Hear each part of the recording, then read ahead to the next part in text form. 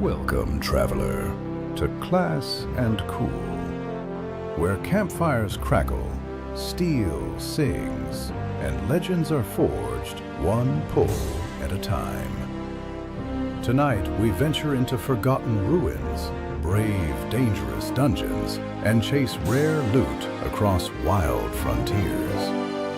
Allies may rise, enemies may awaken, and the next epic story could begin with our very first step.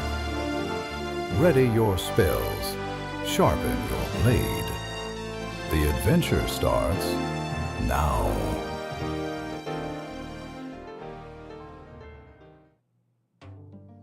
Alright, welcome back to Class&Cool. It is an extremely late night, and I hope you guys are having a great week.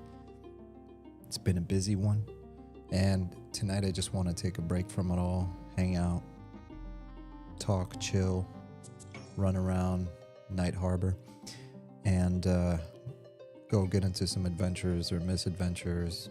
If it's your first time here, I'm not a traditional content creator. I don't make review videos. I don't do feedback videos or anything like that. I just log in and play the MMO of my choosing. Typically it's a classically inspired MMO like Monsters and Memories, Agilon Online, Pantheon, Rise of the Fallen, or an actual classic MMORPG like, say, EverQuest, World of Warcraft, Dark Age of Camelot, stuff like that. So if you're not into that sort of thing, probably not the right place. If you are into that sort of thing, still probably not in the right place. I like to ramble, hang out, and just do my own thing. But yeah, if you've had a long week like me, and if you just want to hang out and chill, then let's go for it. A little bit about this game, by the way, if it is your first time here. The closer we get to June, the more you're going to start hearing about this game, Monsters and Memories. What is it, right?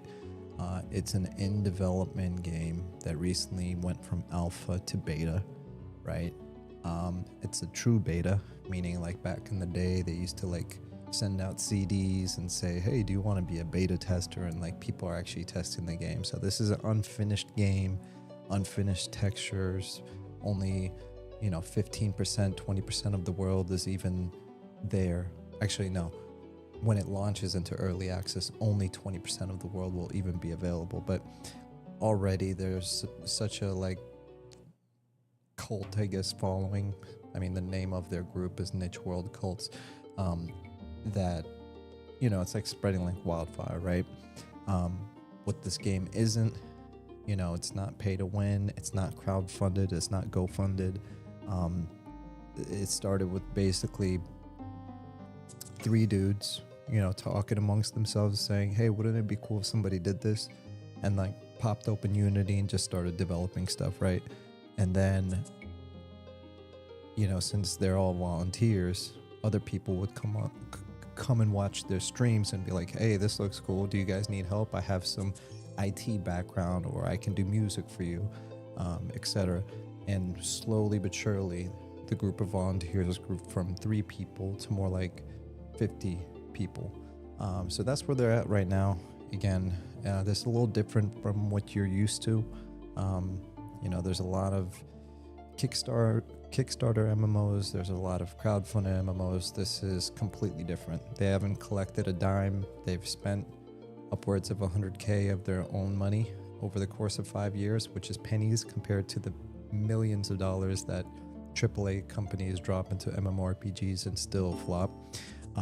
But yeah, it's a lot of fun, man. So we're just hanging out here. It's like I said, it's a long week. It's like 1 a.m. right now. I just want to get in the grind for a bit, hang out with the boys, and yeah, let's just go from there and see what's up. So without further ado, let's get right into it. Hope everyone's well, by the way.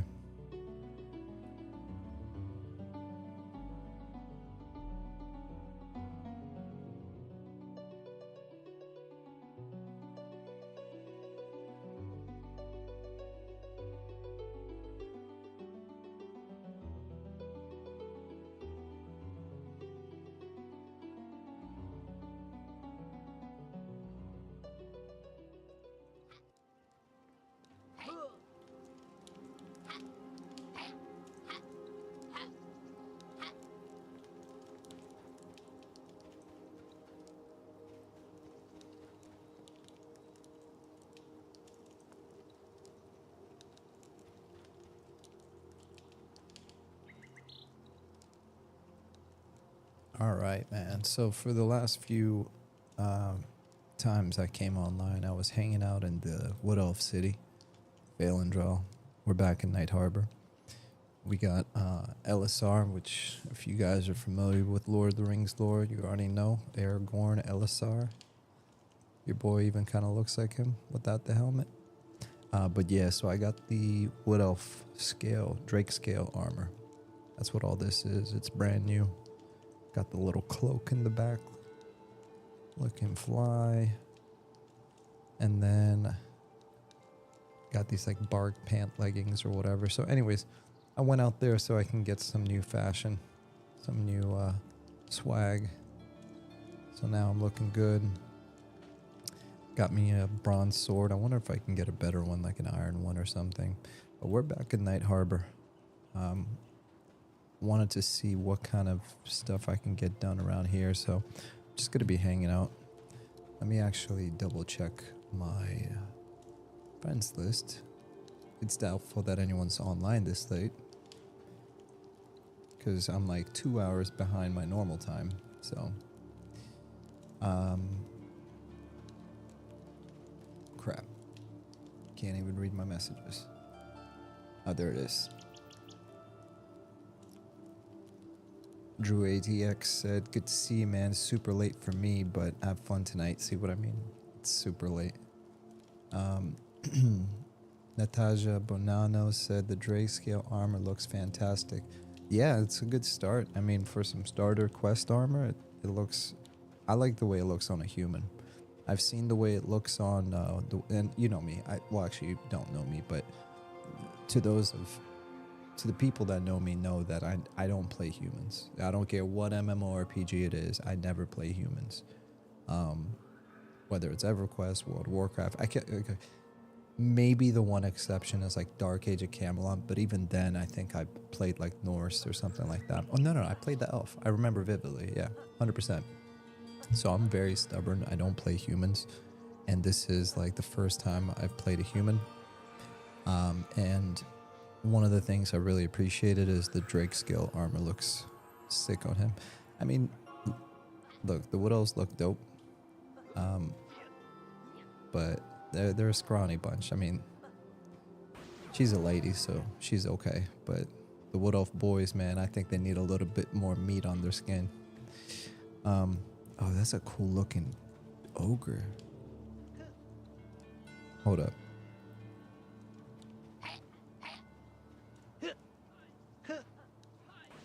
Oh my gosh, and he's got the claw and they got the little thingamabobber. That helmet looks so sick though.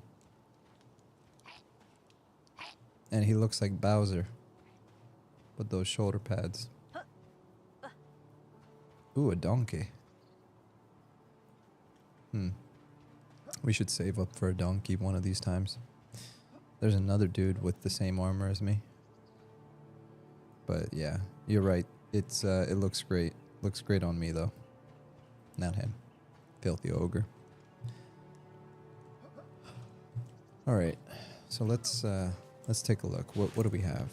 So we have 4 silver, 381 copper. We have a bunch of wolf blood. Let me see if my boy's online. I actually got the wolf blood for him. He was the one collecting it. Bargos is online. Okay, so I need to save that for Vontae. Let me go to my bank really quick. Asmodania. Haha, Bowser. Been a while since I saw him. I just saw the new Mario movie recently with the kids. It was great. I mean, it wasn't great, but it was okay. But Bowser's son, man, little Bowser. That boy was something else. Like, I thought he was just gonna be like a side character. That boy was... I thought Bowser was bad, but his son is 10 times worse.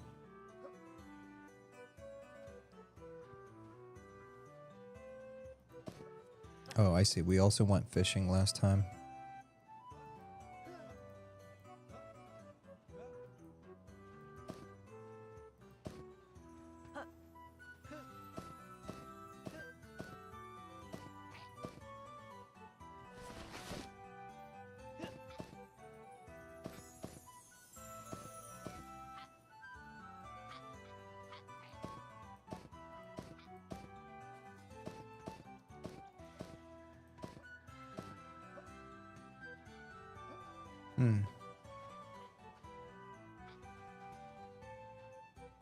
Oh, you know what I wanted to do? I remember now. I bought this little book. Okay, hold up. Before we go any further. Rusty long. Let's sell the stuff I don't need. See, I'm already getting sidetracked. I'm like, ooh, I should go do this. I got a better idea. Let's not. Recurve bow.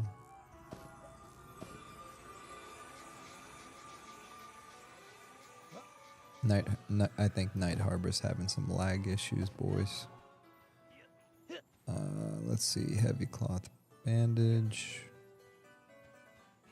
Okay, all right. Let's run off really quick. I want to find a merchant. Whoa, hold on. I could have sworn I just saw. Wait, he's got a horse. Ooh, look. The donkey has a dude. This is the first time I've seen this. Hold up. So, the mounts work a little bit differently in M&M. Basically, the way it works is when I just picked up this flower. What is this? Lion leaf. A resilient herb. Elessar as what? Sorry. So the mounts work differently in M&M. They are not intended to just be a speed buff. Like, you're not gonna get like a super fast horse early on and it's like boom, now you can like run across the whole world. You're not gonna get flying mounts. The purpose of mounts is specifically to basically have more inventory space. Like, sure, you might have like a 1% increase depending on what kind of mount it is. Like, I could assume that the horse probably gives you some speed buff, but it's mainly for storage. And I have no idea what the horses, like the benefits are. I know for a fact that the donkey, they don't add any speed boost. It's more of like to have a lot more loot. But that's a pretty cool twist. I mean, because right now, like, you know, for the uninitiated, I have SOW, which is Speed of the Wild. That's my speed buff right there. And then if I need to get around, you know, the world, I can ask somebody to port me. But yeah, it's different. All right, so cooking supplies. This cleaver, there you go. So here's why I'm here right now. I'll show you guys. So I bought this little book. All right. Fisherman's Guide to Dinner. Here a few. Oh, and by the way, I think Asmodonia, you're the one that told me about this, or maybe it was somebody else. No, it wasn't you. It was somebody else. But it was somebody in the comment section, and they were like, "You probably need to buy some kind of knife or cleaver, right?" Because I couldn't figure out how to cook these fish. So there you go. So here are a few delicious recipes from my time out at sea. First, to take your scaler and scrape this. If you've maybe you did it. Caught a crab. Hold on. Yeah, so here you go. You'll need a cleaver. Okay. So I need a cleaver.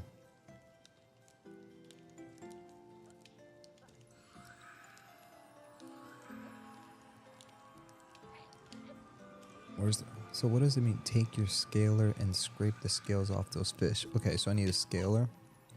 Let me buy this first. Cleaver. And I don't see a scaler. Maybe I'm confused.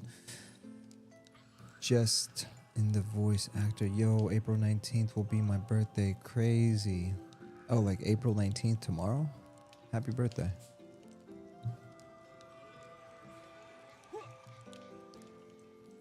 That is awesome. Alright, so let's see if we can figure this out.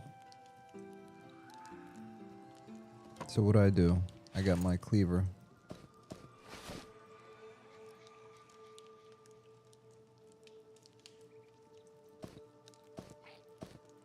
Let's just try to do it in here.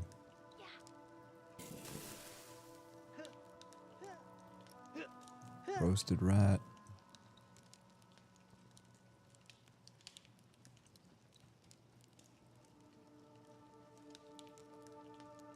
Somehow I have a feeling that... Hold on. Here's my cleaver. A heavy square-bladed knife used for chopping and butchering. Okay, so now what? How do I start butchering? Is there a butchering table? No, because that's a stove.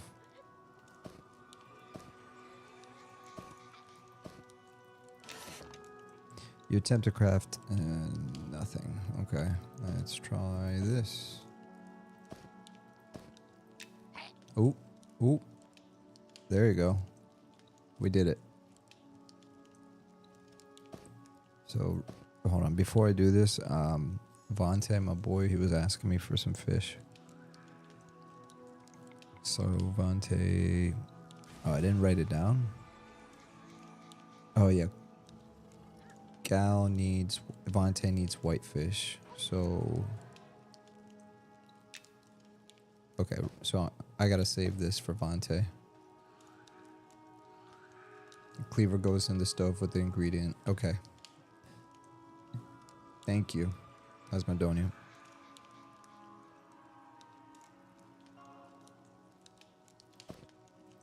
Okay, will this work? Okay, no.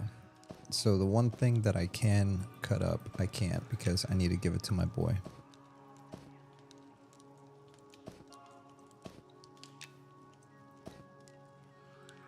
Okay, well, that pretty much covers it then. Let's put away this stuff because I'm going to save it for my friend. This is a modest meal.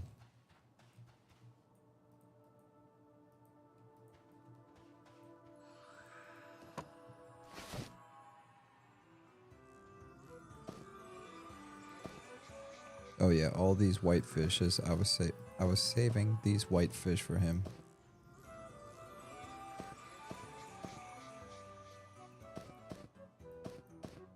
So I got that for him. These I'm just gonna get rid of. I'm just gonna sell everything.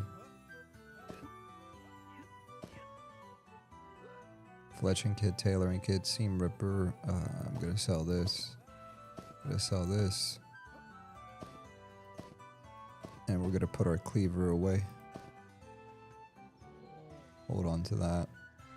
Alright, I think we're cleaned up, right?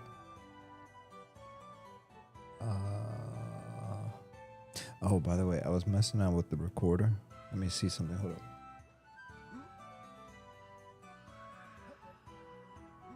Testing, testing, testing. Okay. That's for later. There was some funny EverQuest emulator raps posted on YouTube by Classic EverQuest and Jay-Z. It was pretty hilarious. Alright, let's sell everything. Bell pepper, sell.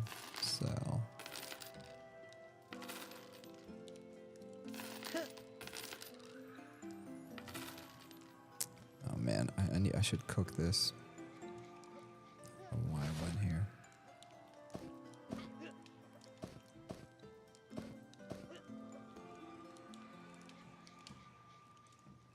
Okay, cool. Sorry, I'm gonna put my crab away.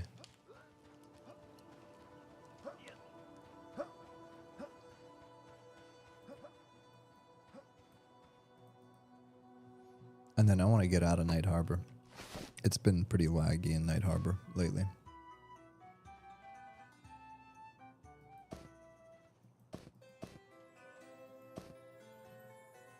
Like, really laggy. Oh, gosh. I don't know what happened to the client, but it's annoying. All right, here we go. We got that.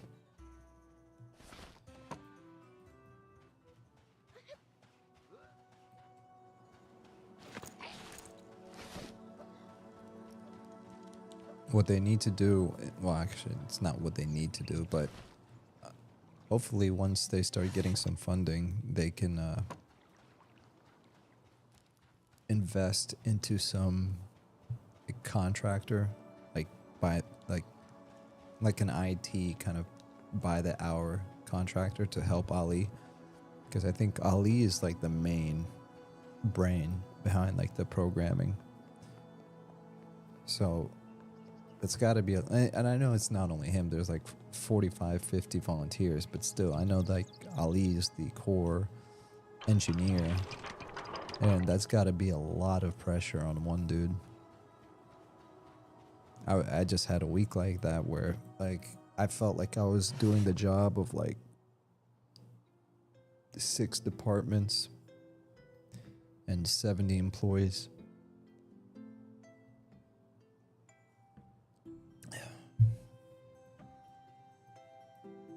All right, let's sell all this stuff. Tattered cloth boots. Hold on to that. Anything else I need to sell? Low quality belt. I'm just gonna toss it. I don't need any of this stuff, man.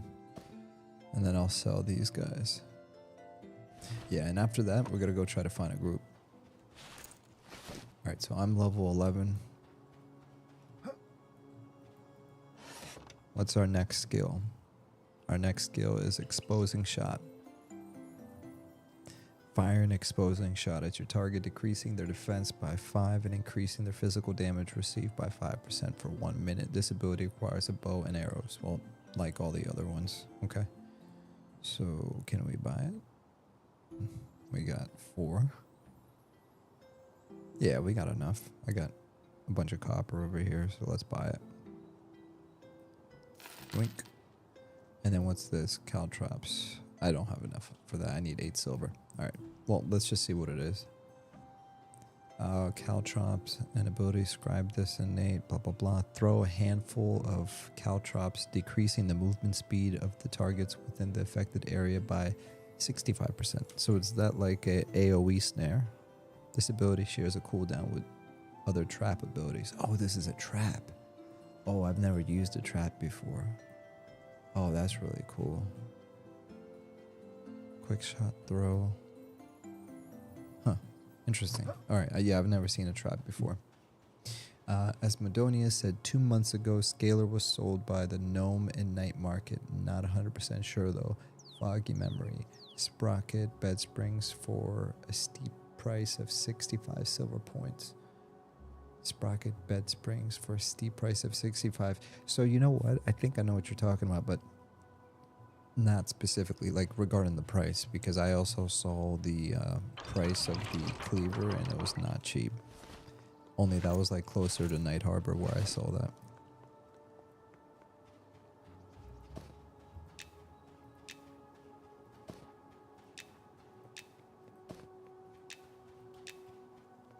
You know what I just noticed? I noticed nobody asked me for if I were to sell this greater lightstone, how much money would I get?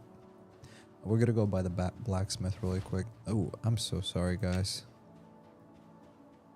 I had the gamma turned all the way to 80. I typically only turn it on at nighttime when it's hard to see. Like, it's not hard to see for me. It's hard to see for people. Like, if you're watching this from a phone and it gets night, you can barely see anything. I can still see everything just fine, but you guys can't, so try to turn the gamma up for you.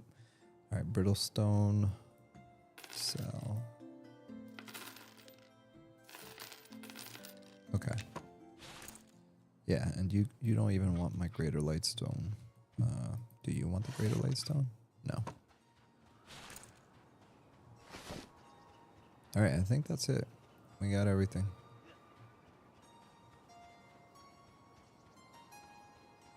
Oh, let's just buy some food. We'll buy some food and water, and then we'll be off to our adventure. Ooh, bathhouse. It's a little too late for this, but if you go to the bathhouse, it buffs a blushing bather, a nervous bather. A blushing bather. A nervous bather. And a bathhouse patron. Okay, cool. Oh, we got the whole squad in here. Don't mind me. Ooh. Why, hello there. Whoa, is that a unibrow? Holy moly, that's a mean unibrow. Okay. So anyways, like I was saying, when you go take a bath in the bathhouse, it gives you a buff. Where's the buff? It raises your charisma to like 20, to a whole bunch, like maxes it out or whatever. And just makes it so you're clean. I think the buff lasts like 20 to 30 minutes, and you can basically go sell and you get a little bit more money for anything you sell. So it's a nice touch. What I really want, and I can't wait for, is I can't wait till they add a like a gladiator pit, like an arena, just like they had in EverQuest, where you could you can basically run in there with your boys and you can fight it out. I mean, I know you can just do like /duel, like you can duel other people, but I don't know. There's something special about it back then. All right, let's see here. 10 water. And then we need 13 rations. Cool. And let's put this way back here so we don't sell it accidentally.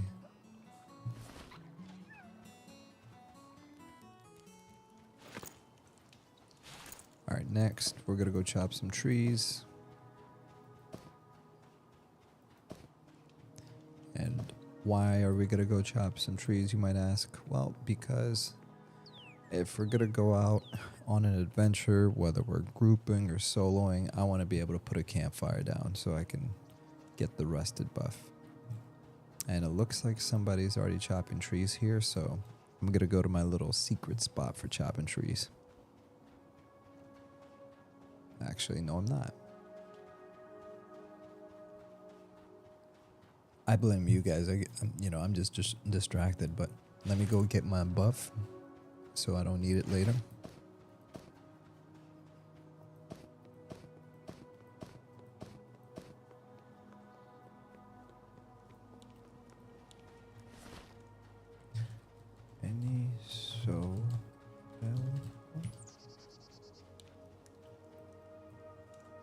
Please? Did somebody message me? No. Okay, good. Thought somebody did.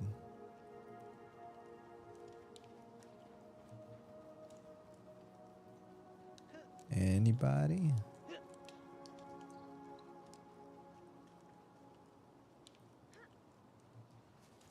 Give me 2 seconds while I wait for this. Oh, there goes the horsey.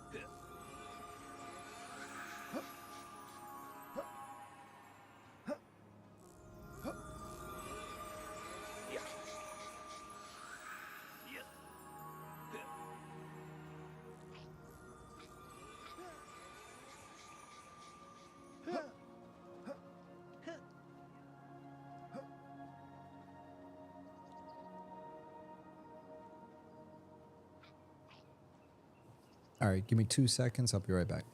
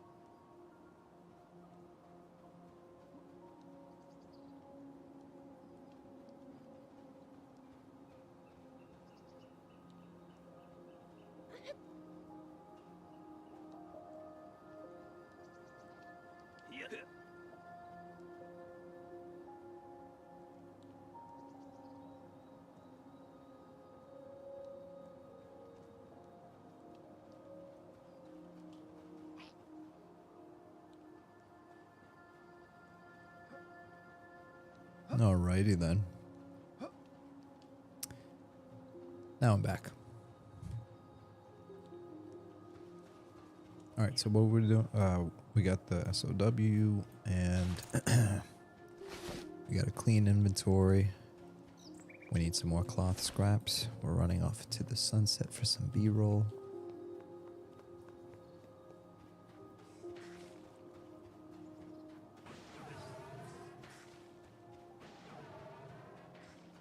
Ooh, look, the moons.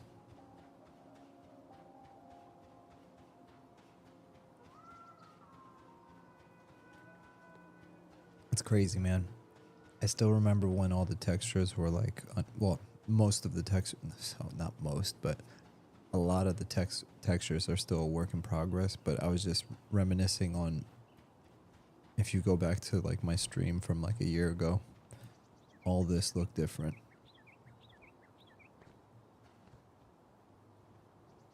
They've improved the texture so much. I actually saw Zukin. He's one of the lead artists for Eminem, and he was talking about like the design philosophy, how yeah, it's like low poly, yeah, it's this, yeah, it's that, but it's supposed to be low poly, like low polygon count. Like there's low poly, mid poly, high poly, you know, that's just like hyper realistic would be like high poly, I guess. And with the low poly art design, the plan is to do low poly. How many times am I going to say low poly? But high definition textures. So anywhere you see limitations in the textures, or you know, you might say, oh, this looks bland, or low resolution, like all that's going to change. You know, so I kind of look at everything with a grain of salt. But when I do see it get upgraded, I immediately notice. Like when they upgraded the texture for the Aladdin Tower, I immediately noticed. I was like, yeah, that looks so much better. And I'll give you an example. Like you see this well, you see this texture, that's an example of like an unfinished placeholder texture, or like this wood right here. Like you can tell it's unfinished because it's just there, like for the sake of being there. But when it's finished, it's going to be handcrafted, hand painted, because they're making all of their textures by hand. It's a really cool interview. If you haven't seen it, well, you probably haven't seen it, but if you haven't seen it, go see it. Slayheim, he's a YouTuber. He's really cool. He does interviews. He interviewed him. He interviewed the music composer, which is all the music you're listening to right now. It's by Robert Engstrand. Yeah, so. All right, there you go. This is what I mean by late night. I mean, whenever it gets nighttime, I turn up the gamma, because if I were to pull up my phone right now and look at the stream, it would be really hard to see everything. You know, I know they're going to take that away when the game launches. Like the gamma meter, they're going to do one of those things when you start the game for the first time. You adjust the contrast and gamma there. But what I hope that they give some kind of option to, I guess, content creators. You know how there's like a streamer mode? I don't know. I guess people would probably abuse it, but something where you could adjust the brightness of the stream. Or I guess now they're not going to do that. You kind of just have to do that yourself. There's ways around that. Like if I really cared about it, I could use a third-party program to adjust the brightness where it only helps you guys see, but it doesn't affect what I see. Because I kind of like the darkness. It's really scary. All right, what level is this bandit? Ooh, he's yellow. I can find a group over here. 47. All right, let's actually see. Level 10 archer, looking for a group. Let's turn on looking for group on, and let's check our tells.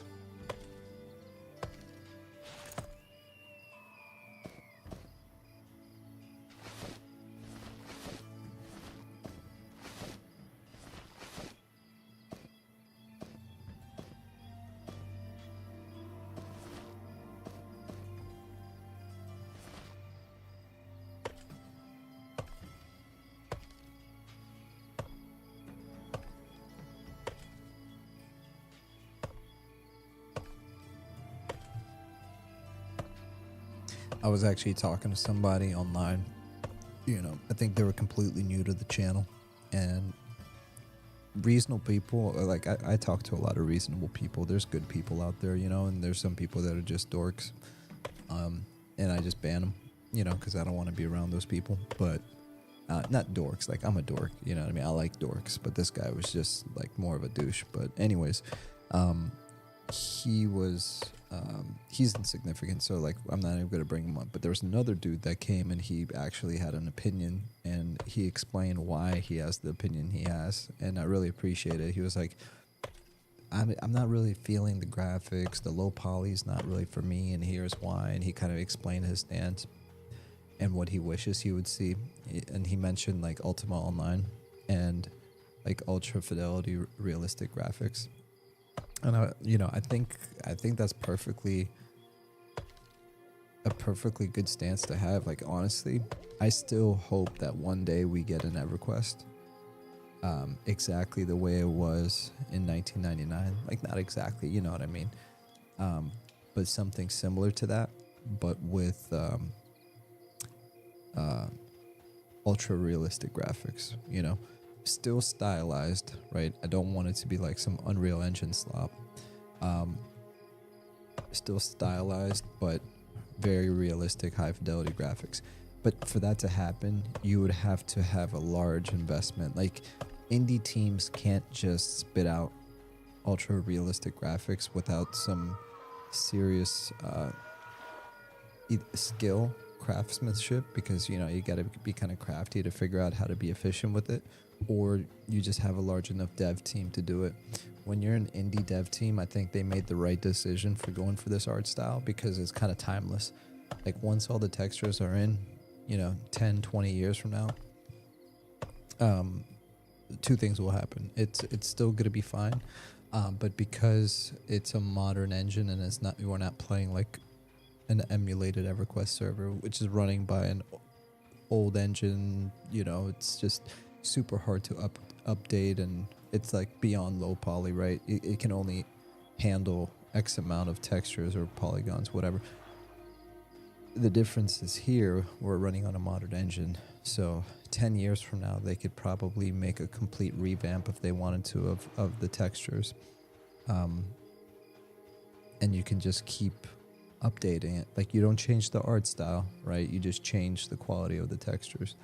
So while I agree with him that it would be nice to have some kind of ultra realistic game with, you know, the gameplay mechanics of Ultima Online or the gameplay mechanics of like the original EverQuest, before it got, you know, butchered in 2006. This is perfectly fine. Like I enjoy this. I was playing Agilent Online, and I mean that is boxy and voxel, and yeah, I enjoyed that too. It's more of the gameplay that makes it really good more than anything else. The problem is like there's so many good games out there right now as far as graphics is concerned, but the game isn't fun. What's a good example? What's that game, that Korean game that just came out, Crimson Desert, right? Not that game, but the one before it, BDO. Dang, I remember the acronym, but forgot what the actual game is called. Black Desert Online. I remember when I first played Black Desert Online, it was like early when they first launched. I was like, this is everything. Yes. Sorry. We got a spot open for Crocs. Cool if I swing by. Okay, somebody is inviting me to a group. Yeah, like Black Desert Online is a great example of a game that had like really good graphics, and it was actually a fun game in the beginning. Cool, we're at the sideways pillar along the water. I think I know where that is. Sweet, on my way. And the gameplay was fun, the crafting was fun. I remember I was fishing, the graphics were like phenomenal, right? But then the game stopped being fun, and a lot of it was microtransactions and other things. Like I don't know the whole story, but I remember playing it wasn't fun anymore. There's another one. What's the Korean modern MMO between 2020 and 2025. Oh, Throne and Liberty. Perfect example. I played Throne and Liberty when it first launched, right? It was boring. The world felt dead. Like, there was no fun to be had for me. I played it. I ran around. I was like, this is gorgeous. This game is phenomenal. I'm like, I wish every MMO looked like this. But it wasn't fun. Like, at all. It was fun to explore. It was fun to run around. But I didn't have fun in the actual world, in the game. I didn't feel like the world was alive. So what would I rather have? Low poly graphics with high definition textures and cool clouds and lighting and all that stuff? Or would I have, do I take high fidelity graphics but terrible gameplay? I mean, the answer is kind of obvious, right? Oh, there's the halfway pillar. They're over here.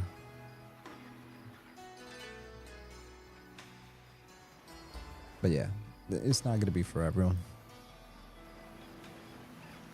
Here's another example of like unfinished textures. You see how it's just flat.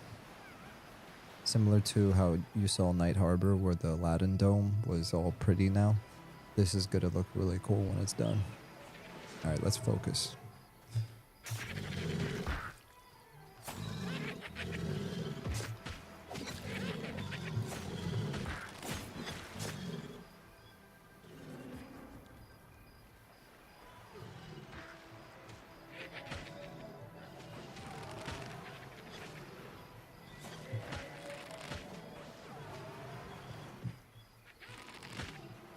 Let's see how we're doing for damage. And where's my the rest of my group here? So you guys can see that's my group right there. Let's get by the fire. Hi y'all. Dankus said, welcome some Austrian yodel on my YouTube mix during a Saturday morning. It's an experience. Nice.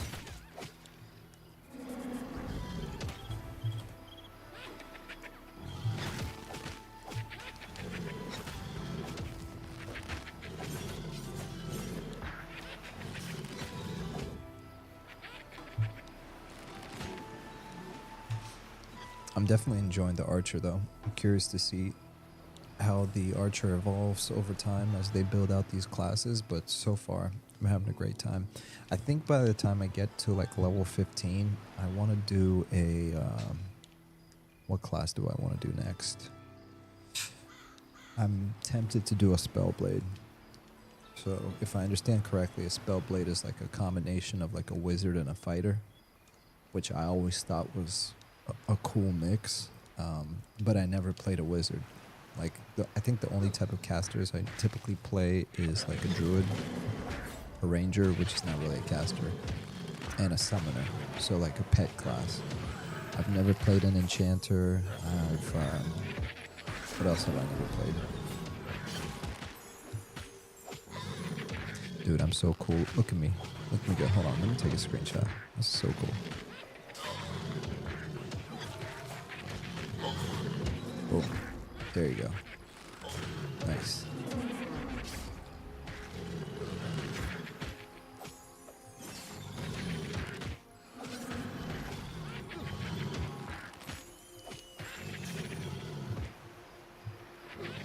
Alright, let's keep firing.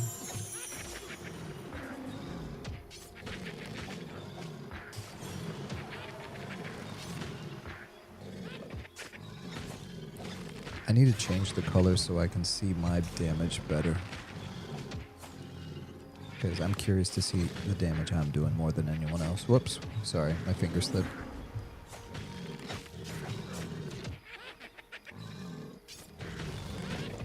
So I did 29 damage with that shot, which compared to everyone else is pretty sick. Everyone else is like doing 11, 12. 30 damage is pretty nice. So let's see, that's aimed shot. Okay. So let's do pinning shot.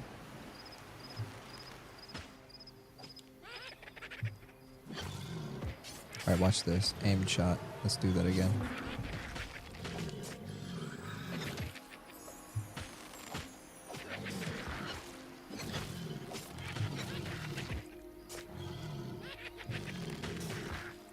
And then I have this thing called, hold on, Flurry of Arrows. Let's do that.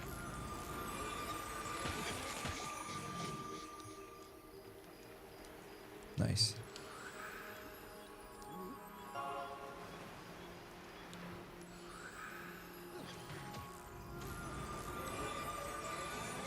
Alright, let's do this again. Aimed shot. Let's see. 29 damage. Yeah, that's pretty good. And then this does 13 damage. Pinning shot. I think that's like a snare. No. What does this do again? Hold on. I'll check it after this fight.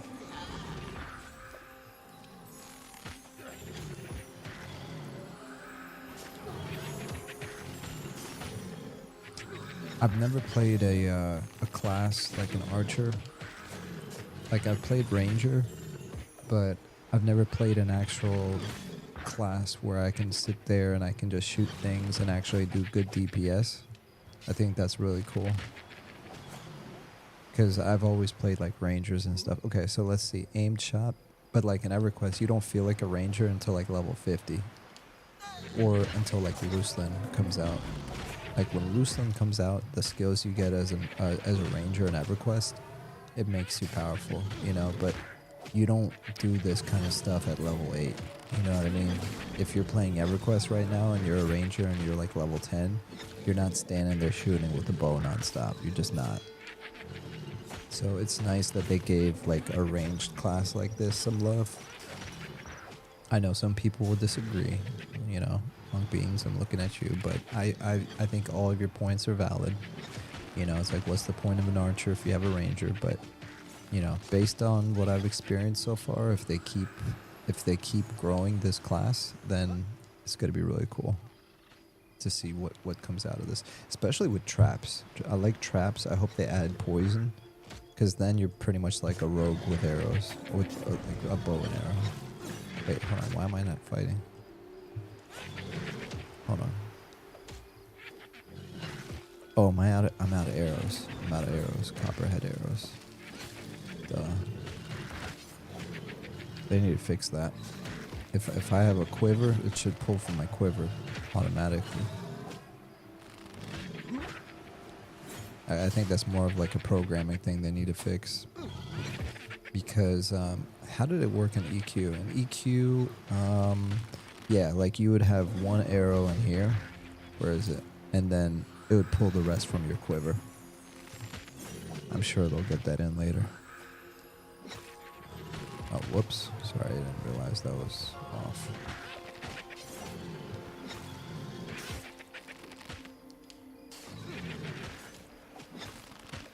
Alright, so yeah, I was going to check and see what this skill does.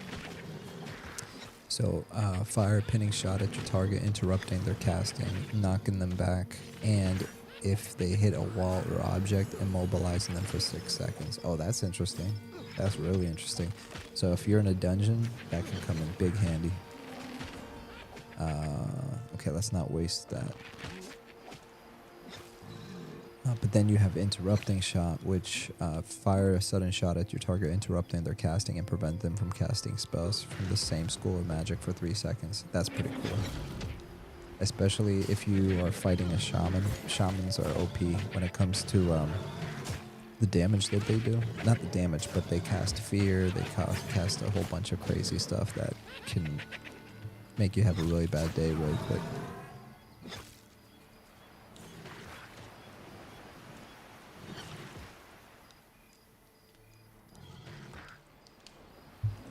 Oh, it looks like we lost another person. Somebody left. That's the only bad thing about me logging in so late. I mean, this is the free time I have, but it's already 2 a.m., so I need to collect some of these. I need to loot some of these corpses.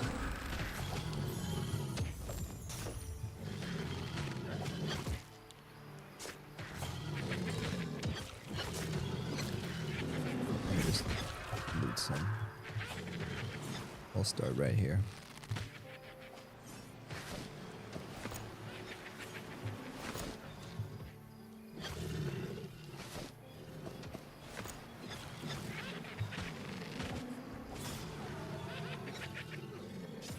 I'll turn this down a bit.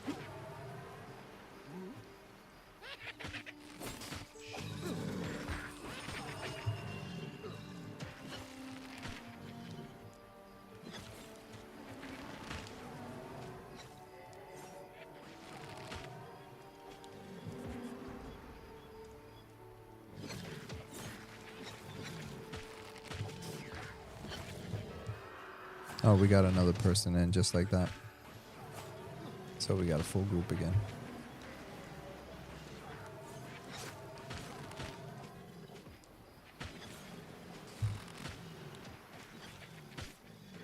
Right, let's snare him.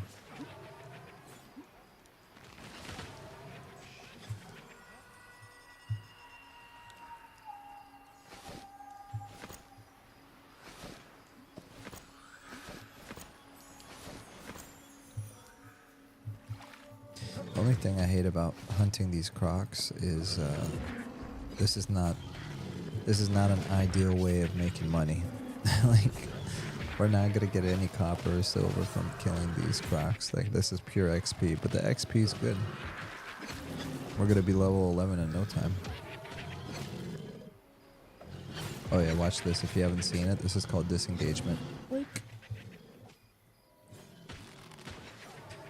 That's what I think last time I was talking about that. They need to add more mobility stuff because that's actually really cool. Like, if you can be like Legolas and like jump around and act crazy, that would be really cool.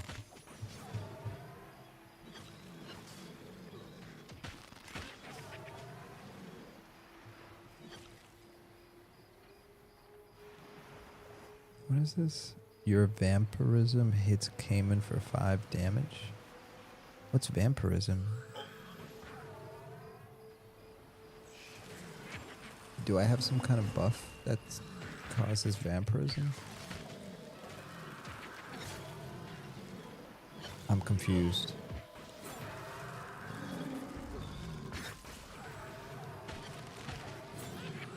Vampirism. Aim shot.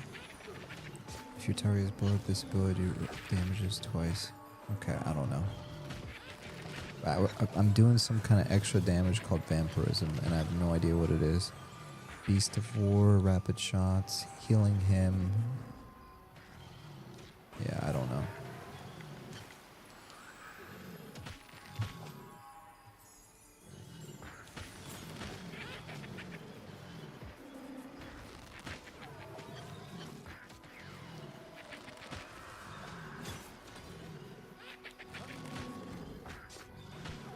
I really need to start exploring some of the other areas, just to kind of see what's up with these other zones.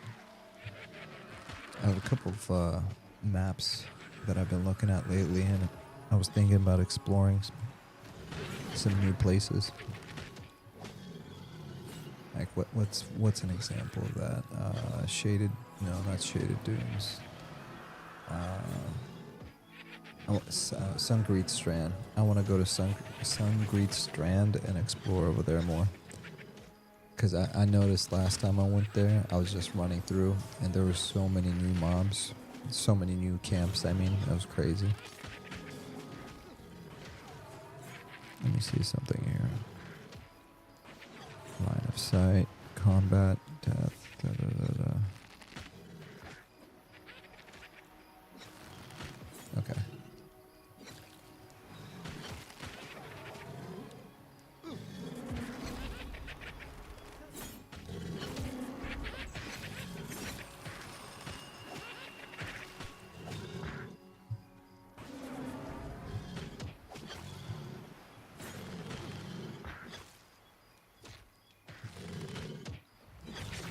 All right, so they are looting. Okay, I'm thinking to myself, are they not looting or something?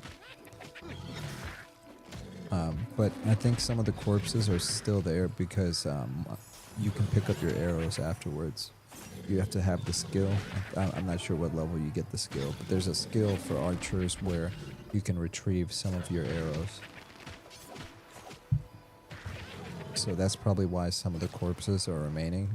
I'm sure that they're going to fix it so that the corpses only... Yeah, you see how there's nothing on here, but the corpse is still there? It's my fault. So I'm probably the reason why all these corpses are still here. That silly archer.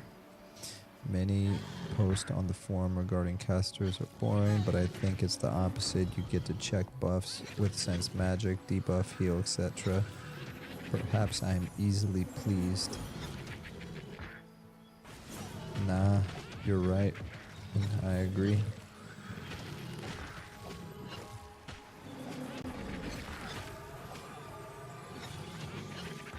It's a preference though. Some people want an ARPG experience, but this ain't it.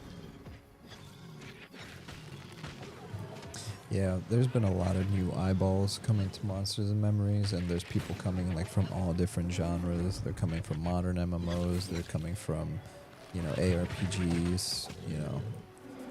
Like I said earlier, I've had some random people come here and I'm just like, oh crap. Not here in the chat, but in the comments, I'm like, bro, it's kind of obvious this whole tiny YouTube channel called Class&Cool is just a dude playing some freaking old games. Why the heck would you stick around? Nobody wants to hear your opinion. But for every one silly goose like that, there's like 20 or 30 people that show up that are cool as heck. I've actually been shocked at how many people have come out of nowhere and like honestly become some of the coolest people I've ever met on the internet. Like genuinely, I'm not even like exaggerating. I made a Discord just so I can like log in and group with some people occasionally, and they ended up being like 30, 40 deep now. And I feel like, oh, I didn't mean to pull him. Sorry. I wasn't paying attention. But yeah, like, so there's these people that are in the Discord that are cool as heck. And then on top of that, I have all these people on the YouTube. I think it's like 1060 now. And my goal was to get 50. Only 50 subs. That's all I wanted, because when YouTube rules is you need 50 subs in order to live stream. And the reason I wanted to live stream is because before I just wanted to record my footage and post it in the cloud on YouTube so I can rewatch it later. But then I noticed the workflow was ridiculous because I needed to upgrade. I wanted to upload in 4K. Back then it was 1440p. So I'd have to play the game, edit it, upload it, and then I'd have to wait like 2 days before YouTube finally took the 5-hour stream and like properly encoded it. So think about it. If you're uploading videos specifically for your own leisure, right? Like say you're recording yourself play, you know, Baldur's Gate or something like that, and you're like, cool, I want to rewatch this later just for fun, for entertainment. Like I want to watch myself play. And you have to wait like 2 days just to do it. It was frustrating, right? So I'm like, well, wait a minute. What if I create a new workflow where I can just record it like a VOD or like live stream it as if it's a VOD, you know, like do a cool intro and like do all this stuff, like not like your typical live streamer on Twitch where, you know, they have the countdown timer at the beginning and they wait for everyone to join. Like I don't wait for anyone to join. I just start because it's the whole purpose of the video is for it to be like a VOD. Like an edited video. So I was like, okay, well, how do I do that? And when I tried to do it, it said you can't go live on YouTube unless you have at least 50 subs. So, you know, I patiently waited, and one by one people trickled in. I was like, cool, thank you guys. Unbeknownst to you guys, I'm just using you for the 50 subs so I can go live, but thank you anyways for hanging out. Like to me, I'm like, these aren't real people, right? That's what I was thinking in my head back then. But what I couldn't have been more wrong. Like even those 50 people, like there's Atari, there's Skullcat, there's um, Sergeant Dodger, like some of the first people that ever came to the YouTube channel. I talk to them on a daily basis now. You know what I mean? So not only was I wrong that these aren't just like random bots or like weirdos, they were cool people. They stuck around for like 2 years, and somehow out of nowhere we grew from like 50 to 1,060, which is crazy. I mean, it's like, who in their right mind would sit here and watch this at 2 in the morning, or even for that matter, a VOD the next day? You know, some tired, exhausted, mumbling old man. I don't know about old. I'm not old, but you know, still, you know what I'm saying. It's a treat. But with the only thing is, man, I really just hope how do I say this in not a mean way? While everyone's welcome and all that cool stuff, I really don't want that many people in here. Actually, that's not true. I'm okay with cool people. You want 1,000, 2,000, 10,000, 40,000, 100,000. If we get 100,000 cool people, I'm cool with that. But I would rather have 50 cool people in here, and like when I say in here, I mean like subbed. And like I don't want to see 10,000 subs if it means 9,000 of them are trolls or ignorant and are just like a waste of oxygen.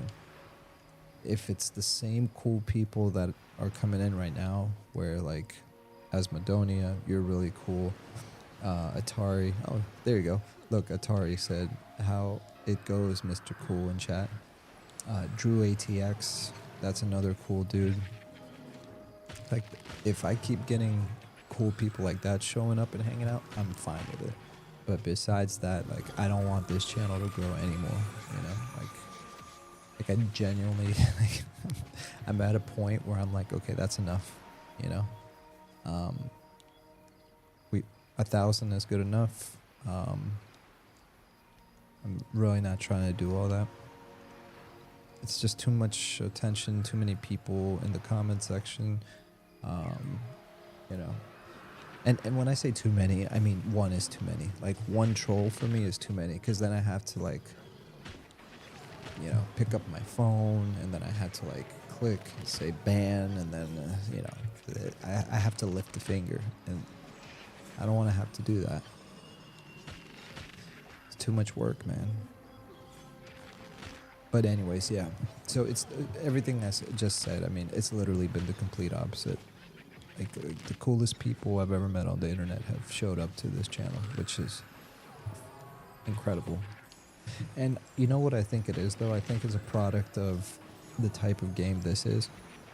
And also, like, a testament to the EQ community. Now, I know it's not just the EQ community. I know some of you are coming from World of Warcraft and other places. But I think the majority of the people have come from an EverQuest background. And I do have to say, when I say EverQuest, I mean the EverQuest emulator community. I've always said this, and I still firmly believe that the EverQuest community is like a very kind and chill community, you know? But more so than that, the M&M community, this new community that's growing around this project, is literally the coolest as far as like kindness and chill and like wanting to help other people. The coolest MMORPG community I've ever come across. Like, in game, I'm not exaggerating. I don't think I've ever run into like a genuinely toxic person. Like, I've heard rumors, right? I've heard Sean talk about how, like, when we did the playtest and we shoved 1,000 people in Night Harbor, and it's like, somebody, did you have to ban anyone? I was like, yeah, there was like 2 people, you know. But I've personally never seen these people, you know what I mean, in game. So the fact that there's just so many chill people in an MMORPG in 2026, and people are like chatting and hanging out, is just it's refreshing, because you don't see that in many MMOs anymore. You know, It's from a bygone era where people say, oh, that doesn't exist anymore, and people don't have time to group, and everyone just wants to play solo, and if you try to make a group-oriented game, it's going to fail. Like, first of all, if that was true, then every single MMO, every single modern MMO coming out right now would be hyper successful, because every single modern MMORPG, as far as the eye can see, is built around solo play. So with that logic, every single MMORPG right now would be hyper successful, and they're just not. All right, let's see here. Grats, thanks for the group. Ziltoid is leaving. Yeah, Ziltoid. Okay, we already said Ziltoid. The Necro that just camped out is coming back soon and will join us. Are we leaving? No, no one's leaving. Oh, the sun is rising.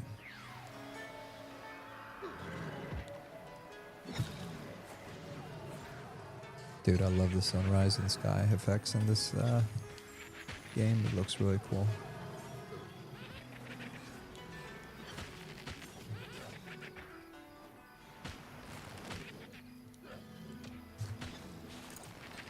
Oh, my torch gave out.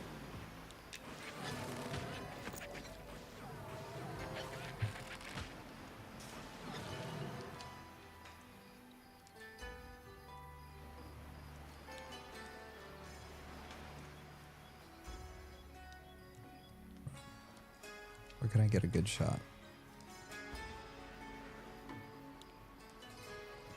For memories.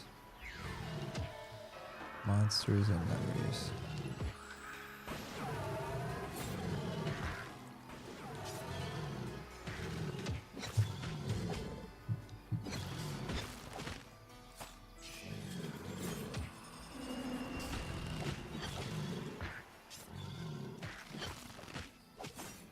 Oh, hey, Slayheim. Dang, dude, it's late. What are you doing here, man? Happy Saturday to you. Oh my gosh, I gotta get this. This is a shot. Hold on. Right there.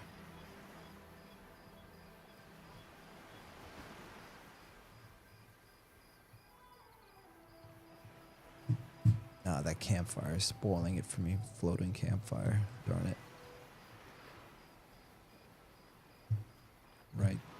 Right there.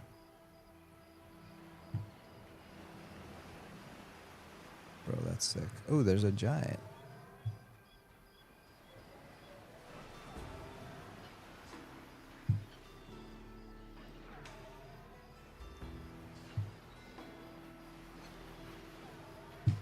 There it is. I got it with the flame. Okay. Dude, look at that dude right there. All right, sorry. I need to come back to my group. I'm tripping.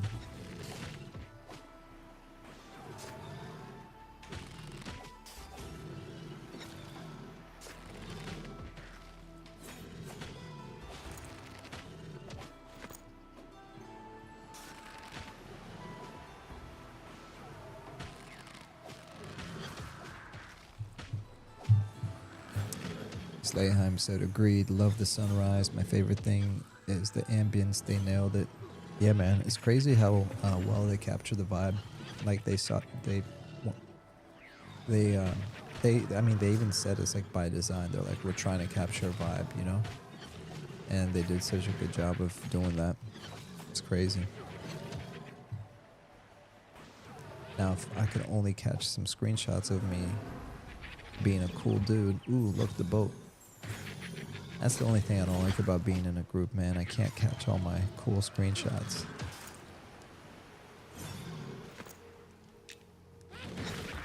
There we go. Okay, ready? Here we go. 1, 2. Oh, that would have been cool if I got it with the arrow shooting too. Oh crap, no, I really gotta focus. I got people over here getting killed because of me. Yeah, I can't underestimate how much DPS I do. I actually contribute a lot of DPS to the group, so me not fighting is like not a joke. Like, watch this. This is a master of work.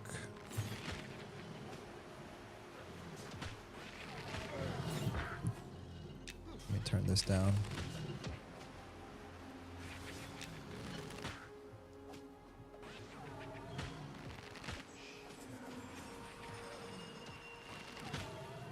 Alright, well the sunrise is over, so I can just focus on killing stuff now.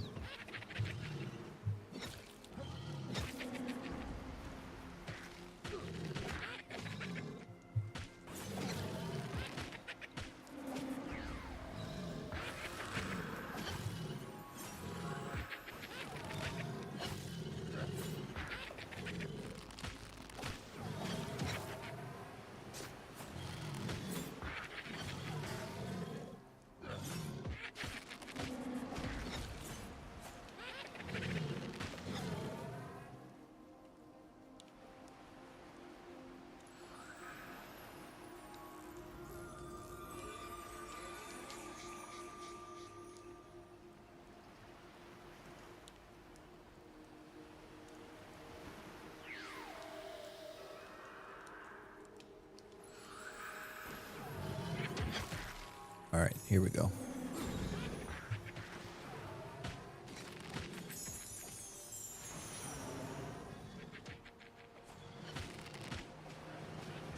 Let's make sure I don't get attacked by like a giant or something.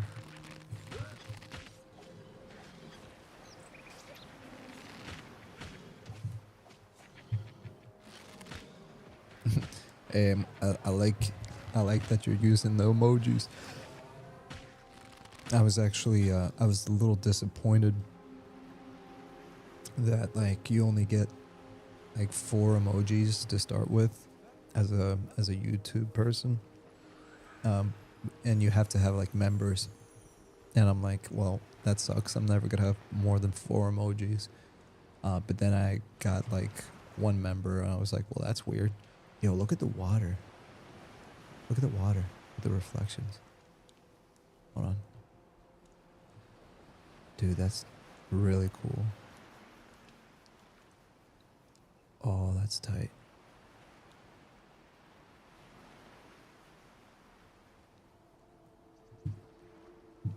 It's more so this right here that was cool. That's really cool looking. Dan Molina. Dang, you guys are all here late. What's up, man? It's like 2:22. Actually, it's 2:22 on the dot Eastern time. It's crazy. Alright, want a shaman. Okay, we're getting a level 8 shaman. Dude, I'm literally gonna be level, I can't talk. Level 11 in like a minute. BRB, y'all. Quick bio. Yeah. Alright, I'm gonna leave you guys with the view, and then I'm gonna do a quick bio. I'll be right back. Where do we want to look at? We want to look over here? Or do we want to look at Night Harbor? I kind of feel like this is a better change of scenery. Yeah, let's look over here. Yeah, look at the shadow right there of me standing there. Boom. There's a shot. Alright, I'll be right back.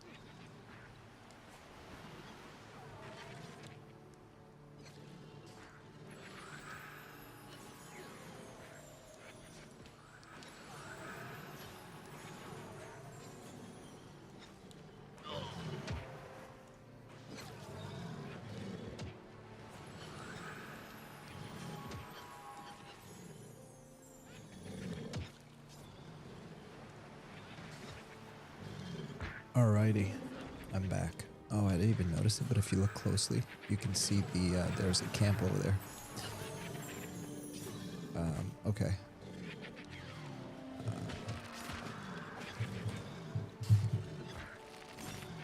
All right, now watch my my DPS. Yeah, so there's some kind of. Oh no, you know what it is? There's got to be one of the classes that's in the group. There's got to be like a buff. Aura of Vampire. There you go. You have a chance to activate Vampirism on melee and ranged attacks. Vampire unleash the life force of your target, dealing 1 to 30 damage, corruption damage, and restoring your health by the same amount. Okay, this has to be one of the. What do we got? We got a shaman, Shadow Knight, Rogue, Bard, Shaman. Maybe it's probably the Shadow Knight. It's probably like a skill that he has. Okay. So let's do snare. There. Aimed shot. Quick shot. I know I already said hi, but I'll say hi again. Dan Molina, good to see you. Slayheim, great to see you. Atari, I'm so happy to see you. It's so funny because I was just talking about you, Atari. Like, you know, like I think 5 minutes before you said hello, I was like talking about, yeah, these cool people that, you know, back when I only had like 49 subs because I needed 50 to go live streaming so I can, you know, make it easier for me to upload videos. And I was like, and honestly, that's all I ever wanted. Like, you know, that's not what I said, but I said like I needed 50 so I can go live so I can upload my videos faster. I was like, but it turned out to be that I got so lucky because these people were so cool and blah, blah, blah. And one of them was Atari, and then boom, you proved my point right there. So now anyone watching the VOD for the first time, they're like, oh, he's not lying. There he is right there. It's real. No, I definitely lucked out, man. I'm very grateful for every single one of you, because here's what I didn't expect. I didn't expect to have fun with the people coming on the stream. Like I didn't. So my game plan originally was this is going to be a great way for me to document all my playthroughs of like EverQuest and Project 1999, Quorum, etc. I was like, I'm going to save this, and 10 years from now, I'm going to have this to rewatch, right? And then never did it even cross my mind that oh, well, you know, there's the other benefit that there's going to be people that come and they're going to be super cool. Like, that never even crossed my mind. So talk about like an unexpected benefit. Look way over here. This is what I was talking about. You see in the distance over here, there's a camp over here of bandits. It's really cool.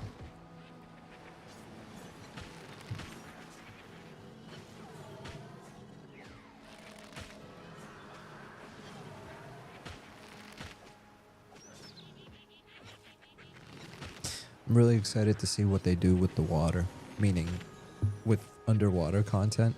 It would be really cool if they did some cool stuff with that.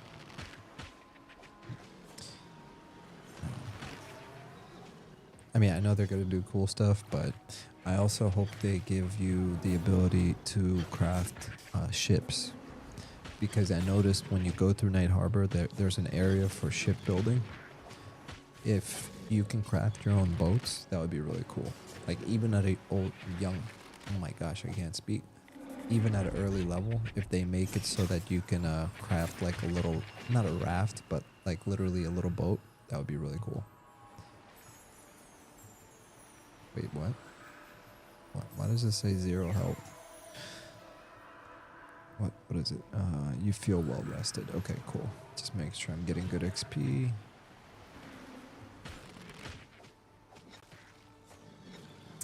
I logged in the other night and I did a test run of Crimson Desert. But I still haven't played it. I've had it installed. But I tested out the stream the other night, and seemed to be working okay.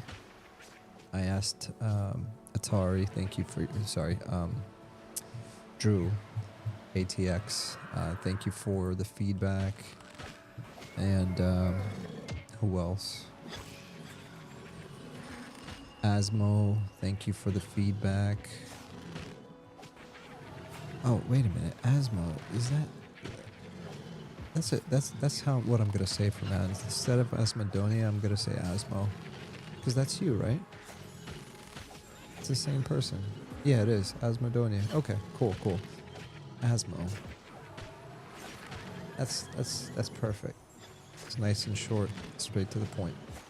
Not that Asmodonia is nice, but you know, I don't want to butcher your name. Nice, very close. Okay, but yeah. So Drew, thank you. Asmo, thank you. You guys were giving me feedback the other day and said that the Crimson Desert test stream looked really good. So now I'm actually confident about uploading it because I really want to try that game. You know, because it's kind of like open-ended. So I want to kind of play it like I would play EverQuest. Like EverQuest, I would kind of be like, what adventures are we going to go on today? Like instead of just doing the story, we might do some crafting. We might just go find some hidden loot. Like that's the kind of stuff I'm into, you know? It is Asmodonia. So there you go. It is you, Asmo. Is Asmo cool? Can I say Asmo?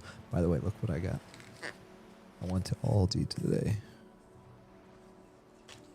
Got some peanuts. Look what else I got. Got some dried cranberries and peanuts. I'm about to feast, boys.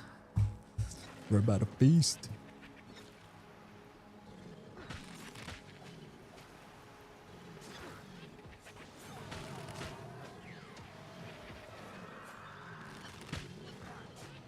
Don't worry, Asmo. You're one of the boys. B-O-Y-Z.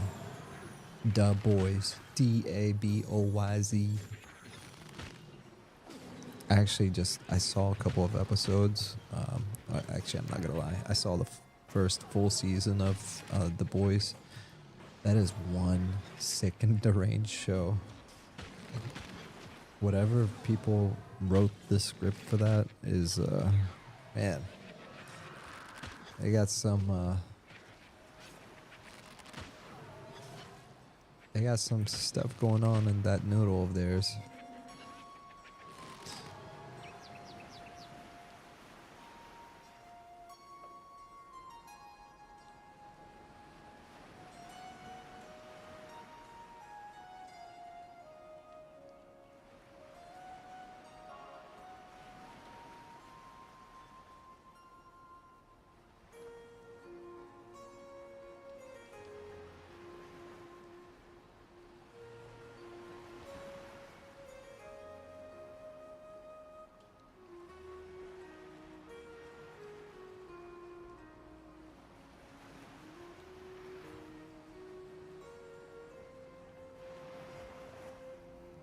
Sorry, I forgot to arm my security system.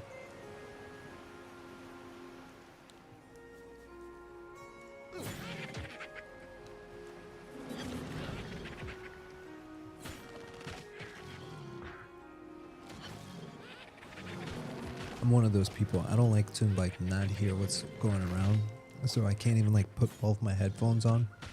I'm always trying to like hear what's happening around me. It's kind of annoying, to be honest. But the funny thing is, the one time that I actually put my headphones on and I was like just immersed, my alarm went off. This actually happened on stream. My alarm went off. On stream, I jumped up with my you know what. And turns out it was my wife opening the door for my dog. And it was like 2 a.m, which never happens, like literally never happens. And I was like, oh my gosh, it sucked because I didn't know what was going on. Like nobody moves around this late at night. Nobody opens doors this late at night. You know what I mean? So in my brain, I went immediately into full adrenaline mode, like locked, loaded, ready to go. Like it was not a joking moment. Now, obviously, I'm trained, so like I'm not just gonna run out and just, you know, start like going crazy. You know, you assess, you know, you watch your corners, you assess the situation, you listen to a noise, you know, um,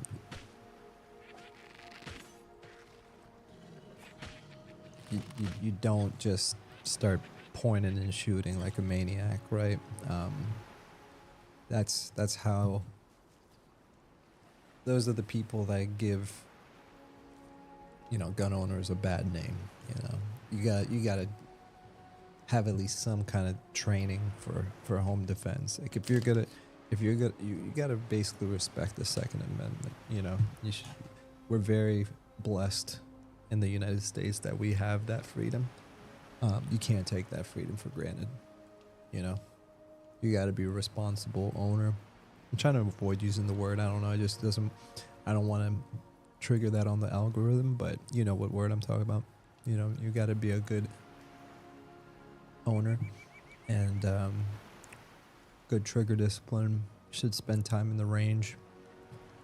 I think maybe at least once every few months. Like if you're not a enthusiast, you know what I mean? Like obviously there's people that go every weekend, every month, but for the normies of the world, for the layman, you should go at least like maybe quarterly, you know, just to make sure everything's working, and also just to make sure that your equipment is working. You know, you need to clean it, make sure you know how to take it apart, just like basic stuff. It's kind of like owning a vehicle. You want to at least know how to change your tire. You know, you should know how to check your oil, you know, to make sure you're good on that. And if you don't drive every day, you know, you should at least take the car out and get the oil moving through the engine. You know, like let's say you spend a lot of time at home and you own a vehicle, like you still should. You shouldn't just let that car sit, because that's bad for it too. You want to let the oil run through the motor. You want to make sure you drive it at least once a month. It's just good for the car, you know. And it's also good to make sure that your driving skills, you know what I'm saying. I'm using an analogy, right? But yeah, super important, because that's where like 99% of accidents happen from, is from people that take that stuff for granted. Ooh, let's put some fire in the wood.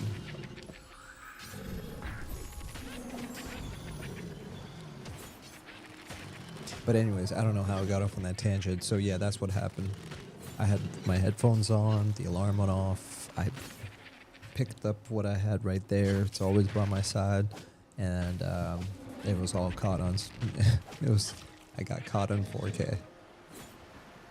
So it was pretty funny.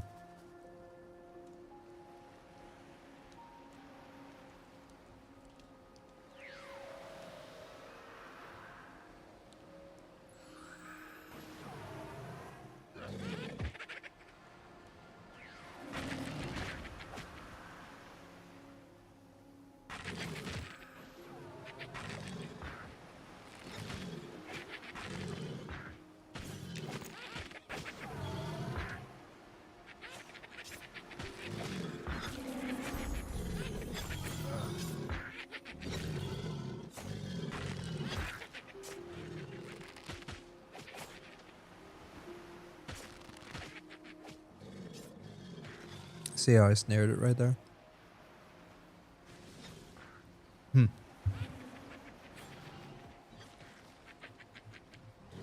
What's this guy saying? I played,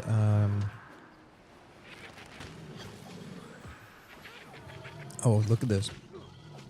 I never played EverQuest. I was a Dark Age of Camelot person, but I'm stoked to play this and get the EQ experience.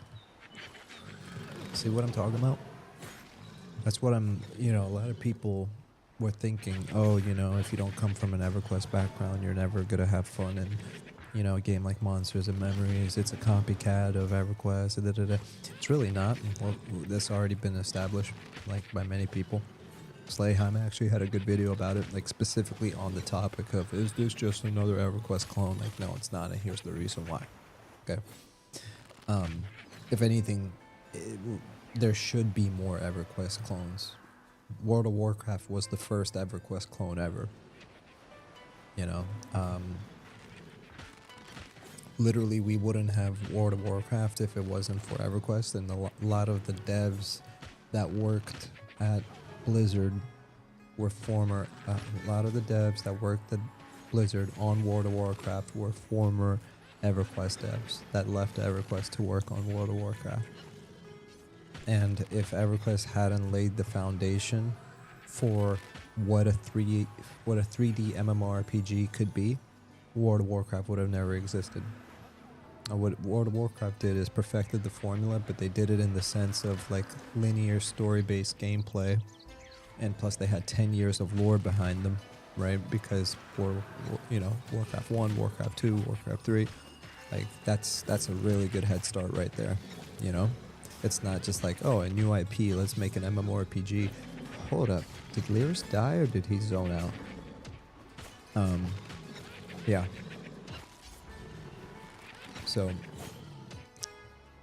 the thing is, after World of Warcraft came out, they stopped making EverQuest clones. Like, WoW was an EverQuest clone.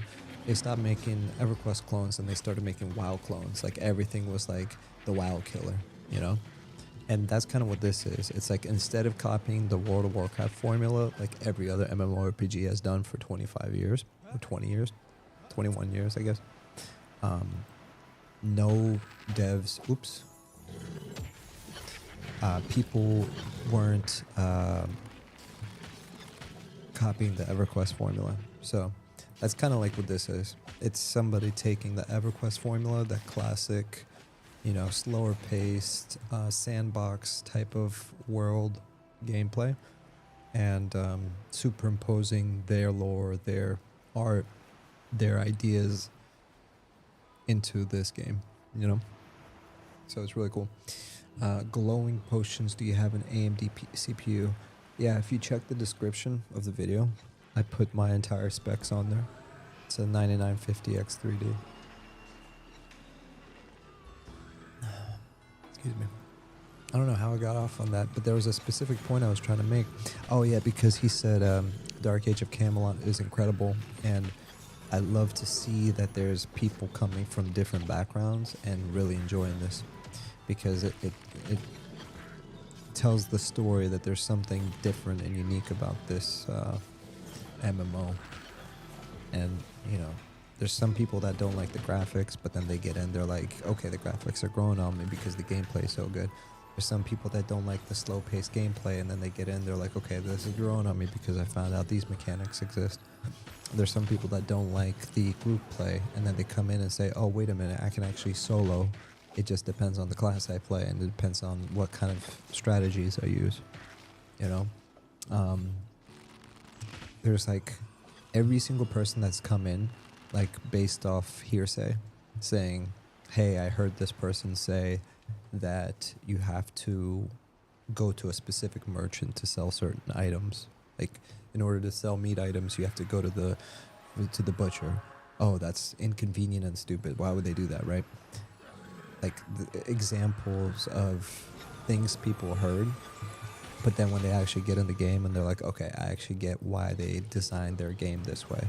Keyword, design their game, right? When they're designing these things, these are not like accidental things. So it's like, ooh, they goofed. They made it so you can't sell all your loot to the same NPC. They weren't paying attention. Like, no, they were doing that by design because there's a purpose to it. There was a gameplay experience that is to be had from that specific mechanic. And what was interesting to me is I was from the camp of, why would they do this? Like, this is very inconvenient. But instead of being inconvenient, it actually helped me learn the city visually. you know, since there's no map, which is like another thing. It's like, oh, I'm not going to play because there's no map. Well, for example, when I go back to the city and I want to sell, well, I don't have a lot of loot because we're killing these dumb crocs. This is a bad way of making money. I'm going to have to go specifically to the butcher to sell this meat. Well, how do I know where the butcher is? Because there was a time when I had to find him for the first time. You know, just like I had to find the leather worker or the blacksmith. And it helps you learn the environment. And I think, you know, when people experience that for the first time, instead of just staring like at a map like GPS, they start to really get connected with the world. And it's like an experience that they've never had before.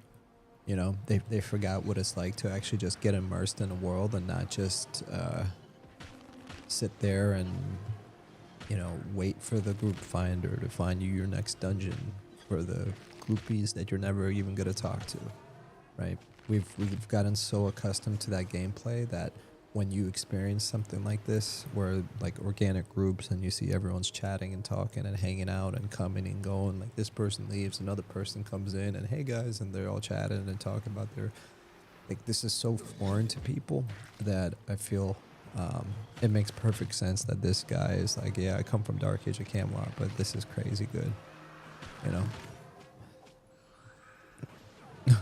Beef Bro said, how do I turn profanity filter off? Yeah, makes sense. I'm sure as more and more people come from World of Warcraft, they're gonna be eager to turn off the profanity filter. They're gonna be like, I want to swear. Sorry, Glowing Potions. I am not ignoring you. I'm just looking for the first time. Cool, thank you. Feel like this game struggles on Intel. Definitely getting that AMD. Honestly, dude, it depends. If you're in Night Harbor right now, it's pretty laggy. They've got to fix some stuff. So I don't know where you are, but the other night I was here. Here's the thing. Stick with your intel. Wait until the devs confirm that the issues they're having with performance are fixed, because a few weeks ago, months ago, Night Harbor did not have the lag issues it's having now. This is new. Like, I've been around long enough I remember when you could only get 30 FPS. So it had nothing to do with my CPU. It had nothing to, like, I get lag too. So do not be discouraged. It's probably their fault, not yours. Because, see, that's being fair, you know? And I can give them constructive criticism and say, but I get it, because it's a volunteer team trying to figure out how to build a massive world. This is not freaking easy. But you know what's crazy? When I think about it, can you imagine you're trying to add stuff, like say you just patched the game and everything's running perfectly, and then a month later you worked an entire month, you added new textures, you added new mechanics, you added a new skill to the archer, and you updated your classes, and you did all this perfect stuff, and the performance is good, and then you load in the patch, and that patch breaks like 10 other things that were already fixed from like 3 months ago. Can you imagine how difficult and frustrating that must be for a dev? Like, I put myself in their shoes, and I don't envy them, dude. Because like I said, a few months ago, Night Harbor, there was zero lag. And it's not even that bad right now, for me at least. But I logged in today, and the first thing I noticed was there was a delay in picking up. See, I don't have the same issue here. Notice, look closely. See how when I pick up this bronze sword, it's on my cursor immediately? Boom, boom, boom, boom, boom, boom, boom. If I did that in Night Harbor right now, it would be like this. Like, it would be slow, you know what I'm saying?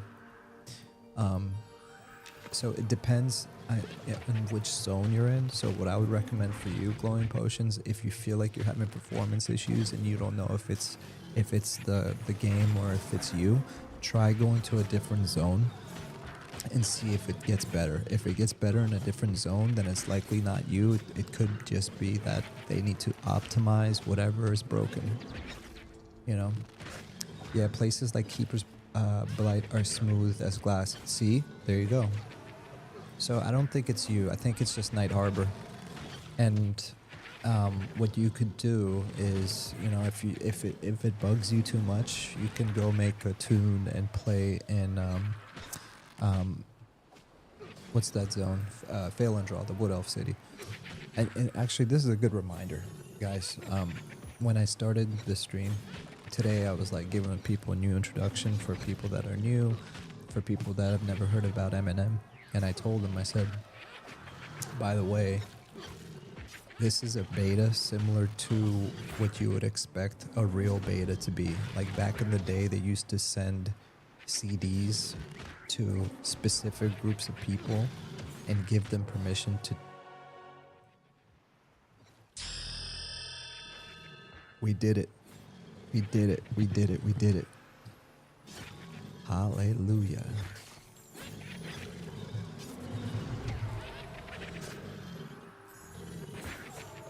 Heck yeah, dude. So back in the day when a beta meant sending out CDs to people to actually test your game and break stuff. So in the current state that the game is in, it's an actual beta. Like there's going to be stuff that we're supposed to be on here testing and telling them and giving them feedback in the, you know, in the bug reporter of what's wrong. So this is the report tool. That's the purpose of the beta.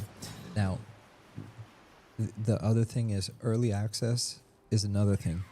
Early access, everything's early access. This is early access. This is early access. And early access has lost its meaning. And what a lot of people think early access is a finished game. Monsters and Memories is going to be an early access in the truest sense of that term, meaning you're getting early access to a game that is not finished and not even close to being finished. You know, I'm not going to mince my words. June 1st, when this game comes out, I don't speak for the devs. I don't work with the devs. You know, I'm not affiliated with a dev team. But from my vantage point, from where I'm sitting right now, I can tell you the game is nowhere near being finished. And you know what? Frankly, it might never be even close to being finished in the sense that, you know, it's such a massive world that what is really finished. But let's say, just for the sake of argument, okay, finished means all the starter cities are in, all the starting races are in, and the classes have more or less all of their skills that they want to have at launch. I'd say we're like 2 to 3 years out. Like from June 1st, 2026, I'd say June 2029 would be when they would go into 1.0. Maybe 2028. Like if they really, if they start bringing in some income, which I hope they do, and they can hire some of the devs that are volunteers right now and hire them full time, so they can like work like 8-hour, 9-hour shifts, you know what I mean? Just like they would at their normal 9 to 5. And also use some of the income to pay contractors or outsource like some of the work. Like say, you know, like Fiverr, for example. I'm just using it as an example. Like obviously you don't want to outsource to Fiverr, but let's say, you know, Fiverr, you give somebody a task, and even though you never met them, they get the task done. Like there's probably going to be stuff for them to hand off to people that they can just pay them, you know, a one-time contractor payment saying, here are your tasks, complete these tasks, and you're done. And that would make a huge difference in expediting the development cycle. So I'm still hopeful. Like I'm saying, like, if the game continues to be developed as a volunteer standpoint and nobody's getting paid, and like, you know, some people will take a year off, you know, some people will be like, hey, you know, I'm very busy right now with my family and kids, or like my son just started a new softball team. Like that doesn't happen at a, you guys realize that kind of stuff never happens at a dev studio. Like if you're working for Blizzard, you don't, and you're the lead art designer, you don't just say, hey boss, so I'm actually going to take off for the next 6 months just because I don't have time for this project, right? Because I got personal stuff going on. That's what a volunteer is. A volunteer is somebody going to a 9 to 5, having a family, and then logging in after they finish all their work and trying to develop a game like this. That's literally what has been happening for the past 4 or 5 years to make all this, everything you're looking at, you know, and glowing potions. I'm talking to everyone, not just you. So it's like, it's crazy when you think of it from that perspective. Now, fast forward to June 1st when they go into early access. Let's say there's 10,000 people that log in and start paying a sub, right? $15 a month. Let's say 15,000. 15,000, right? Times 15. That's 225,000 per month times 12. Wait, am I doing this math right? Because I'm tripping.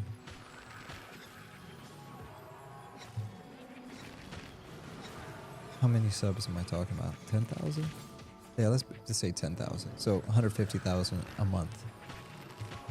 Now you're talking about real money, you know? And these AAA companies, they're bloated.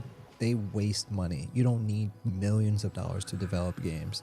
The problem is that when you have 250 employees and you're paying each one of them $100,000 to $125,000, and all of you are living in California, and you know everything's expensive, yeah, it's gonna be super expensive to develop a game. And it's even more than that. It's not 250 employees. Like some of these teams have thousands of employees. Like it's really expensive to develop these games because the money that they're dealing with is outrageous, and there's so many hands in the pot that there's no focus. Like when EverQuest was developed, even though it was Sony Online Entertainment or Variant back then, it was still just Brad and the boys basically, you know. And a lot of these games aren't being developed by the boys. They're being developed by groups and segments and corporations or teams, like this team and that team, and then sometimes the teams don't communicate, and it's just like, it's so much bloat, dude. Okay, let me do this really quick. So where's my spell? So we got a new spell. So yeah, anyways, so I'd say like 2 to 3 years after it goes live into early access is how much more time? At the least 2 more years before 1.0 launch. And that's me being generous. And if I'm wrong, great. I'll be pleasantly surprised. But even if it takes 2 more years from June 1st for them to reach 1.0, that would mean that this game got developed in 7 years, and there's games that have been in development for 13 years and have either been canceled or are still in early access. So it would actually be a record. Like if you compare it to all the modern MMOs and the modern Kickstarter campaigns that have come out in the past since like 2010, if this game gets completed into 1.0 access in 7 years, that will be probably a record compared to all the other games, because all of them are either still in development or they're canceled. So now that I think about it, I'd say giving them at least 3 to 4 more years is more than fair, considering they've only been in development for 5, and the first 2 years of that they only had like three people. And everyone else is a volunteer. Jacobius 5080. And if anyone is curious, I put all that stuff in the description of every single video, in case people are curious.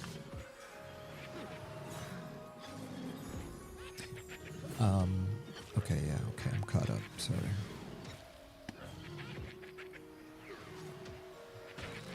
Alright, let's see what the shot does. Exposing shot.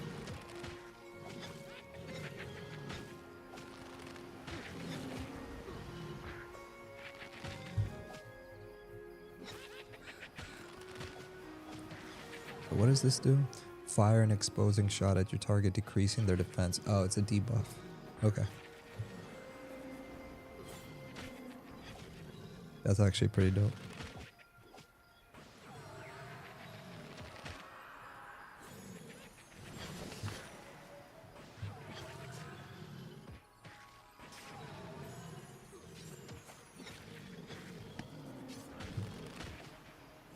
Oh, watch me snipe this dude. Ready? Watch his health. Boom.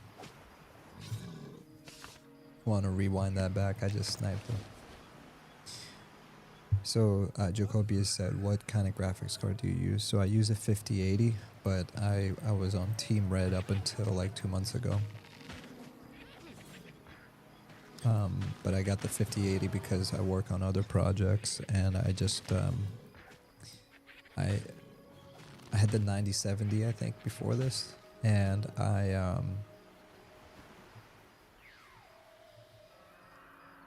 I got tired of it just because ooh, look, a giant. Look, guys, there's a giant. Whoops. I thought I was shooting the giant for a second.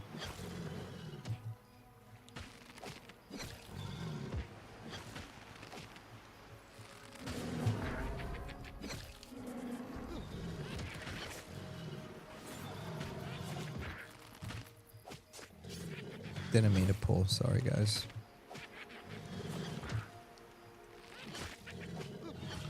But yeah, look, there's a giant right there. Big old scary fella.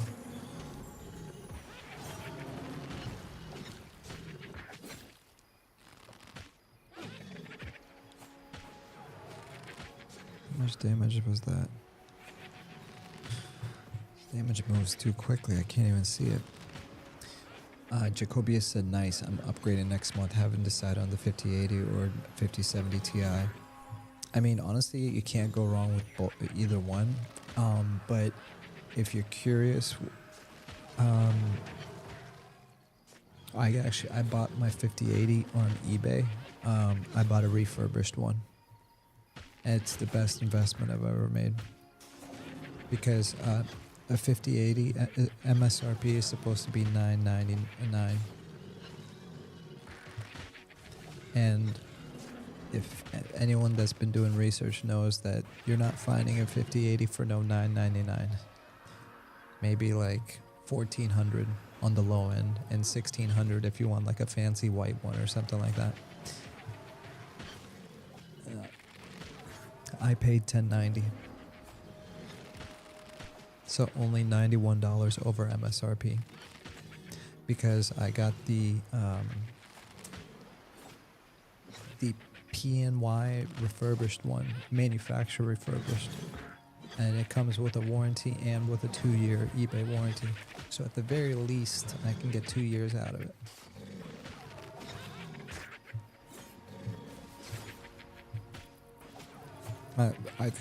I think it's a super smart investment. So if they still have it, what you want to search for is PNY refurbished 5080. If you can grab one for $1,090 and the price hasn't gone up, I would snag one, dude. It's such a good investment. Now, I don't even know, did the 5070 Ti ever come out? I thought of, and like for anyone that's currently on AMD and you're wondering if there's a difference, it is a night and day difference. I had a 9070 XT, literally the top of the line, latest AMD. And it blows it out. Like, here's the thing, like, oh crap, chompers. Look at that big old thing.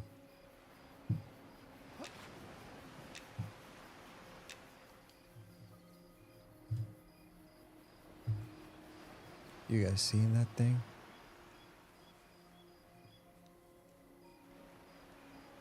Stuff at. Bro, that thing is huge. No, that's why everyone backed up, because that thing will literally kill our whole group.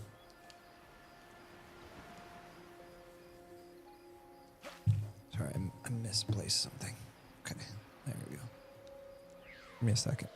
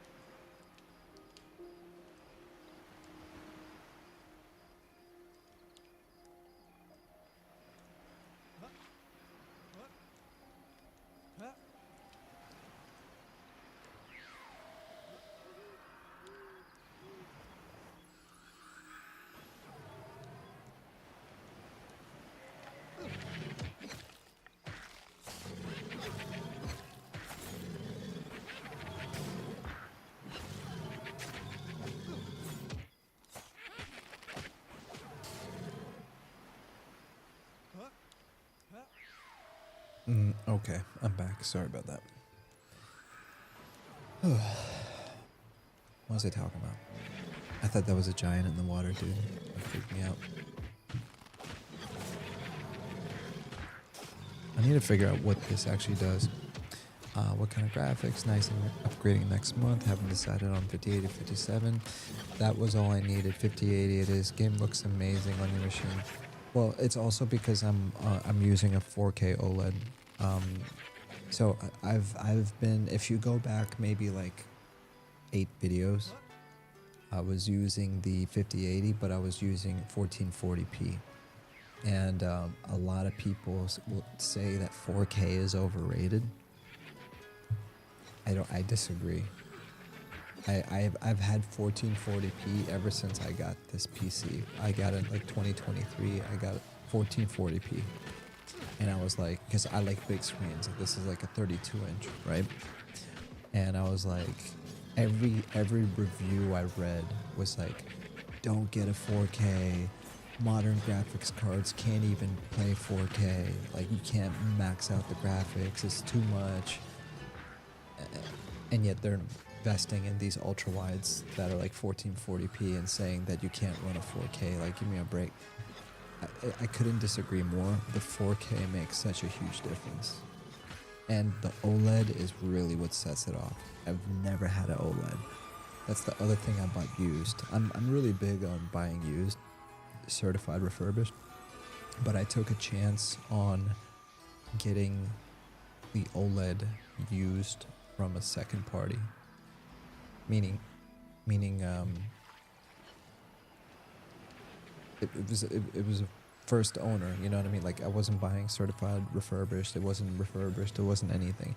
It was just a dude selling on eBay. And the only reason I got it from him is because, like, he showed, like, here's how many hours. He took pictures of everything ahead of time. Like, you could tell you could trust this dude. So the MSRP for the OLED was like $750. So it was already a cheap OLED in the grand scheme of things. 4K OLED, 32-inch. Retails for like $750 or something like that. And it only had 3 hours of usage. 300 hours, not 3 hours. 300 hours of usage. He showed images like red, green, blue, to prove that there was no dead pixels, that there was no ghosting, there was no issues with it, no scratches on the physical surface. And $500, dude. $500 shipped. It literally the best $500 I've ever spent in my life. A 4K OLED is like looking through a window, dude. I feel like I'm looking through a window. It's crazy. It's crazy. For beef, bro. My chat says /filter off.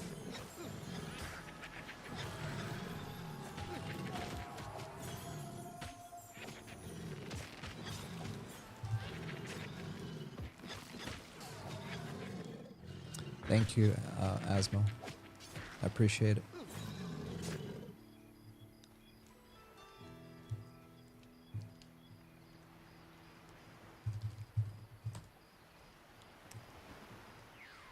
Look at the water with the campfire and everything.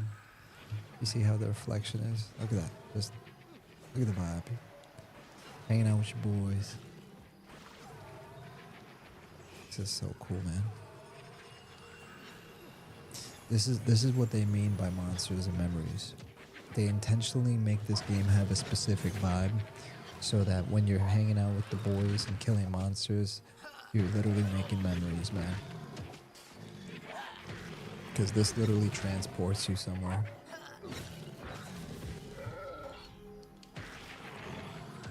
Crazy, man.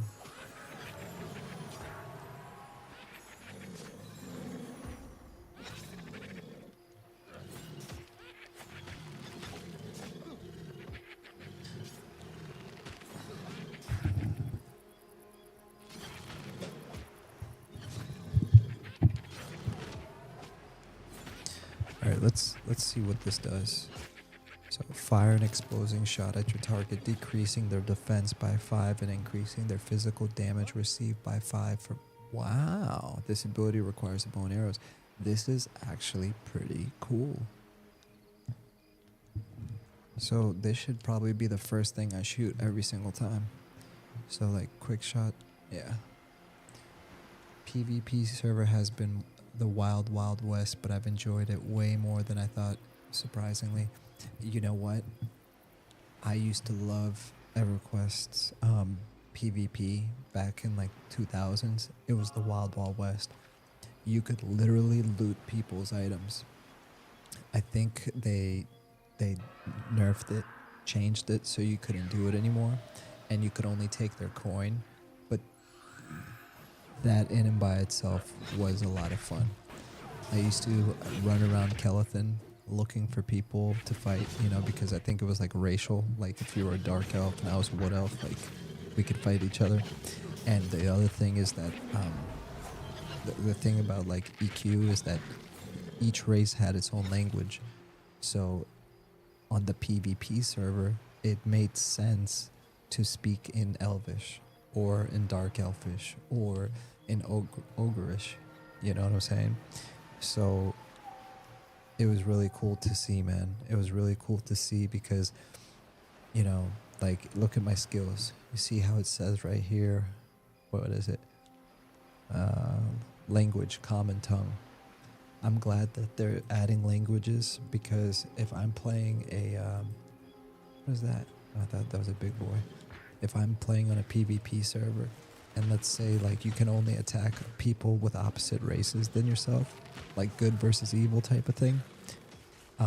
It doesn't even have to be good versus evil. I mean, I mean, in some cases I would say halflings are evil. Yeah, halflings are definitely evil. Wood elves and halflings, man.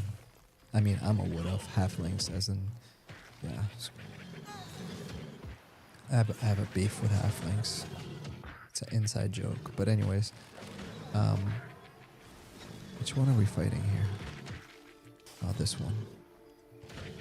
So anyways, yeah, I've yet to try the M&M PvP server, but I'm really excited to try it.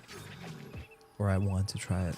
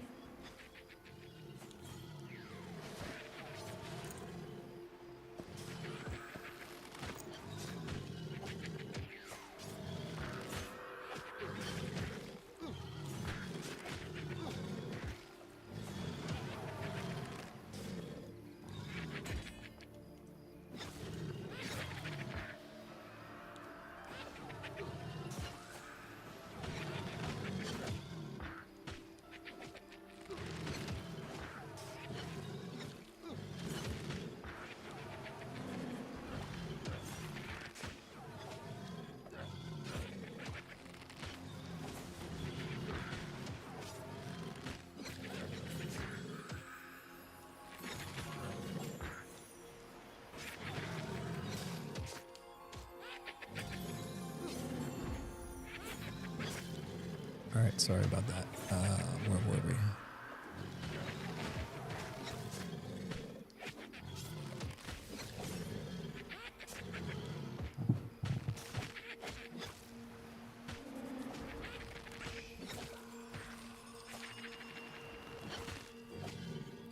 Alright, hold on, I need to fix this. Aimed shot, where is it? Aimed shot.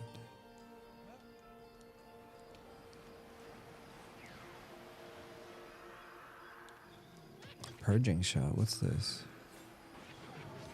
Fire. Hold on. I've never seen this. Wait, what is this? Purging shot.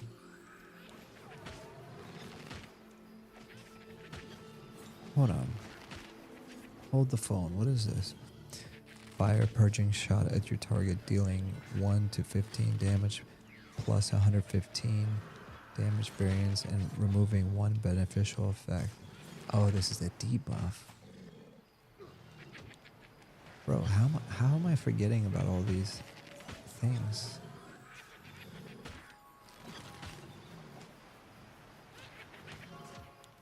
I'm not even using all my skills, boys. I don't know what I'm thinking. I've got so many skills, I don't even know how to use them. I've got Flurry of Arrows I haven't been using. I've got Purging Shot, which is a debuff I haven't been using. I need to get my act together. Purging Shot is OP in the best way. Glowing Potion said, yep, LOL. Oh, about the PvP? Yeah. But Glowing Potion said, but cool name, by the way. I just realized that. Glowing Potion said you have a cool picture. Purging Shot is OP in the best way. I am curious. I want to see what it does. Let me loot some of these, man. So many corpses. I haven't looted anything in so long. What I need to do is I need to reorganize. Let me try something else really quick. No, I like my way. I think I'll switch to it like another time, but for now I like the classic vertical look.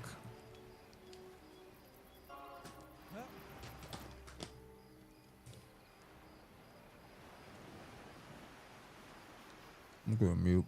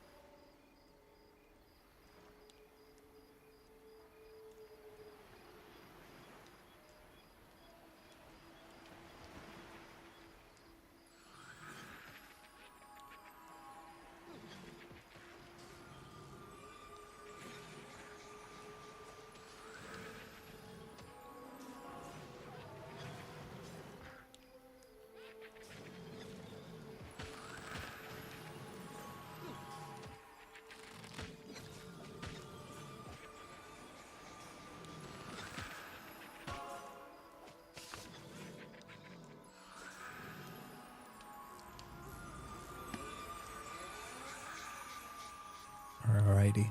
Sorry about that. Back. Right.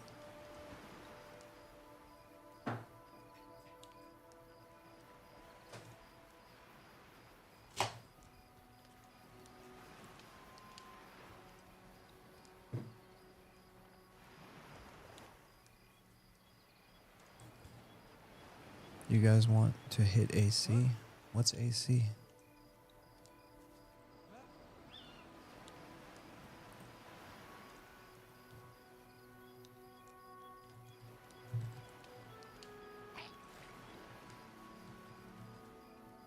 Whatever AC is, I'm down. Wait, where are we going? What are we doing? AC? What's AC? No way, I wasted my Greater Lightstone, guys. Ancient Crimps. Oh, cool, so we're going to a dungeon?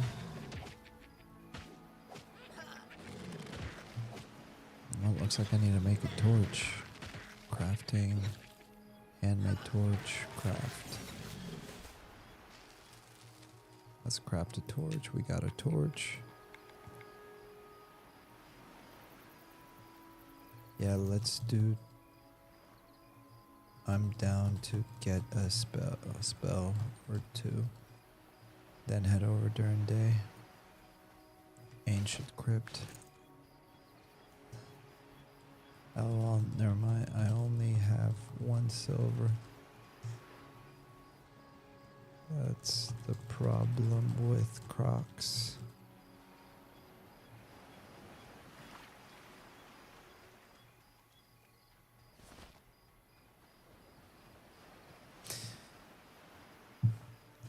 Glowing Potions said Ancient Crypts is pretty cool. It's a dungeon. By the Glowing Potions, I don't think I've seen you in here before. Welcome. And actually, your image photo looks very familiar, so I apologize if I'm wrong. But welcome. You seem like a really cool person.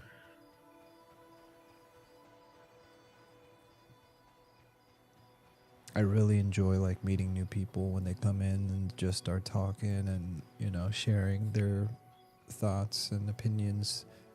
It just makes this so much more enjoyable. Cause like I'm not a content creator, I'm not a streamer, I'm not a YouTuber, I'm not a Twitch person. I'm literally just some random dude that records their gameplay. And this has been such a joy to just meet random people online and hang out with them. And I never thought it would be so fun.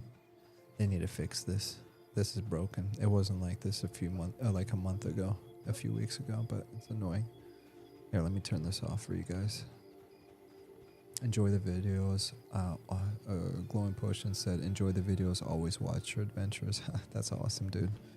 And I'm glad you said adventures. That's literally what these are. They're just me going on random adventures after a long week at work, after a long week with the kids, after a long week with the wife, after a long week with responsibilities. And like, notice how I almost never talk about like any personal stuff or drama or anything like that, because this is like I'm gonna say the term even though I hate it and it's a terrible term, but this is my safe space. This is my space to just like get away from everything and go off into another world, you know, disappear into another universe basically. And that's one thing that really sets the vibe off for Eminem, is that it really does feel like a world, you know. And we're over here killing these monsters and making memories, dude. Random people just having fun. It's just so much fun, dude. Look at this guy and the music. Hold on, let me shut up for a minute.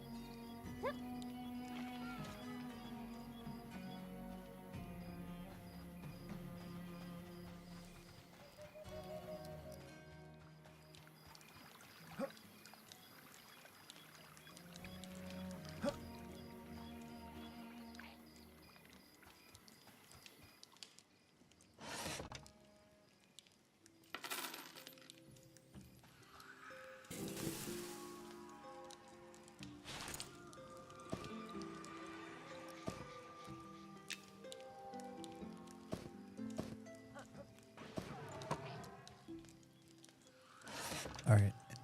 Remember what I was talking about when it's like slower in Night Harbor? Look, watch this. Oh, I guess it's not that bad. The lag went down, but there was like a big delay. Okay, I have 5 silver now from selling. Oh, load. I know I need 4 silver for level 10 spell to buy. I have a whopping 1 silver. Yeah, so, yep.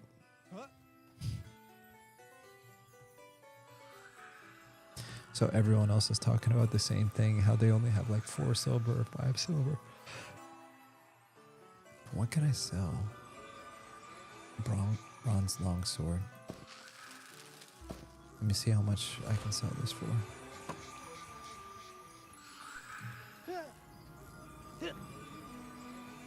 Alright, glowing potion said haha. Oh, because I said safe space, yeah. I'm assuming that's why you laughed, but you know, some people will laugh, some people will cry. What's wrong with safe space?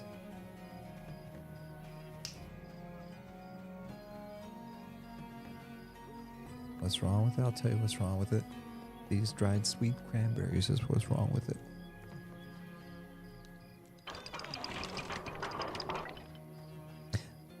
I mean, there's truth to that. You can call it what you want. You can call it my escape, safe space, whatever you want.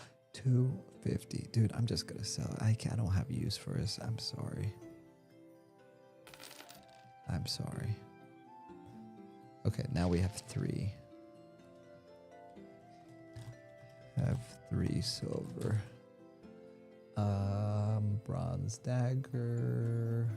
No, I don't need a bronze dagger. I really wish I could sell this greater lightstone, dude. Anyone know who can buy a greater lightstone? Because if I get like 1 or 2 more silver, should 1 or 2 more silver, I should have enough. Oh, I know what we're gonna do.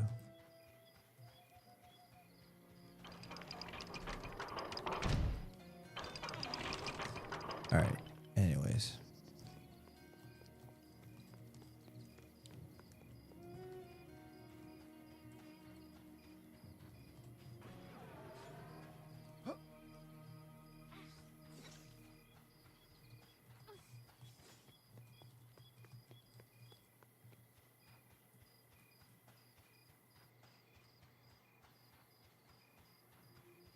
All right, let's dang it, now I have so much junk.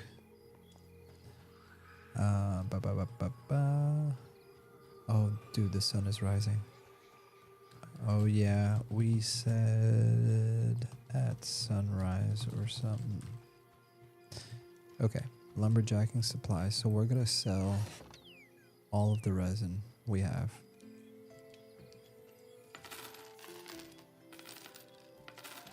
There we go. You see that? Genius. I'm a freaking genius.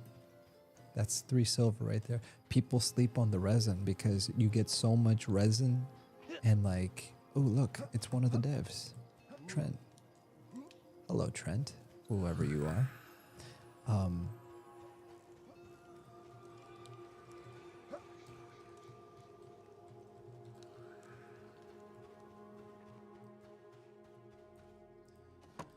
Buying, spell, and ready. Oh, yes, please. I'm bound in Valendraw. Dude, I'm so glad he said something.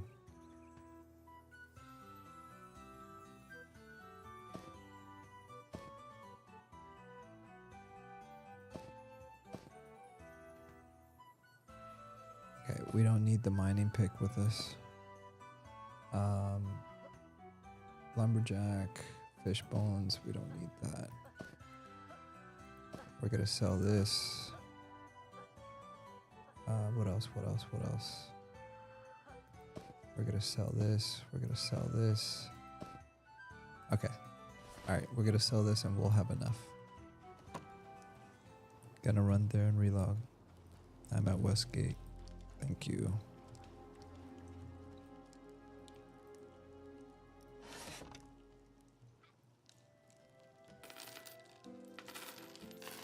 All right, we should have enough.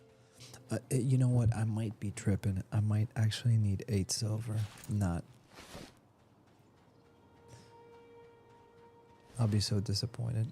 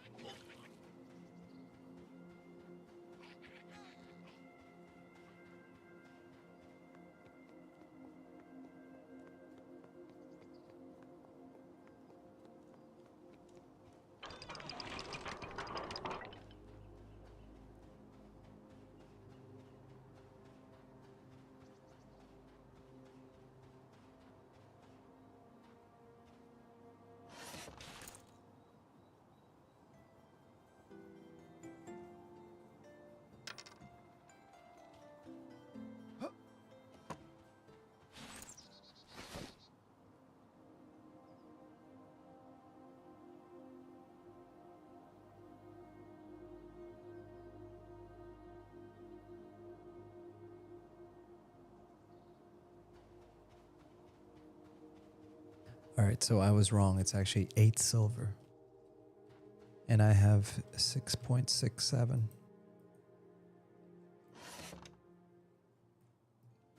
Six, 7. Okay, no, that was a bad joke.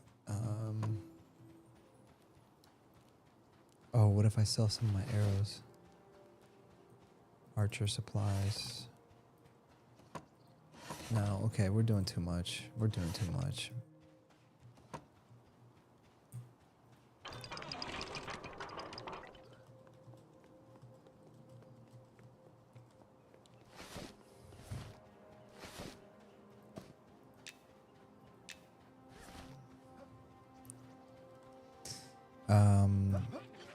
Can I get bind and sew, please? Oops. All right.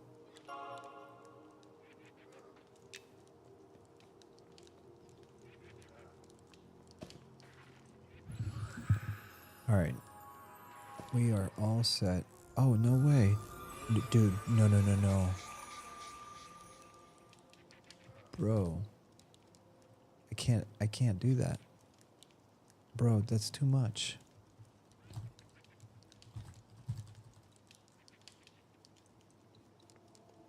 Too much. I can't accept.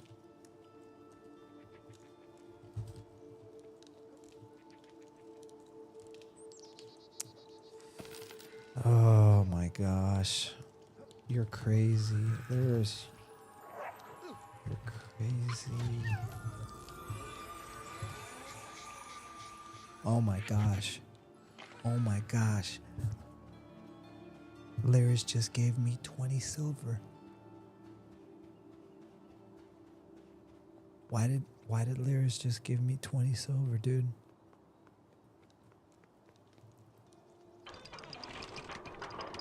My head is spinning right now. Monk Bean said, yo. Bro, that's crazy, dude. And mind you, this I guarantee you this person has no idea that I'm like, you know, like some people will stream snipe. Like Vontae does this all the time. He'll come out of nowhere and he'll be like, here's a new sword or here's like some new boots. But that's like my boy, you know, and he's kind of like stream sniping me, you know. And I'm just joking, like it's not actually stream sniping, he's just being cool peoples. But like, you know, that's what friends are for. Like we spoil each other. But this is a complete stranger. As far as I know, it could be somebody I know and they're just not telling me that they know me. But that was crazy, dude. A level 9 druid by the name of Lyris. You are a legend. You're forever immortalized right here, right now. Looking fly as ever. Look at that headband thing. You remember this face. Hold on. Settings.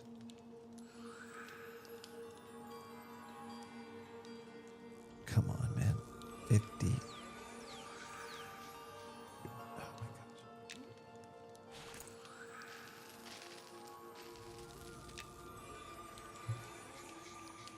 There. There you go. Hold on. Darn it. Ah, messed up the shot.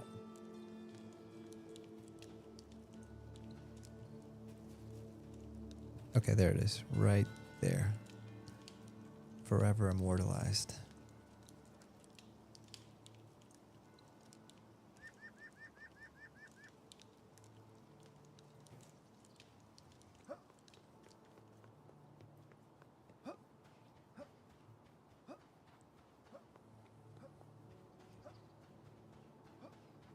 Okay, do I have everything I need?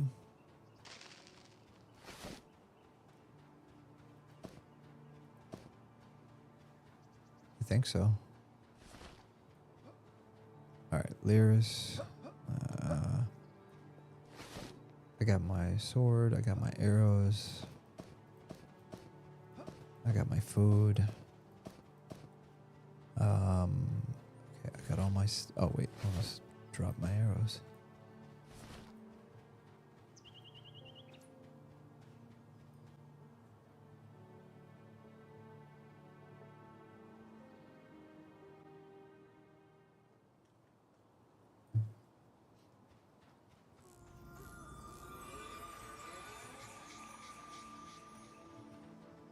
As Mo said, cheer for Lyris. Seriously. Glowing potions did a painting emoji. Yeah, it's picture perfect. This is so cool, man.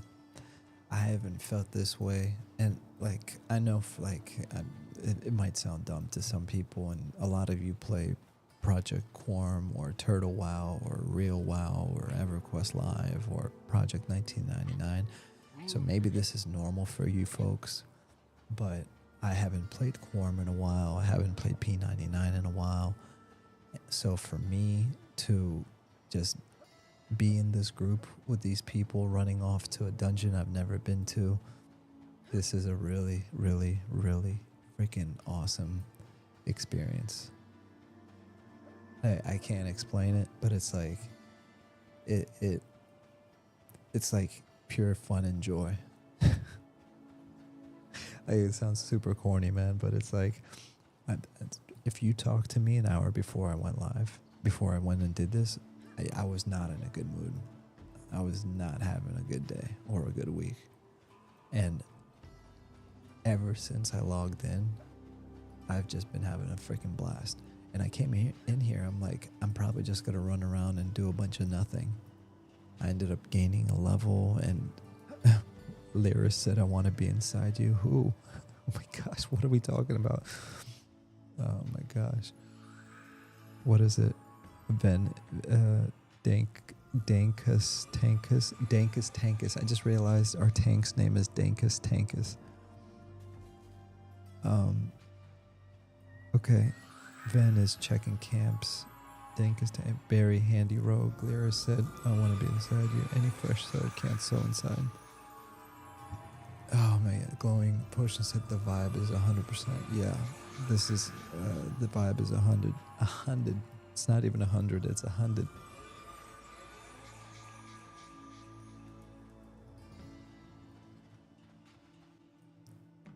So good, man. So freaking, whoa. Hold on. I'm doing this for the stream, guys, because I know you can't see. We'll keep it at 100.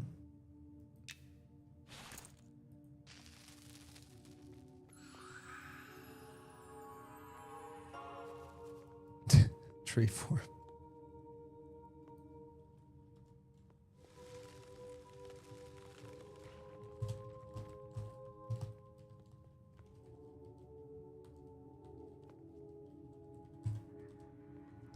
Oh my gosh.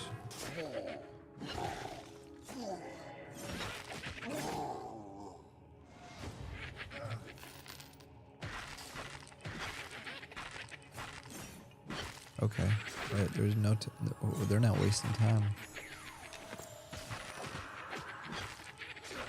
Alright, so for anyone unfamiliar, this is my first time here.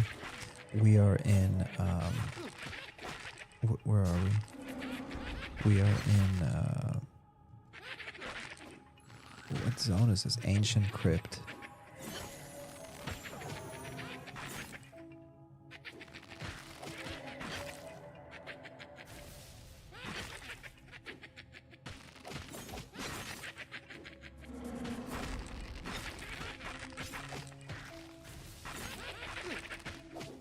Bro, the music in here, man. We're not by the beach anymore, guys. Oh, that boy was red.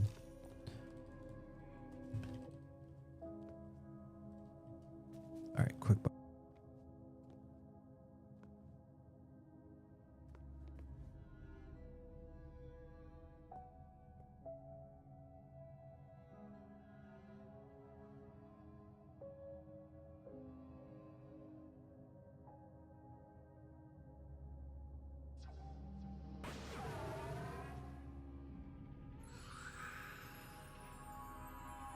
Actually, you know what? Never mind. Oh, well, never mind. Somebody just said be right back. All right.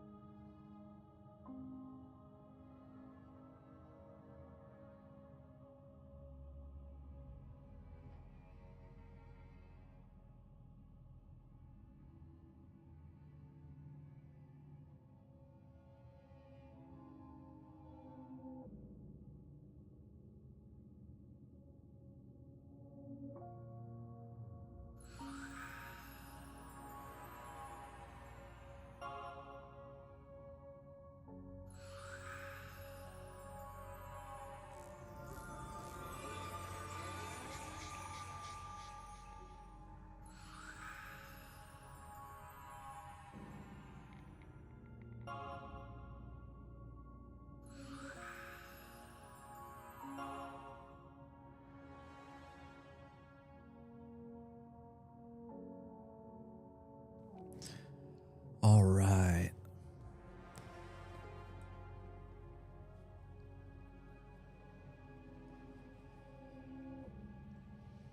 All right. So let's do this.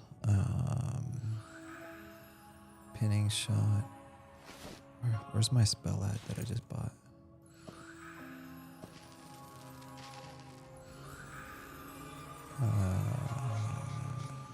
Exposing shot. We're gonna take illuminating shot.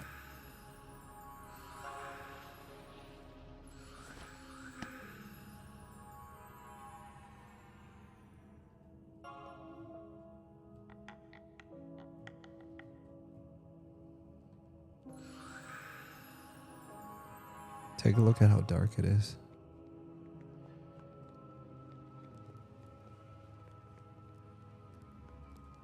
Bro, we need flame. We need a torch.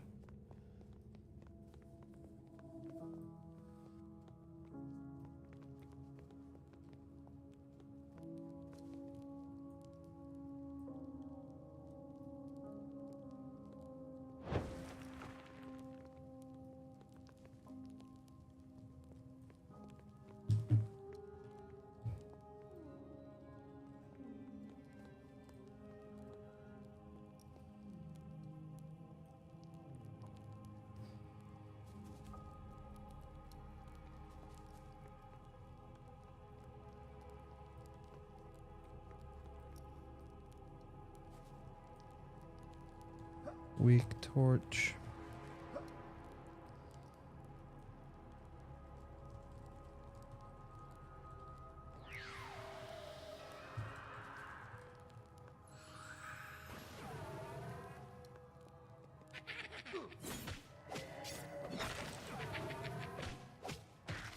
Alright, I just wasted my torch. That was dumb.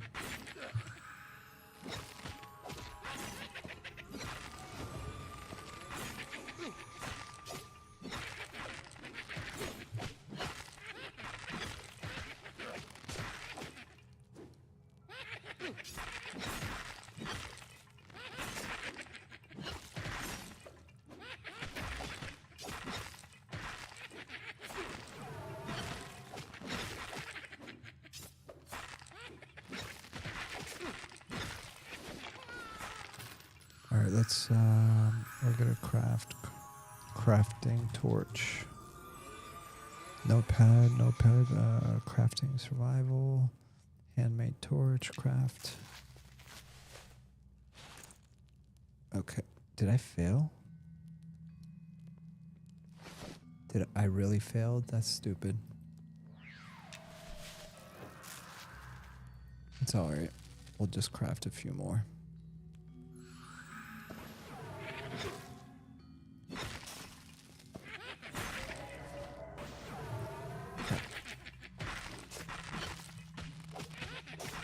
Alright, so let's do this. We're gonna debuff first, then we're gonna hit him with the aim shot.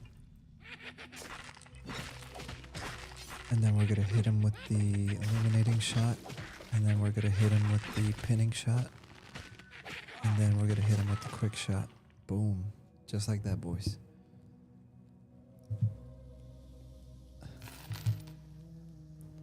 The hallway further up has a skeletal inquisitor that almost insta-mez you if you... Oh, crap. Interrupting shot.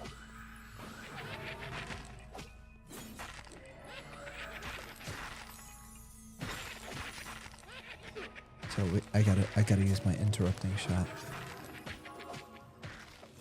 As soon as he starts casting, I need to make sure I hit him.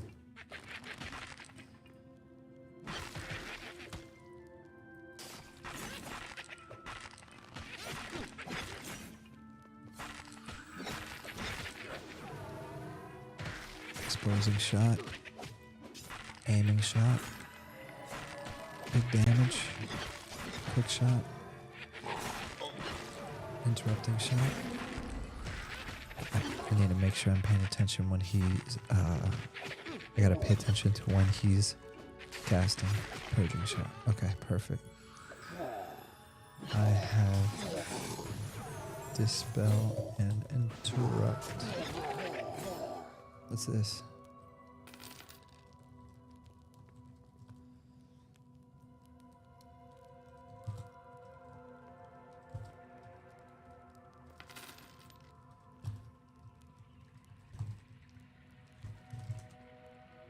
Keep mine, I can mez. Okay, cool.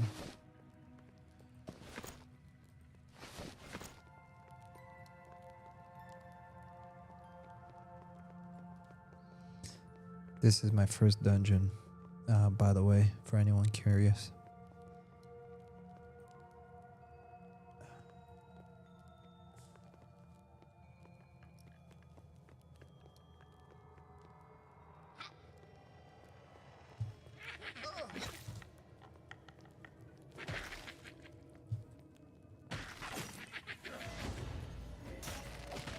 Alright, we don't need snaring shot while we're in here.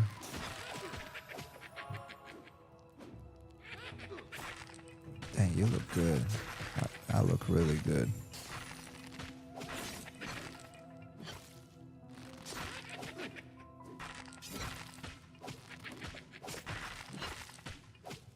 Alright, so far so good.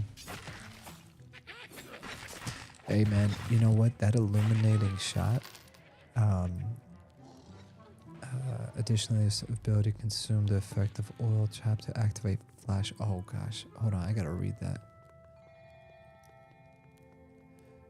So apparently the illuminating shot, I thought all it did is light up the mob that you're shooting at, but apparently if you put oil on your mob and then shoot it, it lights them on fire. Look. Flash fire, burn your target with a flash fire, dealing 4 damage. Additionally, this ability can consume the effect of oil trap and activate flash fire. So basically you can hit him with oil trap, and then you can hit him with the illuminating shot and it'll catch him on fire. That's sick, dude. Monkbeat said, would you do more damage if you position yourself behind the mob? I don't think so, but that's something I'll try to find out. The thing is, in the dungeon, I'm just trying to get far enough away so I can make my shots without getting too far away that I pull some mobs, even though there's no mobs behind us, you know? So, I don't know if you guys saw that, but the skeleton just moved backwards. Pinning shot pushes the mob, and if it's next to a wall, it will, if they hit a wall or object, they get immobilized for 6 seconds. I need to do like a recap of all my skills later, because it's actually really cool what some of these skills do. I don't even like I don't even have it by memory yet. All right, I'm snaring him, illuminating him, debuffing him right now, exposing shot. 1, 2, 3. Okay, so now I'm hitting him with this. Now I'm taking my aimed shot, which is kind of like backstab in a rogue. So that's big damage right there. Pinning shot. Watch what happens when I hit him with the pinning shot. See how I just pushed him against that wall? Eliminating shot. Alright, next. What did we hit him with? Purging shot. That's the debuff. And aim shot to finish him off. Watch him get nuked right now. Boom. I just killed him in 1 shot.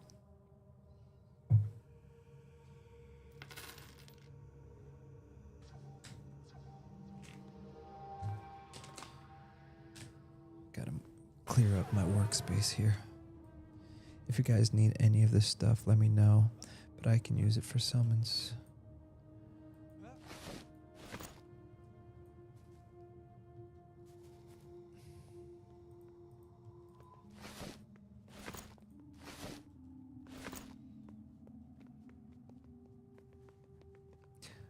Bro, the bard song effects looks freaking dope. Oh, this guy? Yeah.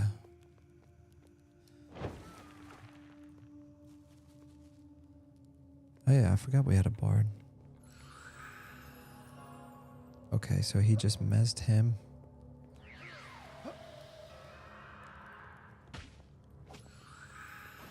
Exposing shot, debuff. Purging shot. Too close. Aimed shot. Let's hit him with the pinning shot. Am I too close? Oh. Yeah.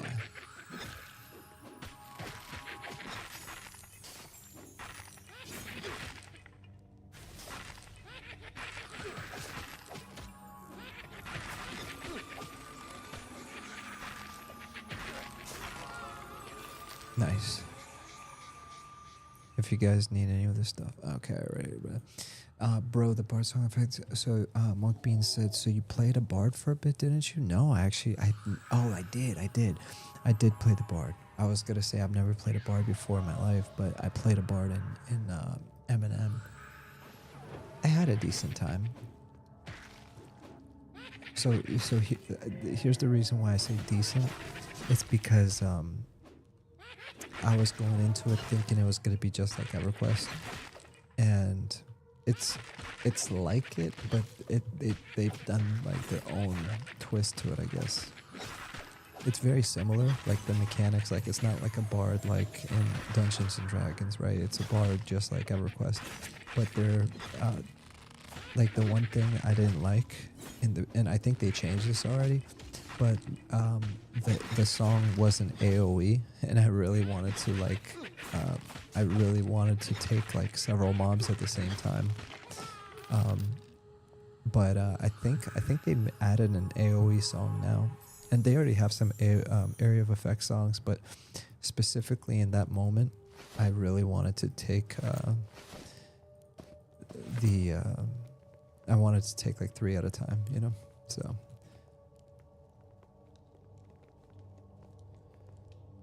I'm trying to stay close to these guys.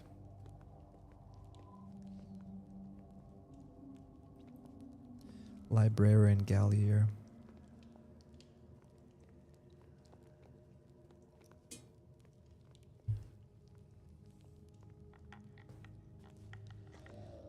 Bro, this XP is so good.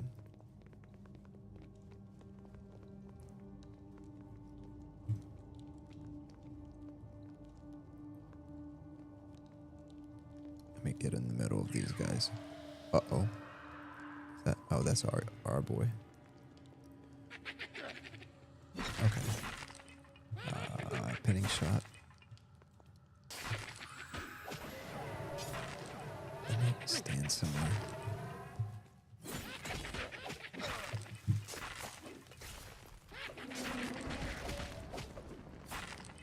I'm just gonna watch my back because I don't want to aggro other mobs. We are tenacious, luminous.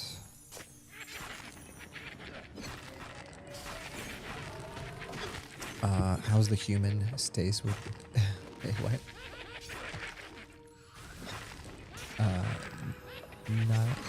Boglin.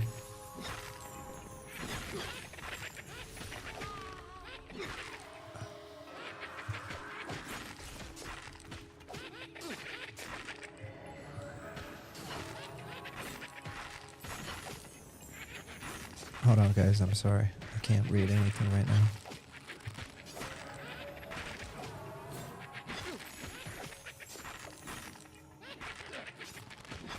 Ooh, I just interrupted him. Oh, crap. I pushed the wrong button.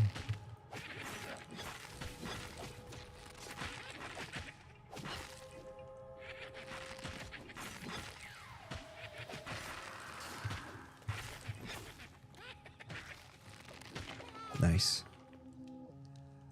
So Bard basically don't swarm mobs and stuff. They are more like CC, regen, debuff, etc. Are they decent DPS or no?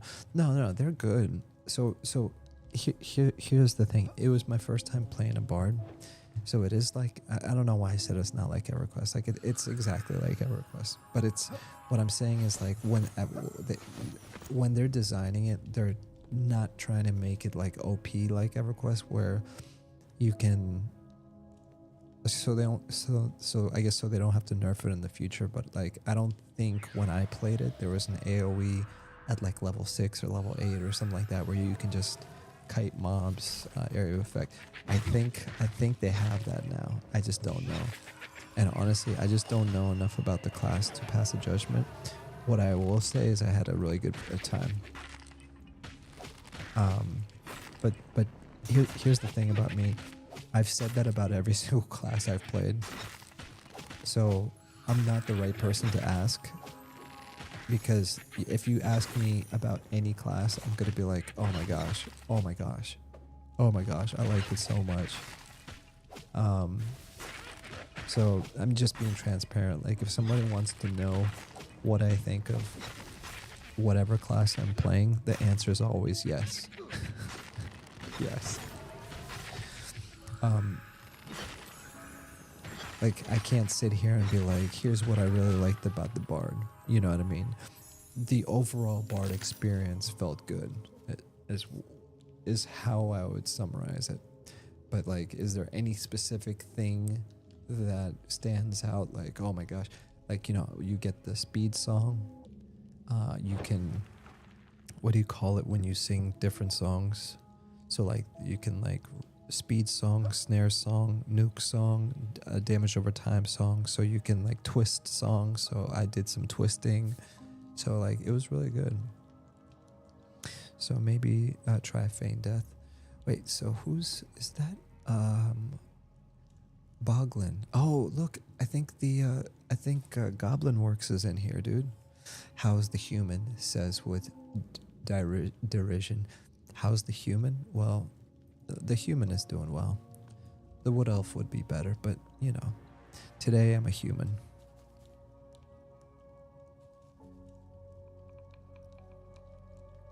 Guess we try to lull, then from distance I need rest fire. Can I light one? Let me craft another torch just in case. Because I don't want to get hit in the dark. Oh, it's not even that dark in here. Oh, it's also because I have the gamma way up. Because I don't want it to be dark for you guys. Asma said, we are tenacious. So Bar's basically fully cat. First time catching you live, dude. I'm up early in the UK, heading out to play tennis, and boy, do I wish I had the beta key to explore this dungeon instead. Hey man, honestly, dude, I would rather be playing tennis because I need the exercise. Especially if it's a sunny day in the UK. That's like rare, right? Oh look, this guy's dead.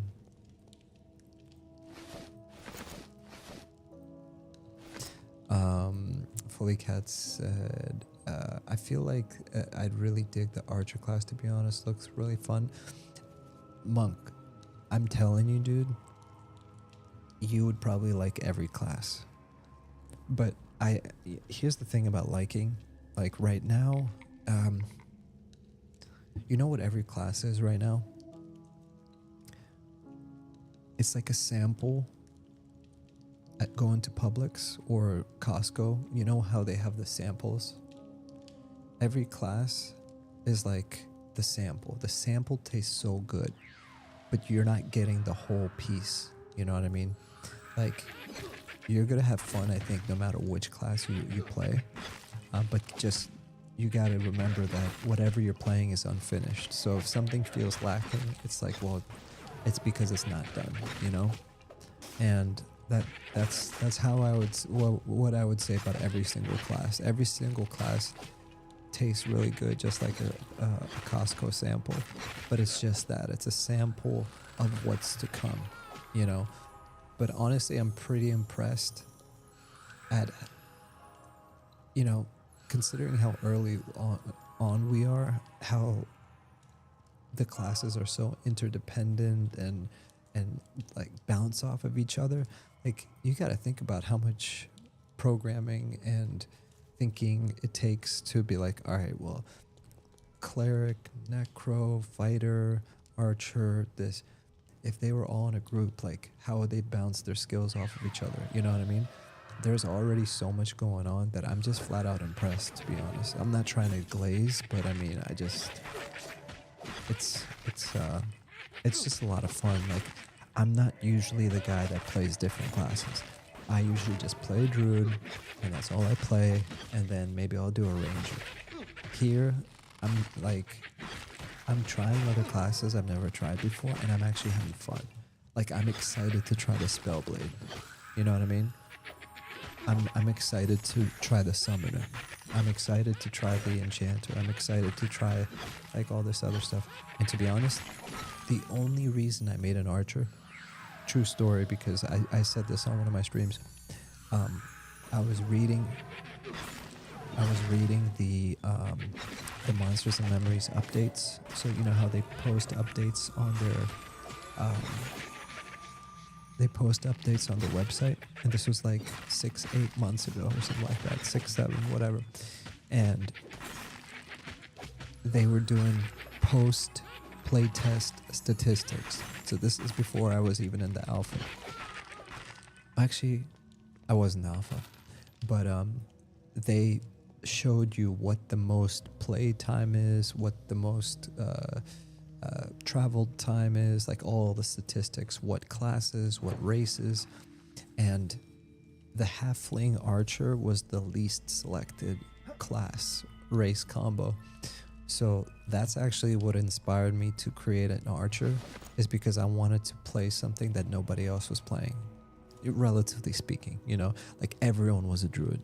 I think they said like 60% of people chose Druid, and then it was like Necro, something else, whatever, and then like the least popular classes was like Cleric and Archer. So that's actually what inspired me to try the Archer. I genuinely didn't think I would enjoy it. I'm just like, because I was like, what's the difference between a Ranger and the Archer? Like, it makes zero sense mentally, right? And then when I started playing it, I was like, this is actually dope. Because with the combination of all these like random skills and the poisons, which I don't even have the poisons yet, but like illuminating shot, right? Additionally, this ability can consume the effect of oil trap, activate flash fire. So like you're basically, it's like a dot, but you need to first put a trap down so that when it walks into the oil, or you shoot the oil, whatever, it gets covered in oil, and then you shoot it, it catches on fire, and then it's like boom, now you have a dot. Is it damage over time? Yeah. 6 seconds for 1 minute, so fire damage every 6 seconds for 1 minute. So we have a damage over time. Like meanwhile, if it was a ranger, they'd probably have an actual dot like a druid. But in this case, it's a different way of accomplishing the same goal. Like it's a dot, but it's a dot by actually doing like something physical. I'm kind of rambling, but I think you guys know what I'm saying. So like right now, from the Costco, sample, food sample that this is right now for me, I'm really enjoying it.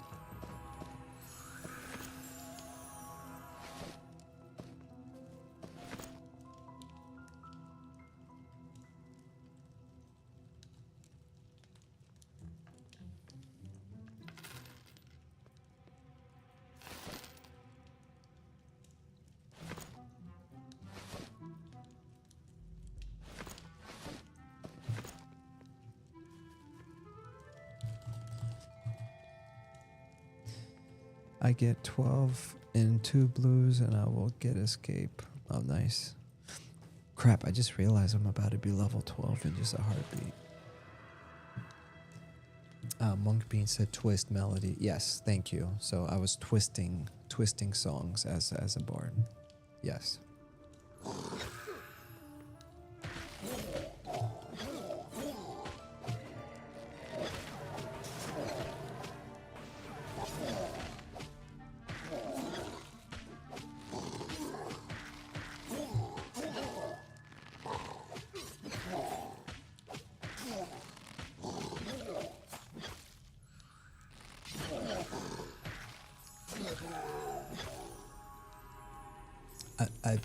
What I like about the class so far more than anything else is I feel like I'm actually delivering good DPS. Because like when we were fighting the Crocs, I noticed that every time I wasn't involved in the fight, my team was suffering. Okay, I think I can try to split him. I think if we pull and try to CC 2 ads, we will likely die. Split means you guys back way up and I will pull him. Hold on. Split means you guys back way up and I'll pull the escape aggro. Then you see if they split up the tag name. Mick, watch for the tag. Okay. Understood. So he's going to split it. He's going to do feign death or something like that.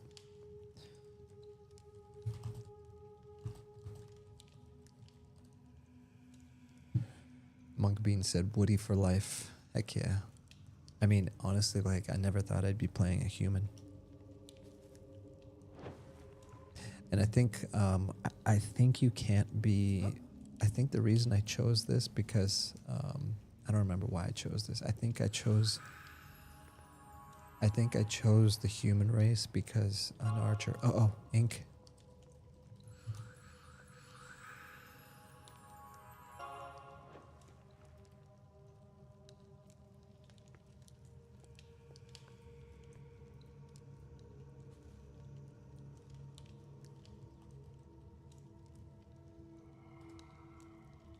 So what's happening right now? I'm freaking paranoid, guys.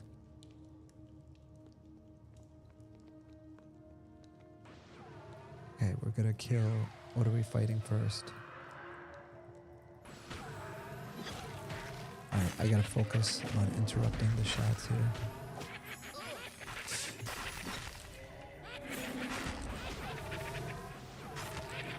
Uh-oh.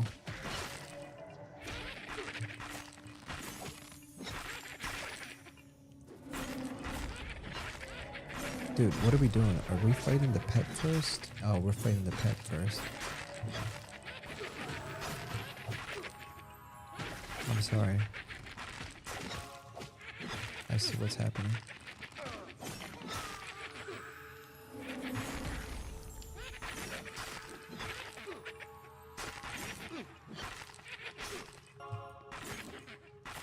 Bro.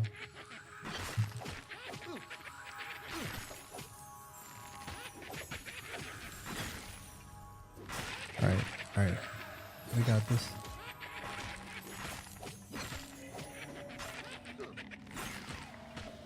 I actually gotta think before I pick with these things, man.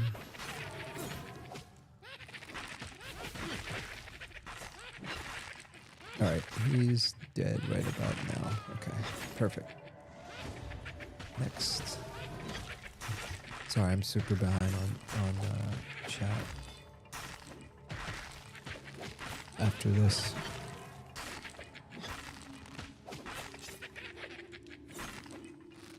I will say the one thing I like about fighting the undead is that they don't run away. Alright, Fully Cat said rebalancing of classes does feel like quite a... Rebalancing of classes does feel like quite a few feel stronger at low levels than they did in EQ. Oh, 100%. Hold on. It's actually the low levels in Monsters and Memories. You actually have your kit. You don't have your full kit in EverQuest. In some cases you feel like you don't have your full kit till like level 20, level 30. What's crazy is like, because you get like, I'll use Druid as an example.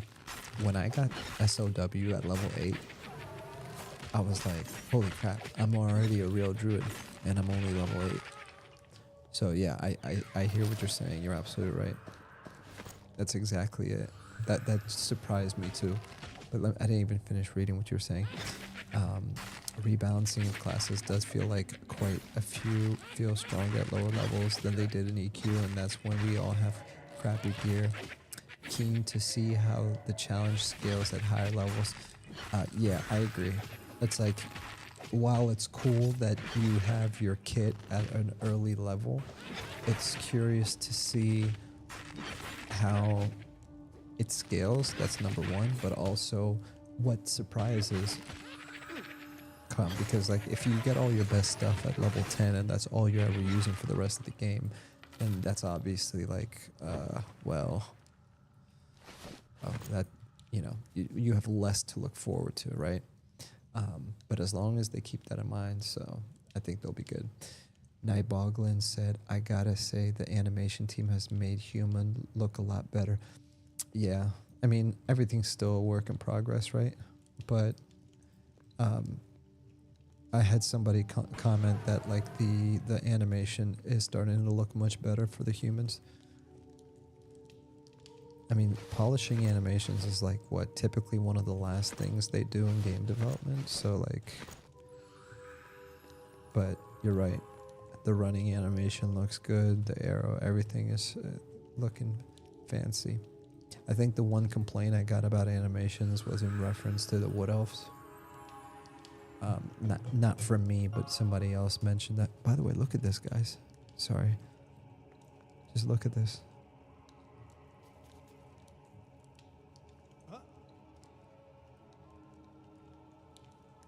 Trying to get a screenshot. Alright.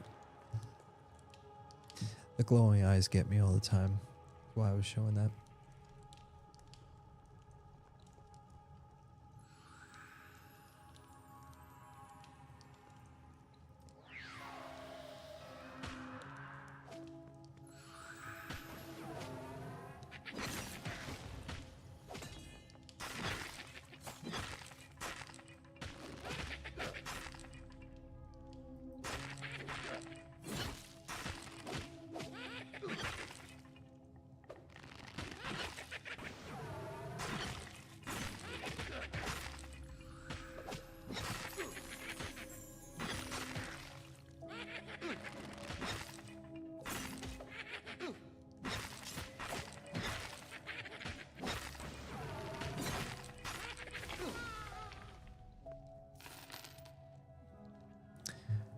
But yeah, no, I agree with you, Boglin.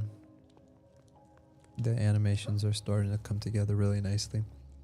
Fully Cat said, LOL fair. It is not a sunny day in the UK, my guy, but me and the girlfriend will enjoy regardless. Good luck grouping, dude.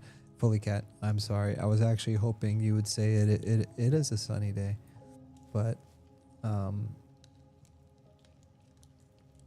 either way, man, tennis with the lady is an amazing thing, man. I hope you guys have an awesome time. And I'm glad I didn't even know that you were in the UK, man. Now that explains. So, you know, it's funny. That's the one thing about me being on so late is I have a very international crowd. I have people from like Europe. I think I had somebody from Australia. And oh, look, there's another group over here. So I think that's really cool. Monk Bean said, Costco chicken bake is the best. RFL, yes. Nah, not glazing at all. Eminem has come so far, in my opinion. I hop on frequently, but haven't grouped or really leveled much. Just been exploring and running around.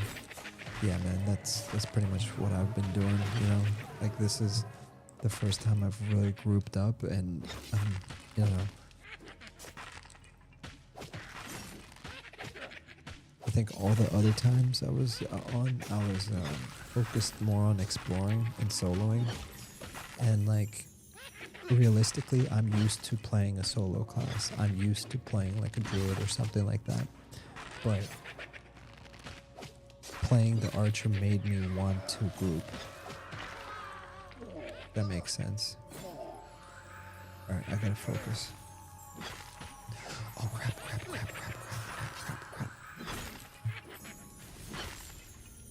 Okay, he's mezzed.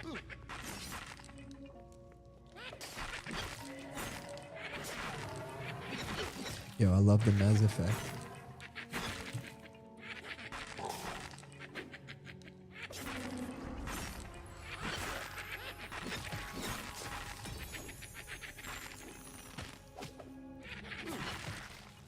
No, I'm not glazing at all. Eminem, yeah, I agree, man. Eminem has come a long way. I mean, but that's what got me, man. Like, I remember when Eminem wasn't far along. And it was still fun back then. And now it's just getting more fun. The more they develop it, the more fun it gets. Which, no, like you would say, well, duh. But I've played many games that are much more finished than this is. And it feels more like a chore.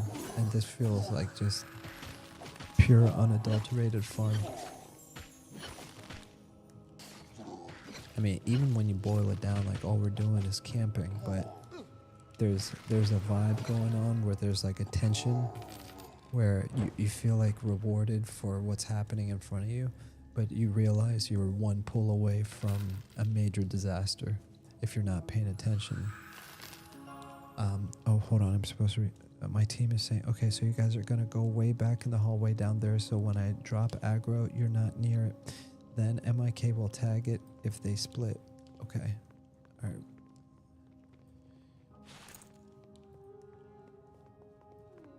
All right, so we're about to do something, boys.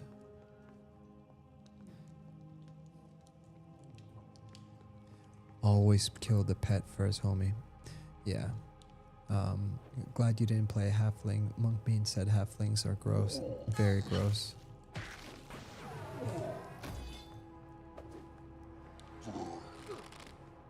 Oh no.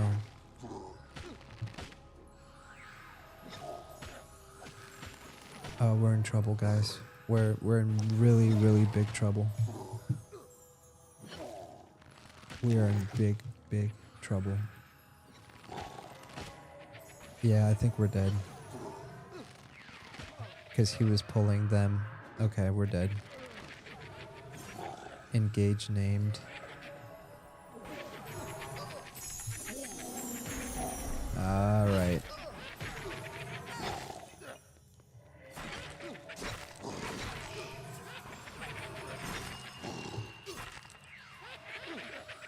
We're kind of dead.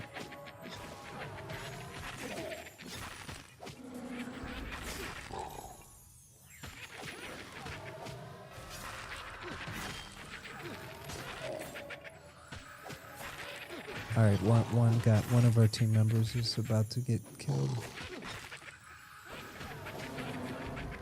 Oh, he's taking so much damage.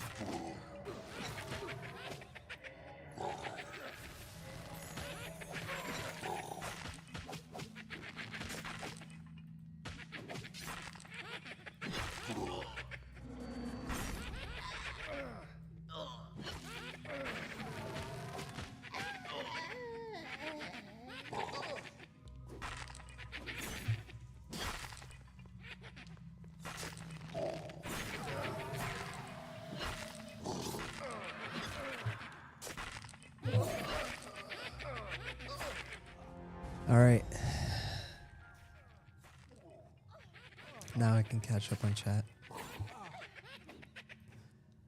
All right. Glad you didn't play a halfling. Halflings are ick. Yep. Always kill the pet first, homie. For sure. Bro, so there is a ladder in the room you're in. Where does it lead? Ooh. Who knows? Wave. Hello. Hello.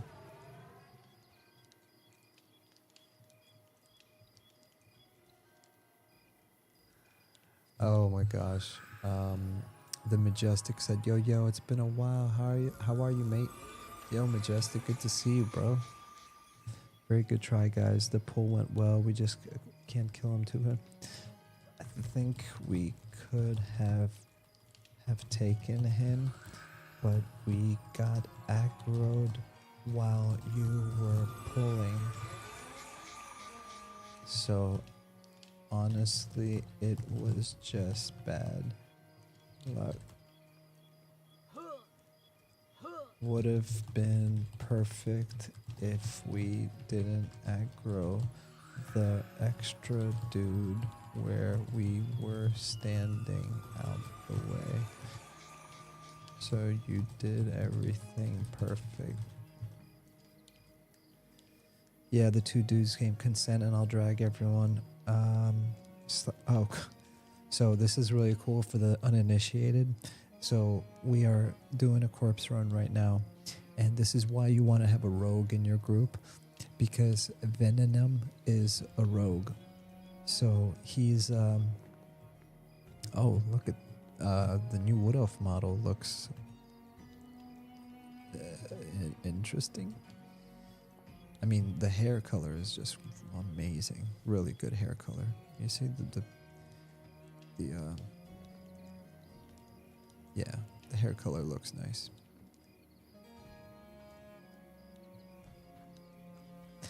Anyways, I can give so if I regen some. I'm gonna melee some stuff for if you.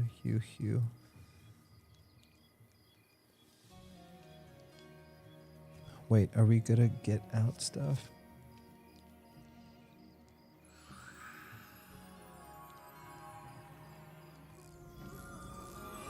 So anyways, what I was saying is this is why you want to have a rogue in your group, because Venom consent slash consent Venom.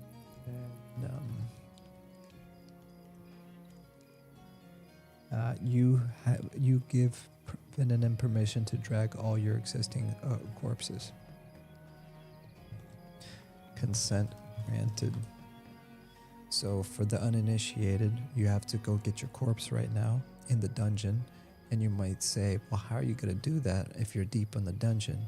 Well, a rogue, he can sneak and effectively be invisible. So he's going to sneak through the dungeon, and he's going to drag our corpses one by one. So just like Saving Private Ryan, that's basically what Venom is doing right now. He's dragging our corpses one by one. And actually, matter of fact, I don't even think he died because he's a rogue. So it's crazy how every class has its own little unique perk where, I don't know, it just makes everyone so cool. It's been a while, mate. Majestic said, is this closed beta and do you have any keys? So I'm not like involved with the dev team, so they don't give me keys to give out. They don't, I don't get any special privileges. I'm literally just an outsider, just like everyone else. The The reason I have beta access is because I got into alpha testing. So beta testing, I got into alpha testing. So anyone that was in alpha testing automatically got put into beta testing. And yeah.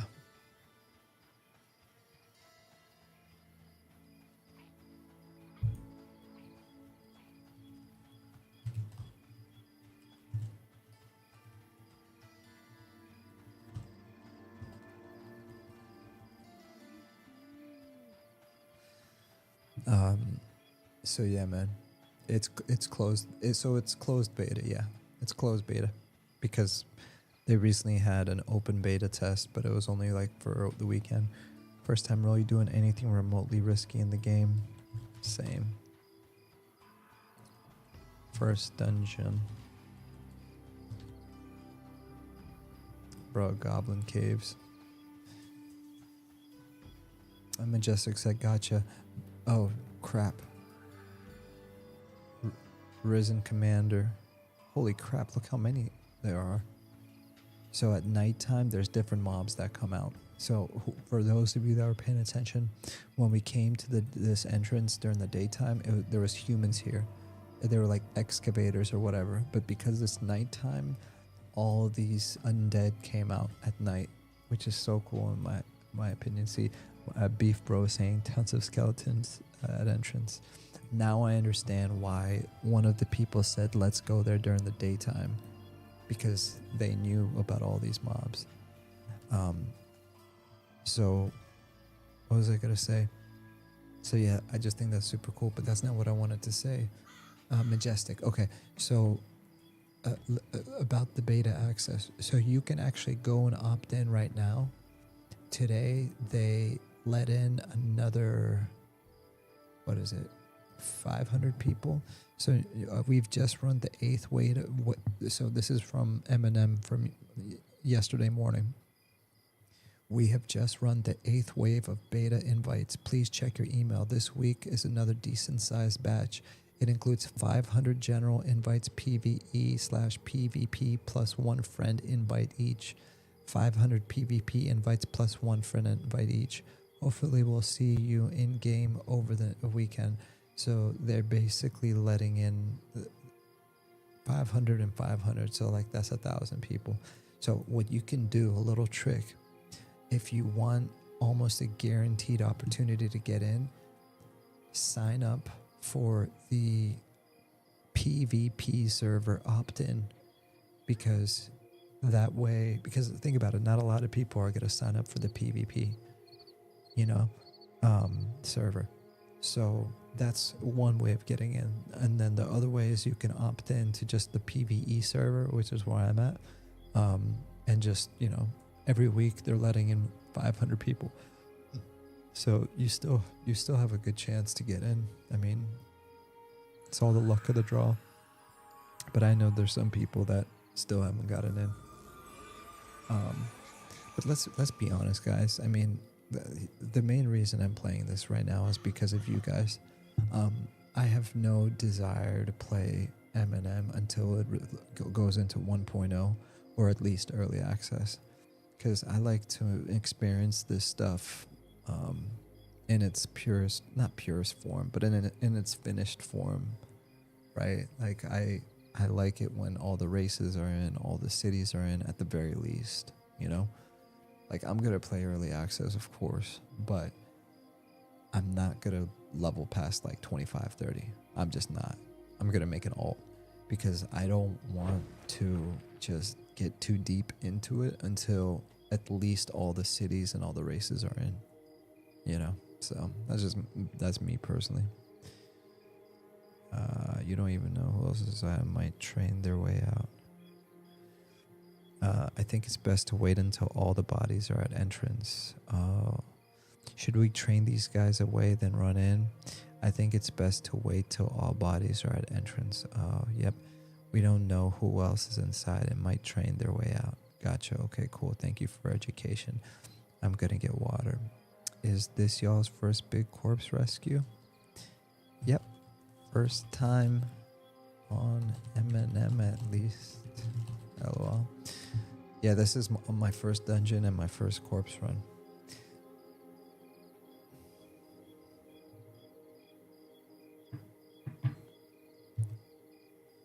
Give me a second here.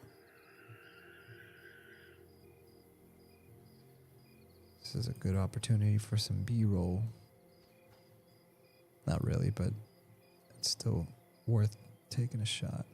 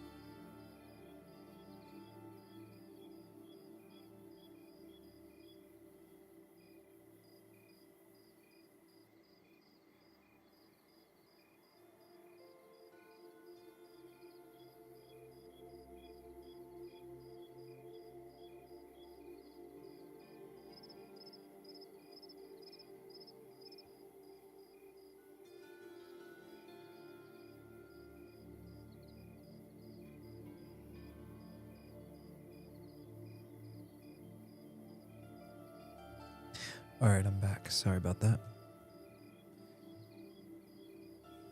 Bro, it's crazy. I just looked at what time it is, and that's kind of nuts.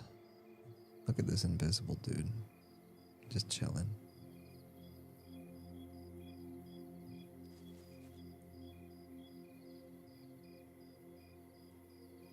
Oh yeah, wood elves have the innate ability to hide. That's why he's hiding.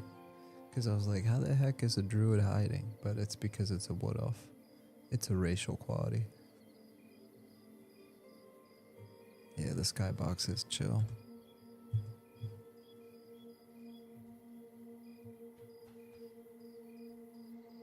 And the sound.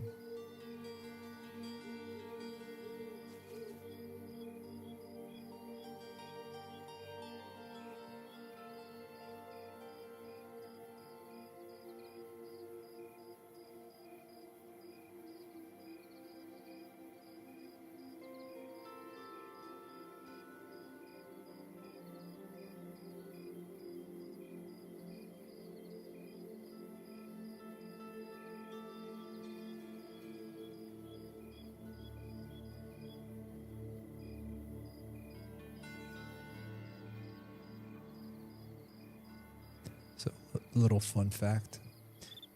Each moon has its own cycle, and they hinted that depending on the moon cycle, it could trigger events in the game or certain mobs or certain things to happen.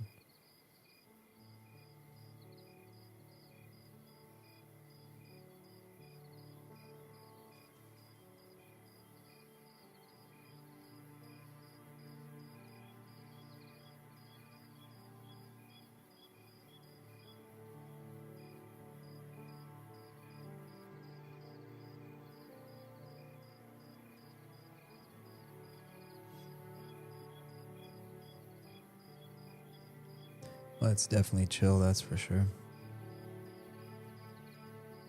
Let's see. I can't fully recall. Can you buy from like someone in the mage? It's nice to see that my group is just talking amongst themselves while we wait. I mean, we could technically just like run in right now, but I think all these are red to us, right? Yeah, they're all red.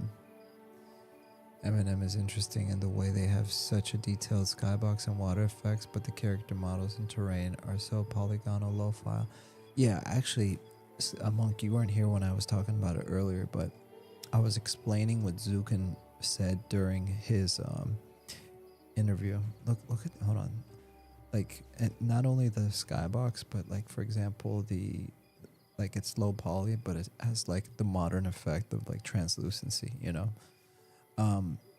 So what I was gonna say is, when Zukin was explaining it, he said the goal is painted textures, but not just low poly, low fidelity textures. It's low poly, high fidelity textures.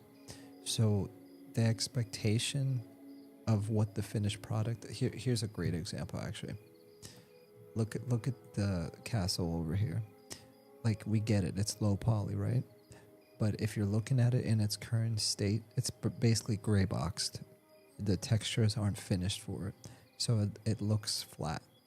It's not going to look like this when it's finished. When it's finished, it's going to have high definition textures. That means they're going to paint in all the details. So you're going to have, yes, you're going to have low poly, but you're going to have high definition textures that are going to have enormous amounts of detail. I think World of Warcraft is a good example. If you look at modern World of Warcraft and you look at their textures, like the detailed ones, they're actually really good.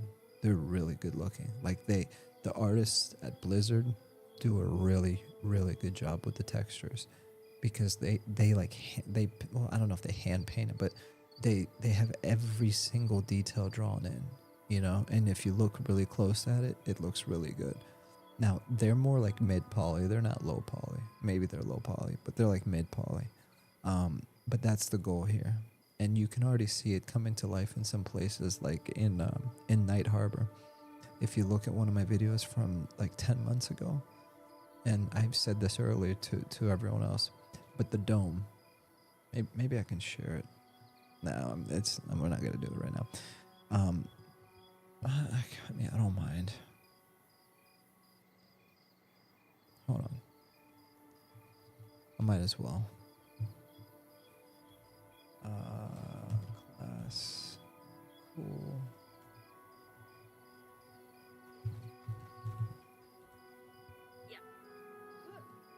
Oh, I just want to go outside and take some photos, but I end up stuck in this game every bleeding time.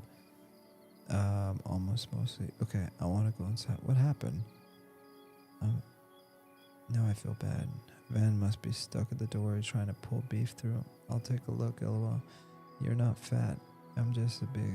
haha, classic. I want to go inside and take photos, but I end up stuck in this game every bleeding time. Photos of what? What if I just ran through them right now? Anything mostly architecture, like... Okay. So like, the expectation is that this castle, once it's finished, is going to look very high fidelity, even though the polygons are low. So I like inconvenient stuff, so I develop my own rules and enlarge them, etc. Just okay. Should we? Okay, it's daytime. It's about to be daytime, so I'm not going to share this right now, guys.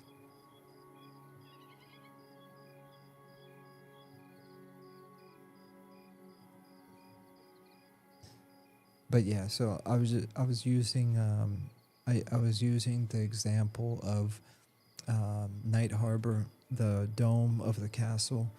It used to be just a low poly yellow, nothing. There was no texture to it, and as they're adding in the textures, it looks completely different now, and now it has its character. So I think it's gonna, like, I like where it's going with the art style, you know. It's just, I've already had like other people come and say it's like, I just don't like it, it's not for me, and that's totally fair. But for me, I actually really, really like it. Obviously I don't like the unfinished stuff. Like, here's an example of an unfinished texture. You see this? Like, that's clearly not finished. But then you look at something maybe more detailed like this, and that's like close to being finished, you know what I mean? Yeah. And you're right that it's interesting because, you know, it's one of those things that it's going to give this, M&M's going to have the opportunity of aging well, you know, because you can look at it 10 years from now and you won't be able to judge it and say, oh, these graphics are so old and outdated, because you can say that about an ultra realistic game, because 10 years from now, hopefully, right, what we call realistic and high fidelity is going to look way better now than it does back then. You know, like look, you see how it's invisible, but when I was looking through her, like the everything around her is bending, right? So even though it's a low poly game, you have these cool effects. Look, you see how like the background bends with her, because she's like made out of glass.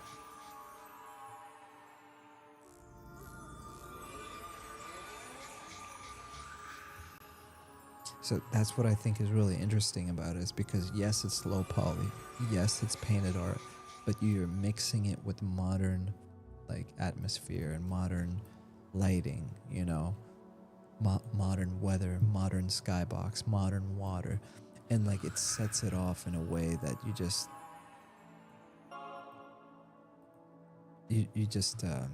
yeah, I don't know, man. I just look, I'm tired, but I think what I'm saying makes I think everyone gets what I'm saying, you know. I don't need to over explain it. I'm just rambling because it's late. Where's my corpse? All corpses are at the entrance. What? Oh, there it is.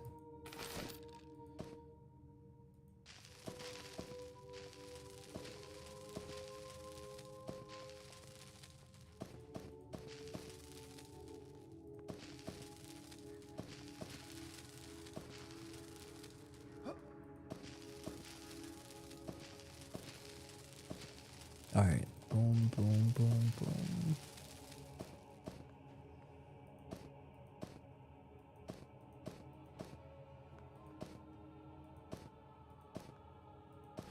All right. Sweet. Ben is a boss. And that, my friends, is why you want to bring a rogue with you to every dungeon. Because thanks to him, we got our corpses back. Hold on.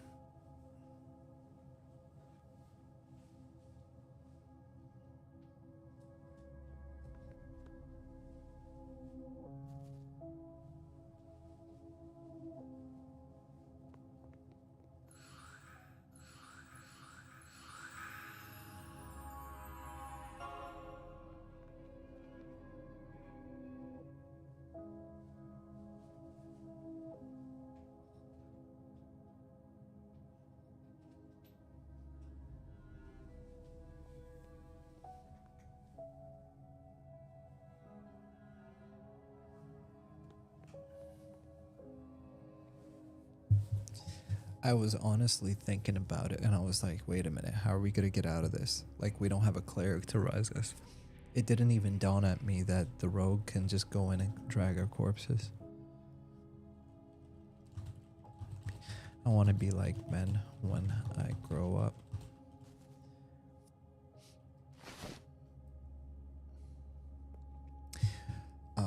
Monk Bean said, I love the graphics of M&M. They have definitely optimized the client significantly. It runs buttery smooth now. In some cases, you're absolutely, I mean, yeah, you're absolutely right.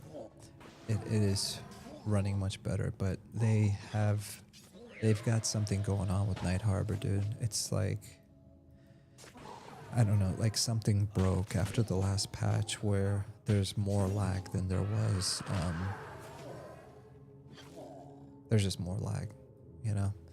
It's not that big of a deal, but you know, I can imagine for people that have a weaker.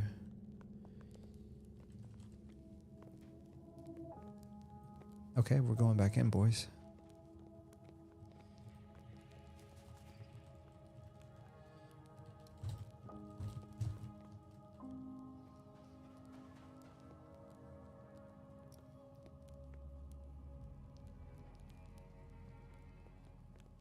Anyways, sorry, the later it gets, the weirder my words get. I forgot how to word.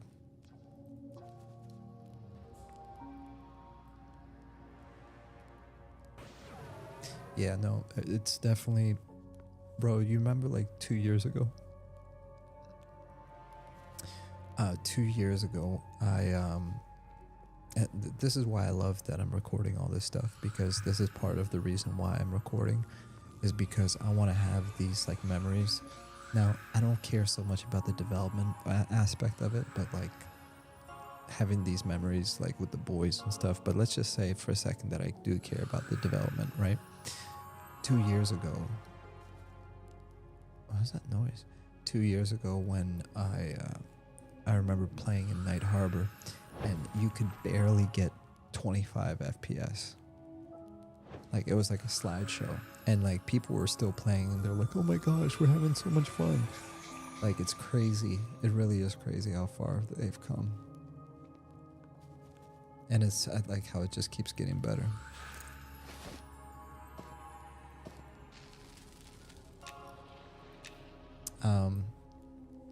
But yeah, I guess the one way to look at it is this is the worst it's ever gonna look.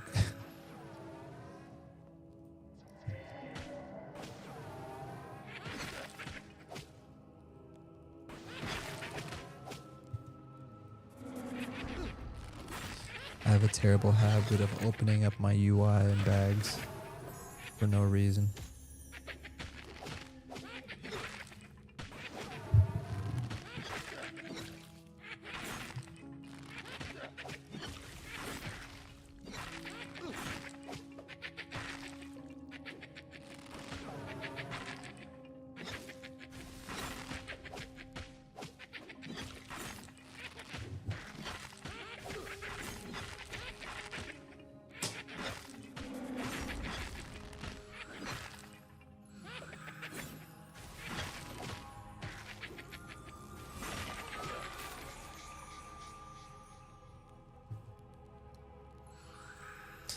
All right.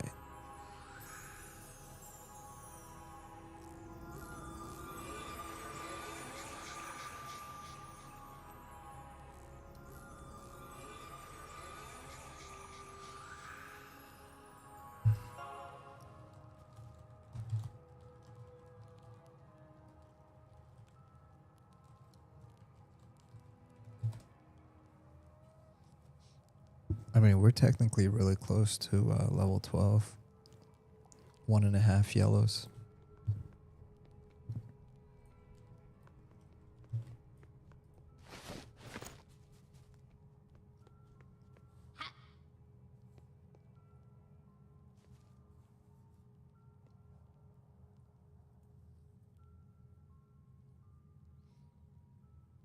All right.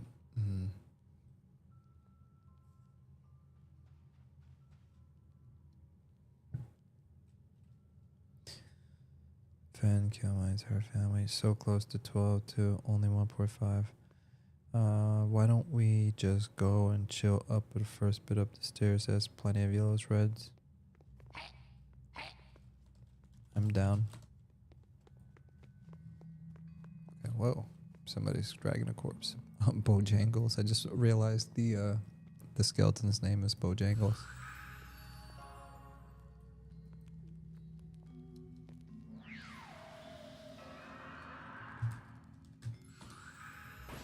Oh, okay, here we go. Interrupting shot.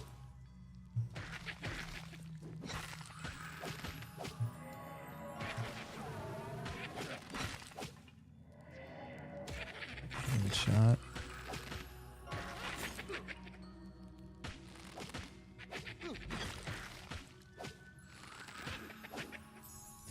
So I like how it tells you when he's casting right here under the corpse. Watch this. Next time you see him casting, just pay attention. Because I'm going to hit. Boom. Did you see how I interrupted it? I'm so cool. I'm useful. Yay.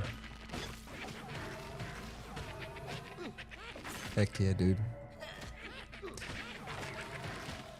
Alright, watch this. He's gonna next. I got my interrupting thing again.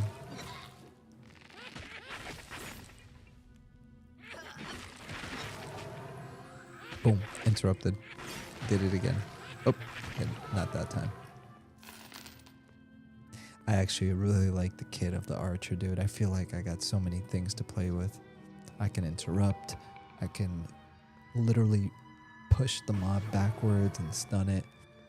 I have a debuff. I have like a backstab. Like this is kind of like backstab for rogue aimed shot.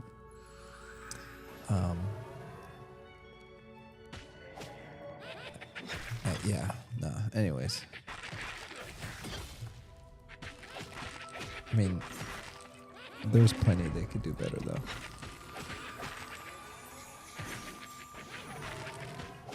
So I'm not gonna say it too soon. I'll let them cook. Because if I say it's perfect, then they're gonna stop developing. No, I'm just kidding. All right, watch this. I'm gonna do aim shot. Now watch his health. There you go. That was me. That was all me. That was all your boy. And I'm the one lighting up the room with the illuminating shot. See how it just got dark? That was because I lit up the room. So cool, so cool.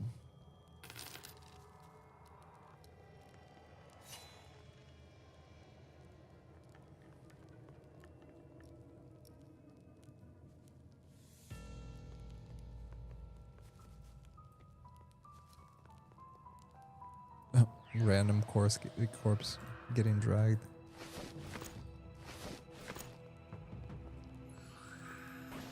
I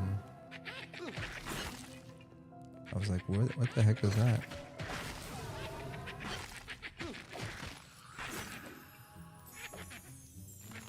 Alright, watch this. I'm gonna cast pinning shot, and it's gonna bump him against the wall. Did you see that? And now I'm gonna hit him with illuminating shot, and I'm gonna light up the room. Watch. Heck yeah. Wait, what? Uh-oh. I'm glad I looked. There's a ghoul right behind me.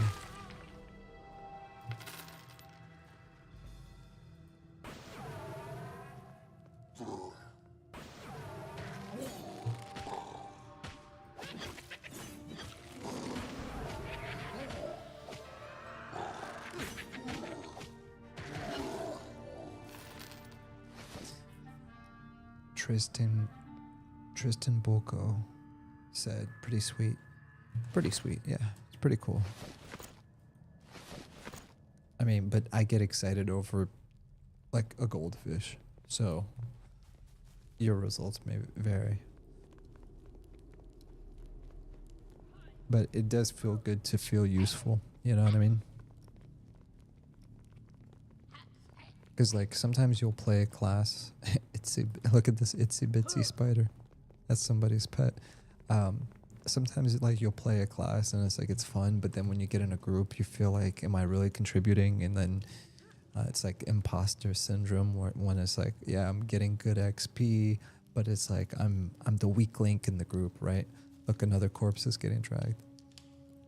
I don't feel that way, and I'm an archer. It's like, what's so good about me and my arrows? Like, a fighter's a good tank, right? A rogue is good DPS. You got a healer like a cleric. It's like, who needs an archer? But the archer actually is really good DPS and utility, because I can do damage over time, like a dot.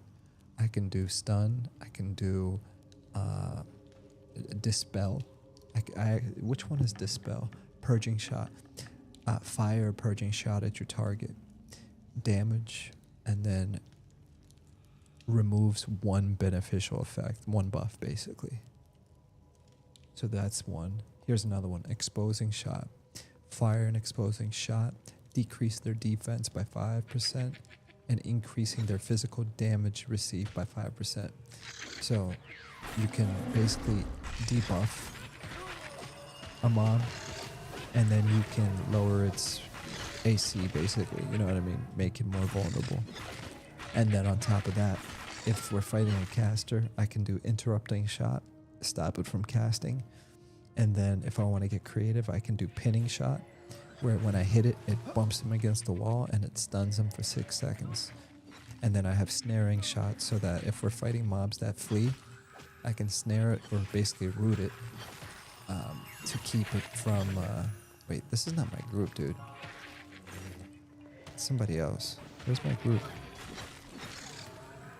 Yeah, okay, we're taking this one. Sean, is that... Sorry, getting distracted.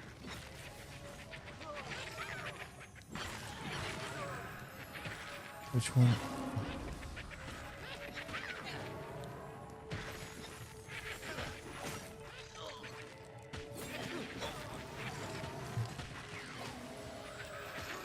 And the thing is, I'm only level 11, right? So I don't even have like my full kit, so I don't know what I don't know.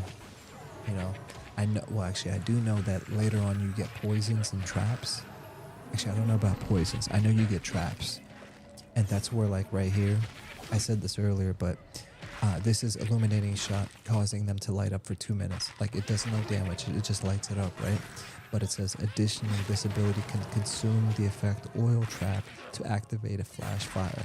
So when you get traps as an archer, you can basically set a trap, make something get covered in oil, and then if you shoot them with the illuminating shot, they'll catch on fire, and boom, you have a damage over time. Burn your target with a flash fire, dealing X amount of damage every 6 seconds for 1 minute. Like, I had no idea, but that's like... very cool. Uh-oh. Ven put pineapple on pizza. Oh, the ultimate sin. Psych, I love pineapple pizza. How dare they? Where are we going? Def looks more interesting than Ranger in EQ1. Well, I was saying that earlier because I was like, you know, the Ranger's good too, you know what I mean? But it's more like an EQ Ranger where you have spells and other stuff, right? So Tristan, that's the thing. So there's a Ranger class, and it's like your traditional EverQuest type of Ranger. So it's got like the Druid spells, it's got the melee DPS, and then you shoot bows, and you have like special effects for that, right? So like an EverQuest Ranger. And then here it's an Archer. You get no mana. You don't have any spells. You don't have anything. You're pure melee and rage, right? The thing about playing a Ranger in EverQuest, when you were level 8, you weren't using a bow.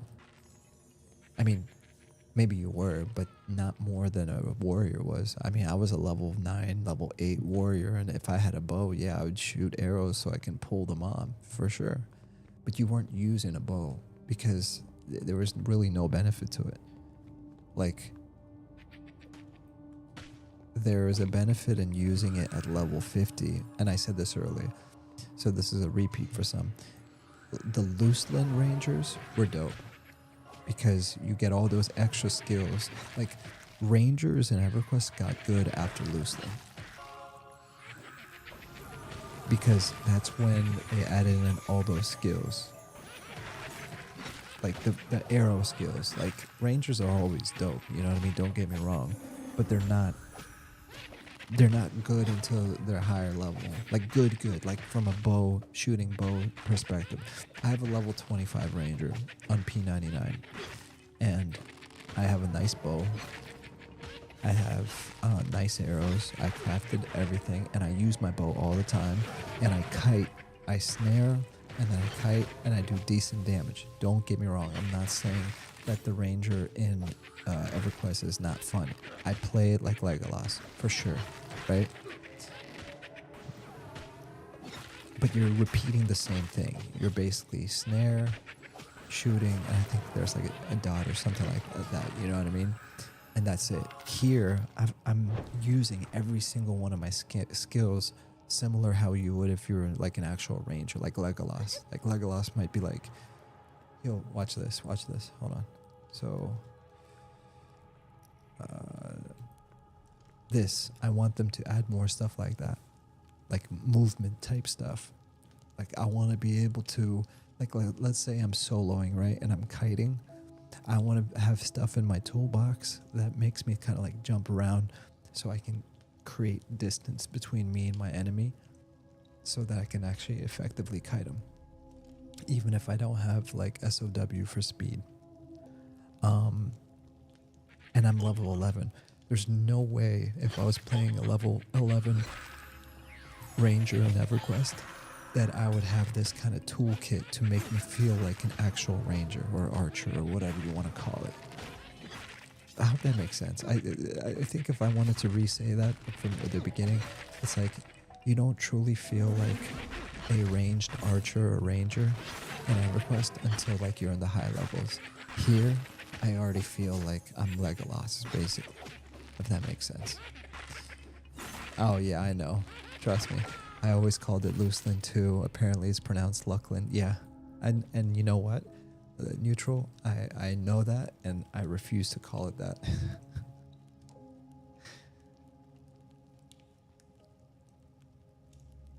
I have no idea. So sorry, that was neutral.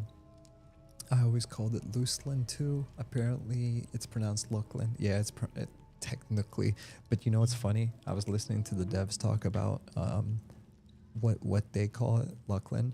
And some of the devs were like, I called it Lucelin too, you know?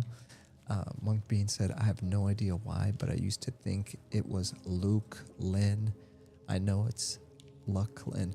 So Lucelin, Lukelin, Lucklin. I think when I was a kid, it was probably something similar to that. Like, first of all, I always said Lucelin, but I think there was a time when I questioned how to pronounce it,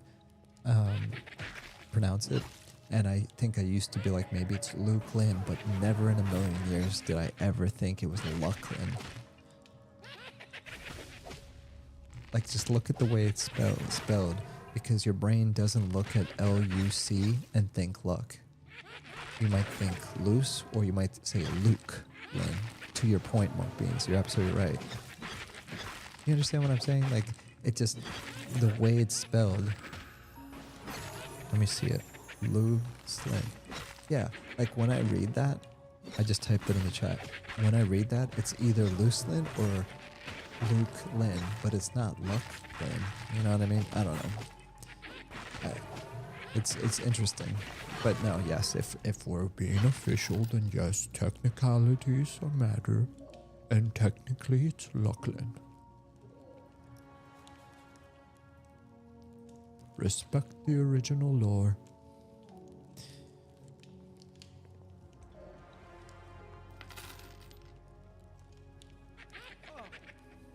Uh-oh.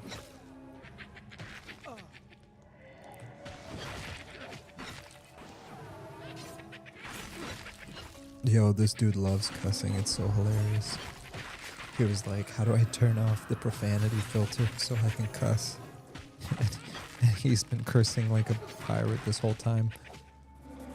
Me personally, I love the profanity filter. Because I don't even know any bad words.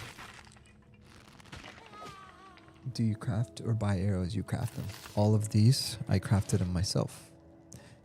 Right here. So these are my arrows. And look, I have a fletching kit. Where's my fletching kit? Oh, hold on. Sorry. Crap. Okay, I'm messed.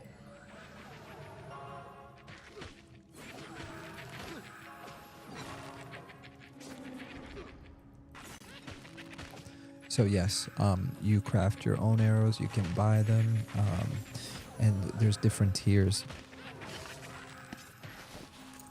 Let me see.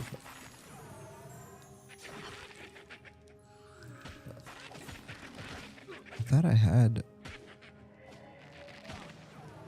Maybe I didn't bring it with me.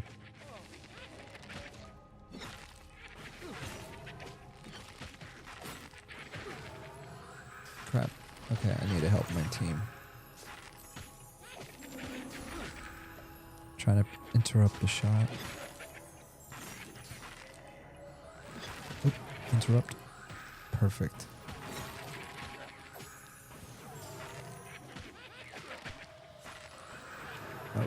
Oh. Aim shot.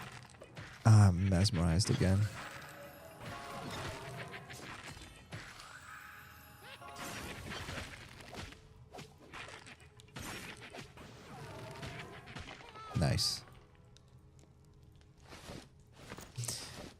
Anyways, what was I saying? Yeah, both. Sorry, Tristan. You do both. What I was trying to show you is that I thought I had my fletching kit with me, but I don't. So like you can chop down trees and mine. So I have my pickaxe and I have my axe with me. And, you know, there's different tiers. There's different tiers of arrows, and I think the best ones I have right now are copperhead, stone. So yeah, see, here you go, great example. So stonehead, copperhead, and bronzehead. So like different tiers, and the only reason I have different ones right now is because, you know, what's the point of wasting them, right? So the first ones I ever crafted are these, stonehead, and then copperhead. And then my boy Vontae, he's like a much better crafter than me. He crafted me these bronzehead. Hold on, my torch went out. I'm gonna need to craft another torch here in a minute. Destroy. Let me craft another torch. Crafting, let's do... Oh, nice, I have these ones. I'm gonna craft 2 of these. Bro. Freaking A. I was like, it failed.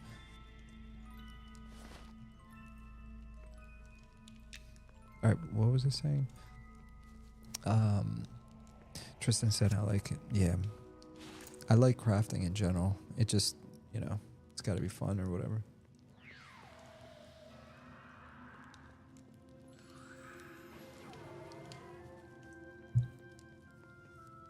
Excuse me. Ooh, another caster. Okay. No, it's not a caster. It's just a provisioner. I was like, I thought...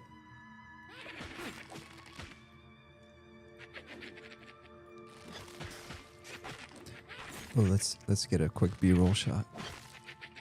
I mean, screenshot.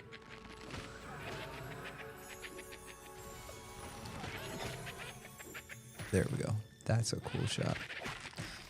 You guys can't see what I see, but when I took the screenshot, the arrow was flying and everything. Oh crap! Oh crap! Okay. Shoot! That's what I get for being an idiot.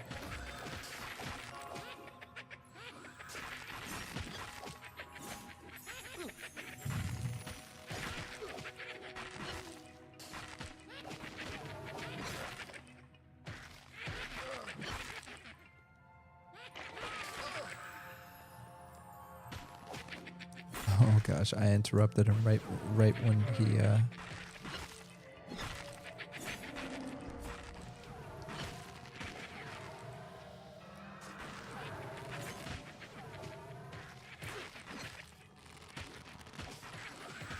Oops, I just wasted my interrupting shot.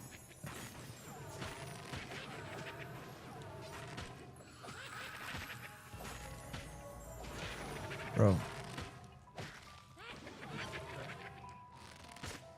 Well, let's interrupt one more time. Nah, we don't need to. He's dead. Nice.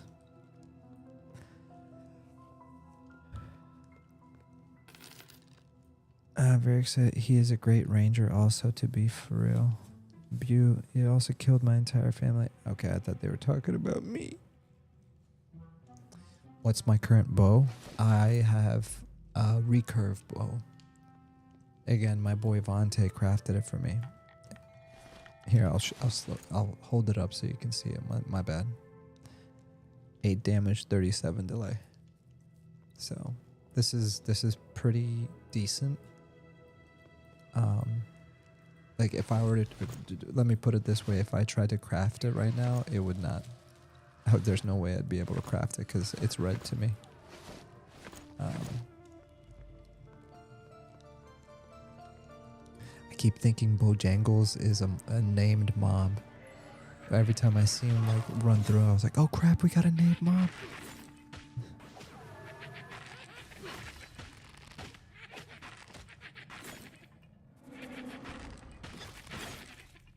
I'm gonna have so much fun rewatching this stream. Because it's gonna be like 4 hours of just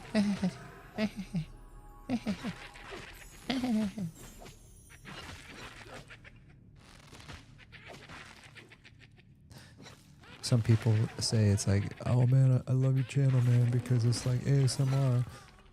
Now this one really is gonna be, it's gonna be skeleton ASMR.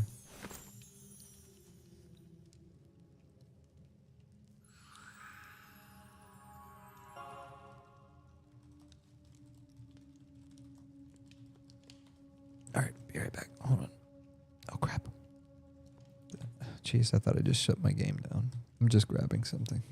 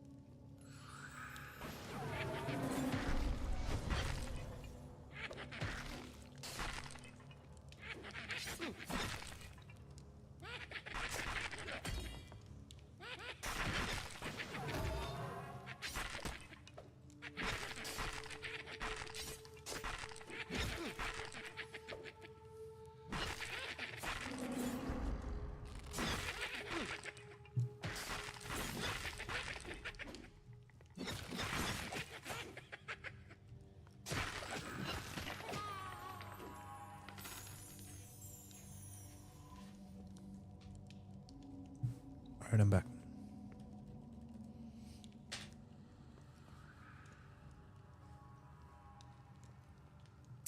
You guys have high level alts.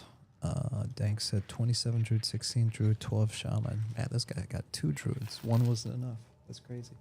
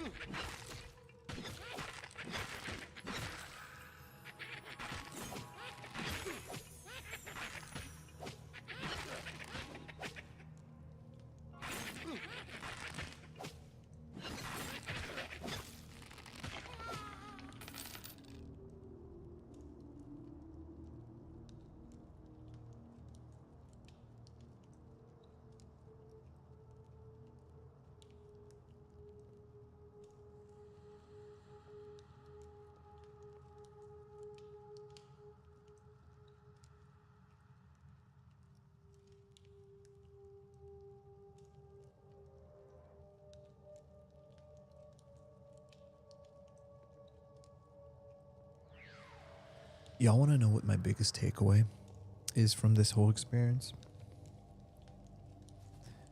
It's 5:16 a.m. and I'm not a gamer, right?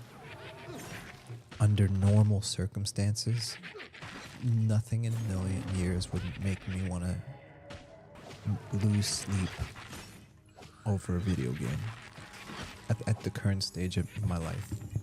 Like there's no video game that literally where I would be like, yeah, let's pull an all-nighter. This was completely unintentional. I was exhausted. I was like, I'll come in for like 5 minutes. Like, sorry, like 2 hours, 1 hour. I'll chat with y'all or whatever and hang out.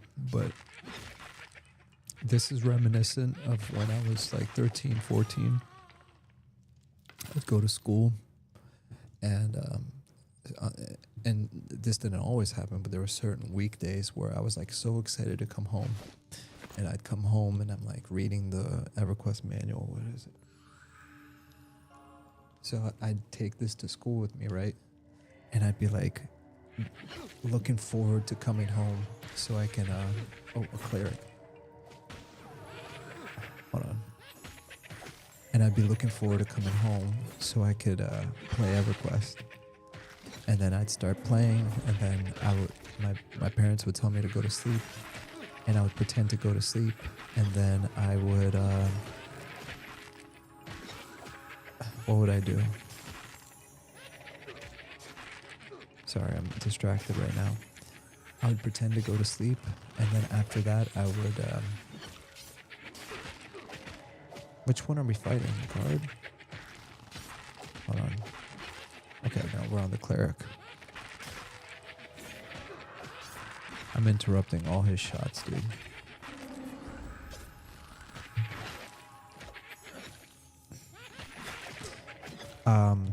So anyways, I would pretend to go to sleep, and then I would get back up and I'd like play till 4 in the morning. Or 5 in the morning, and then I would go to school the next day. And I wouldn't even be tired because I was so hyped about like the night I just had that I would actually show up to school full of energy, hang out with the boys, nerd out about like games or something, and then come home and play EverQuest like as if I didn't play all night. And my parents were like, well, okay, that's fine, you can play for a few hours, and then rinse and repeat.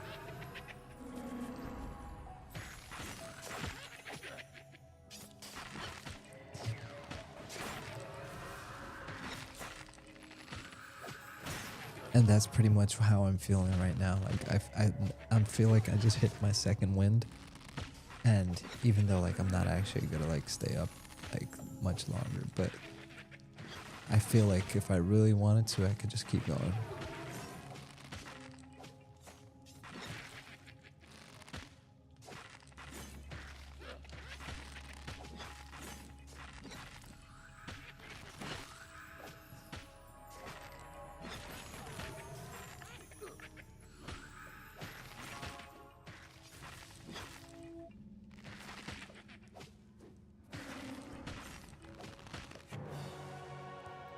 Bro, we did it.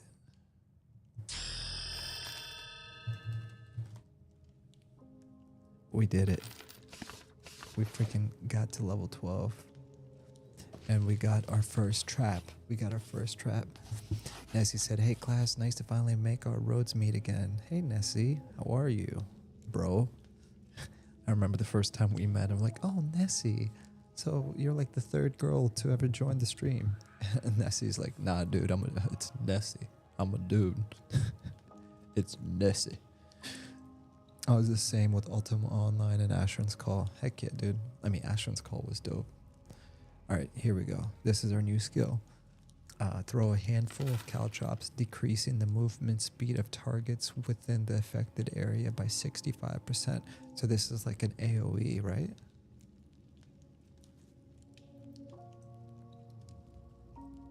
How do I do this?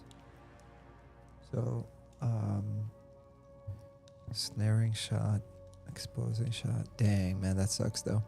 Because now I'm at a level that I have to pick between certain abilities.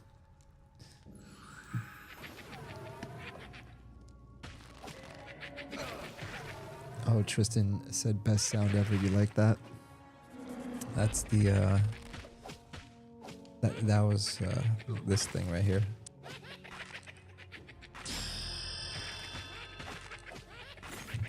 I always keep it close by, just in case. So I'm not going to use this right now.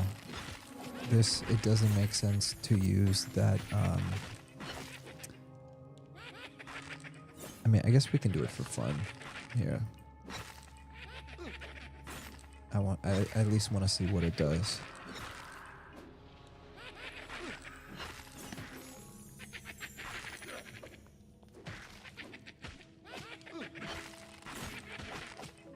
What is this? A skeletal porter?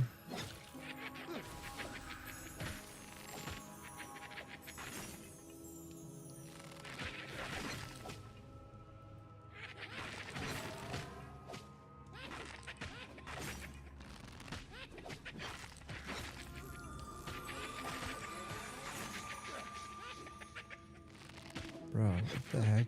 Target WIFI by 65. Oh, it has a cooldown of 60 seconds.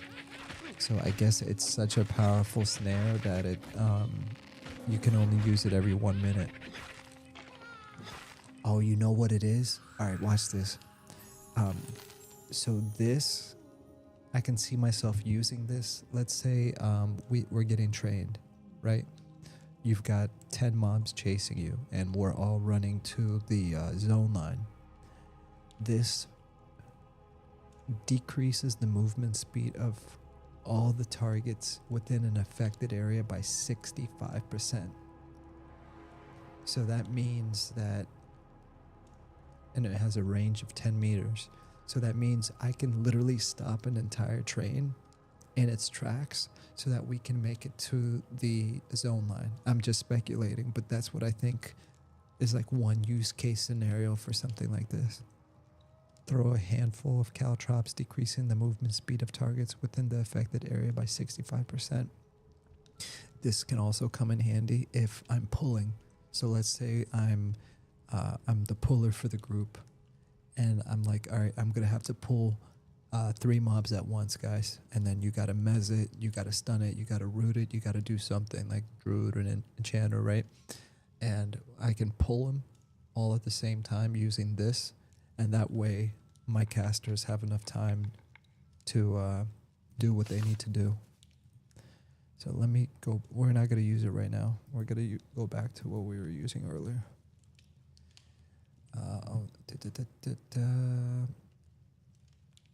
Nessie said, "Grats, thank you." Tristan said, "Oh, nice. LOL, thought it was added in the game." Nah, they've got the they've got their own sound. You know, they don't want to plagiarize it. You know what I mean? Nessie said, "I should have that sound with me and use it after I do chores or other things on the house." Exactly. Exactly. Wait, what?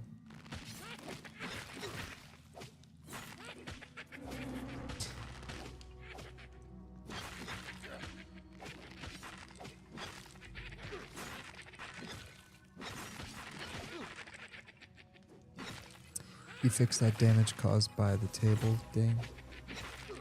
Oh, you fix the damage caused by the table? Question mark ding. 100%. Or like, you know how like if you work at a sales organization, they have like a gong or like a ring the bell. Or like if you go to like a restaurant and it's like every time somebody leaves a tip, they ring the bell. If I had my own restaurant, I'd probably be selling rations and water. Welcome to my shop, selling rations and water and boar meat. And then every time they leave a tip, I just do.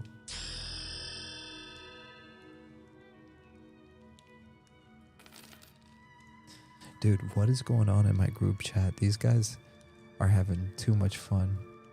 But Van did kill my entire family. Please help. That's like the 7th time he said that. I wonder what the inside joke is.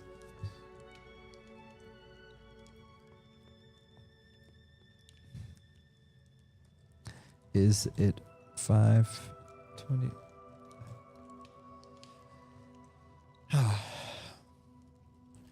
Guys, you know what?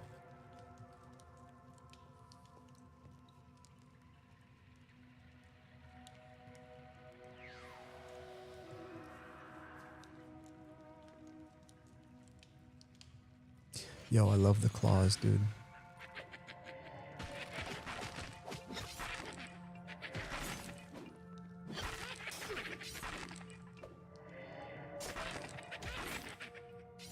Whoa, did not mean to go all the way back.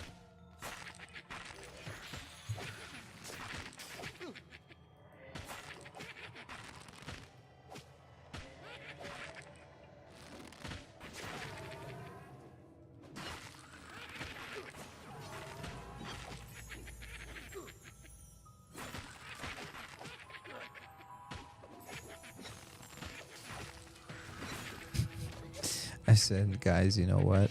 Beef Bro said, go on. Lyra said, what? Every time I get a new family, Ben kills him. Dude, what is this thing about Ben killing them?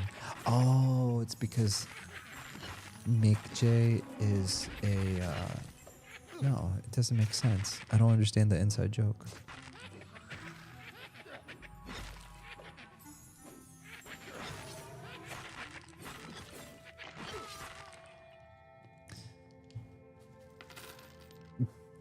Bro, this guy is like, okay. Oh, crap.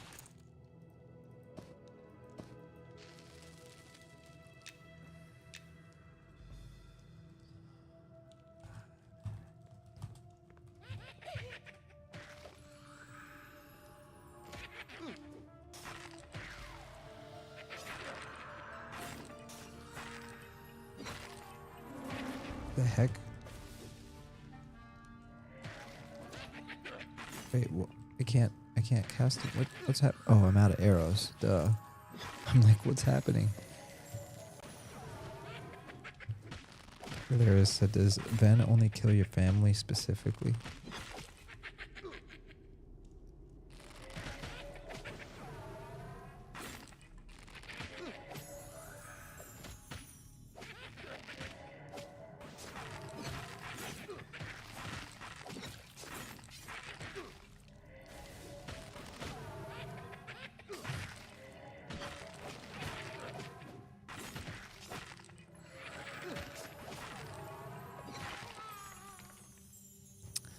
So, what if I said that it's time for me to go to bed?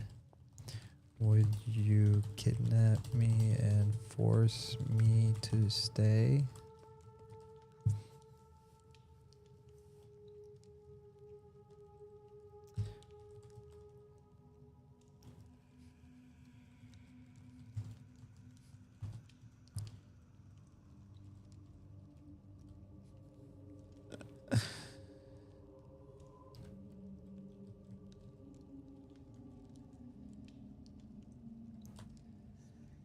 Oh, Venom said, hang tight, librarian is going down. We have reinforcements. 1, 2, 3, 4, 5.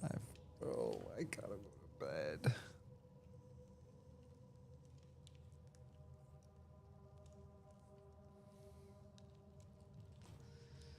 I may have to, oh gosh. Alright, I can't be, what's it called? I can't be, what's the word? Peer pressured into this. I'm actually peer pressuring myself. I don't want to call it. I mean, we would obviously go back to town and we would sell and we'd take a few minutes to just say our goodbyes. But the thing is, I mean, I think I've accomplished more than enough for tonight.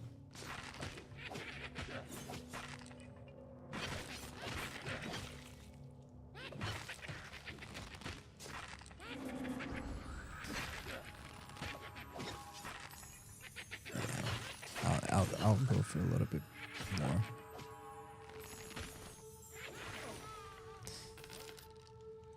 Asmo said sleep is important. Is it though? I mean, you only live once.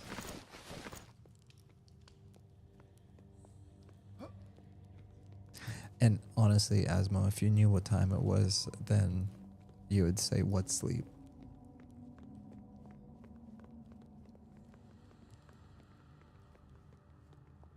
It's 5:32 in the morning, guys. I mean, thank God it's Saturday.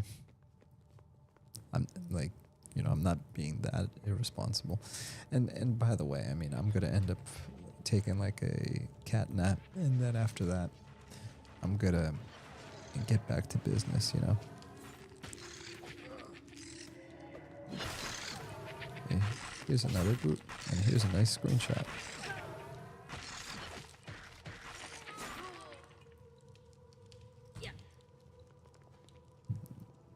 I guess that's okay.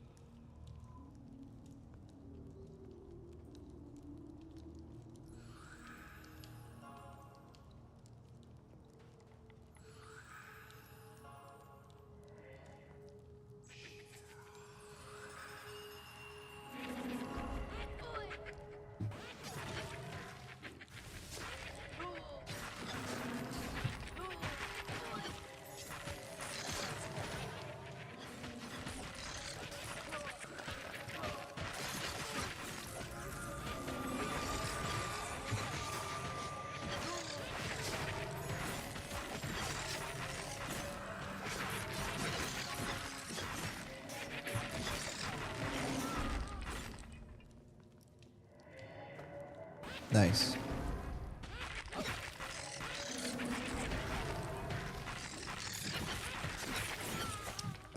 Okay, so this is what just dropped. 1 stamina, plus 3 intelligence, -1 charisma. Sorry guys, that was kind of a big deal. We just killed the boss. So, charred transcripts, cleric, druid, electric, ranger, shaman, da da da da. So I can't really use it, so it's not for me. But it looks like a good, oh, it's like a book that you hold in your right hand. Sweet.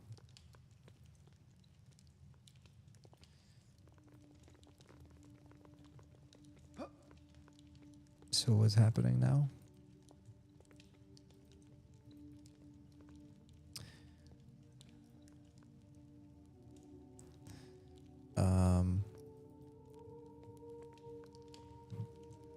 We got our revenge. We got our revenge indeed. Wait, hold on. Who's this person with this beard? This is the first time I've seen this person. That's kind of a cool shot right there, though, with the skeletons and everything. And look at the skeleton over there, the corpse in the background. Here, I'm gonna cut it out so I can take a proper screenshot.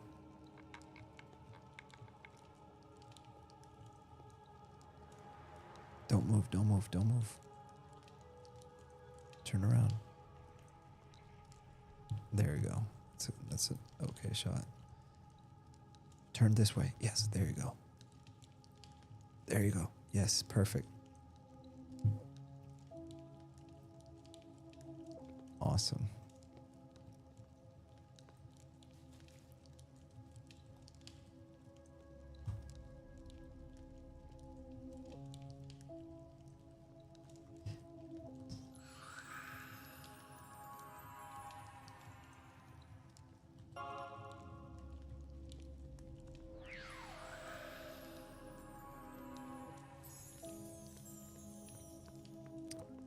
Oh man, all right. It's about that time for me.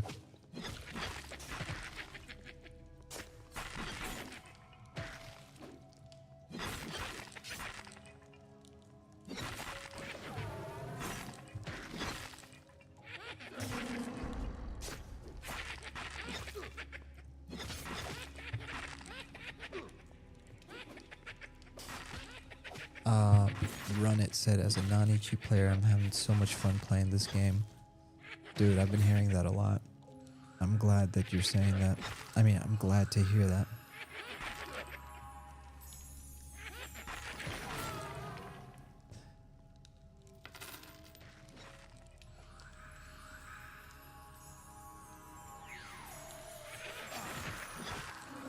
Yeah, this guy's almost at ding. Okay, we're fighting back to the exit.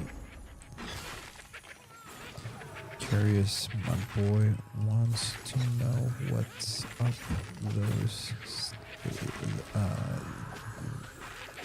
that ladder.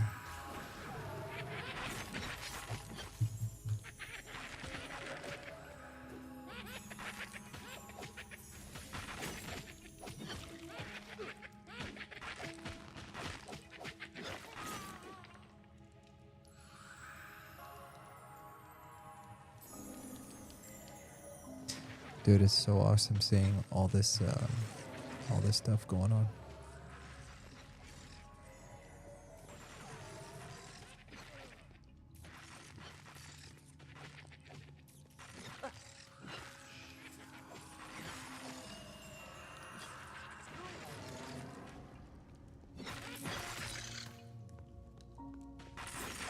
I feel like there should be like a secret over here somewhere.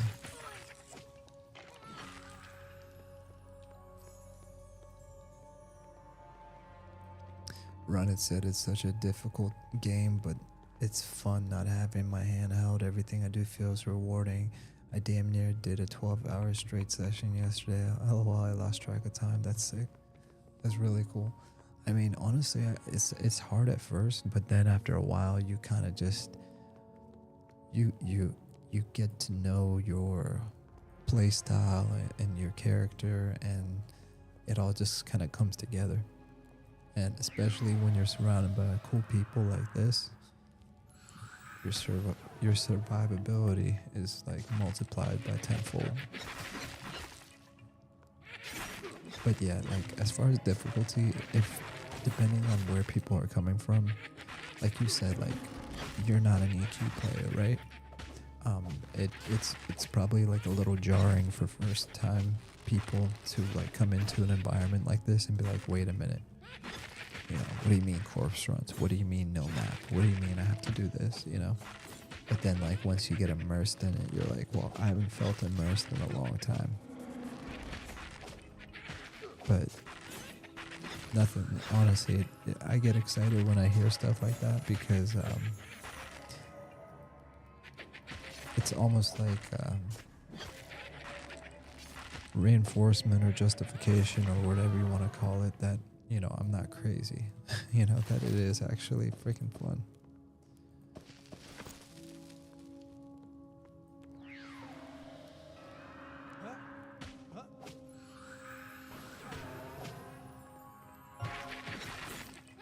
Bro, I literally hit him with the interrupting shot. What the heck?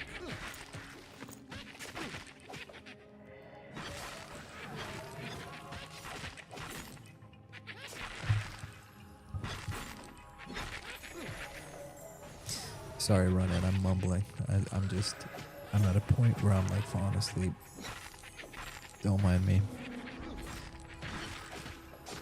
You caught me 4 hours and 32 minutes into this at 5:40 in the morning. And the sun's about to come up. Don't mind me.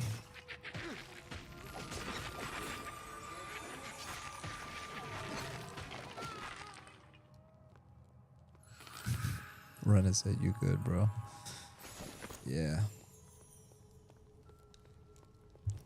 Oh, well, I can't compare to you. You said 12 hours. I'm over here like after 4 hours, like, oh.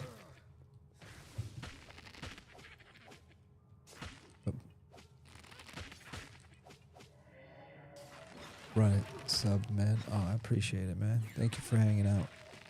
I really appreciate cool people like you being here. Like, more than anything, more than a sub, more than a like, more than anything, nothing makes me happier than just chilled people being around. That's one of the most rewarding things, because I didn't even think, I told the story earlier about how I didn't want to make a YouTube because I didn't want to be around people, but I didn't realize there was going to be so many cool people, you know what I mean? So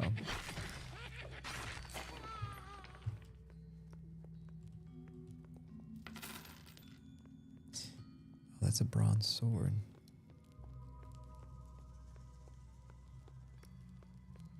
So yeah, man. No, I appreciate it though. What are we doing? Are we just training everything? Why are we doing this?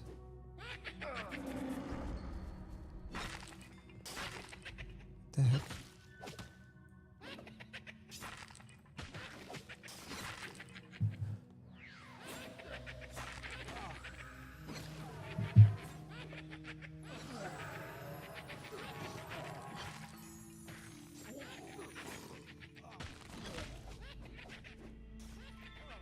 Bro, what the heck is happening?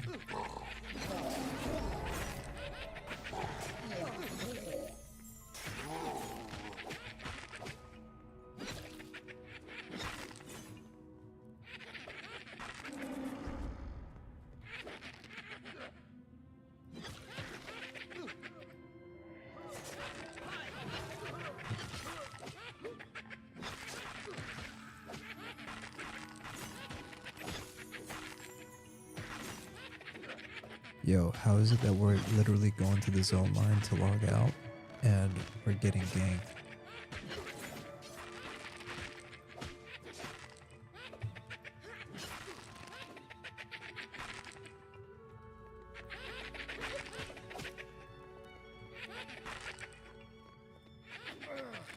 Alright, let's go.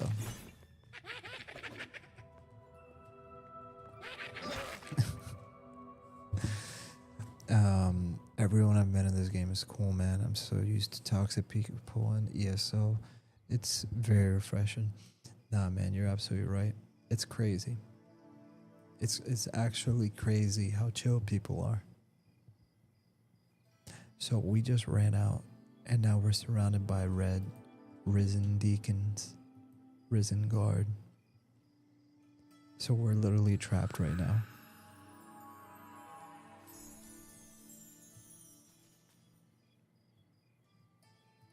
Oh, I gotta take a picture of this. This is funny.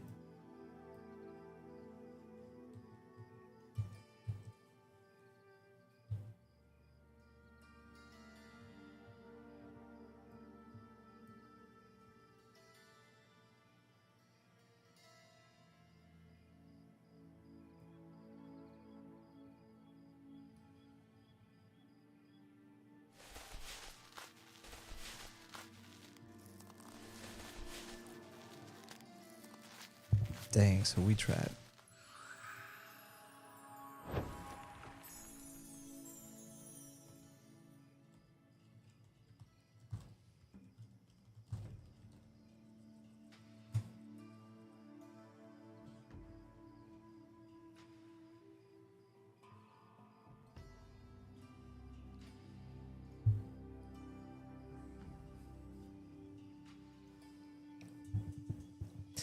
Alright, so Laris, who said, Knight, thanks for the adventures.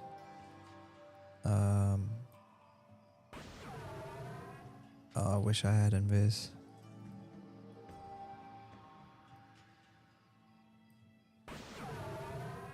Oh, what is this? Invisibility versus undead. So, he just gave all of us invisibility against undead. Invisibility versus undead. You cannot be seen by undead for 10 minutes.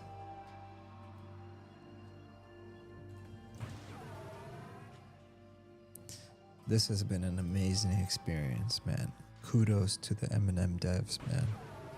I cannot believe what these people have accomplished.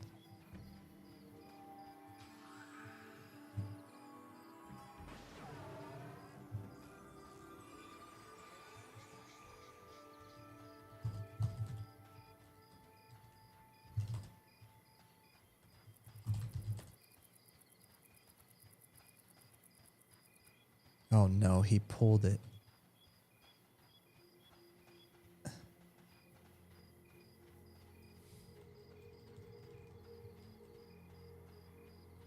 Good night. Wow. Beautiful. All friends. You guys are amazing. Thank you. Night all. I guess I'm gating. Everyone's just uber friendly.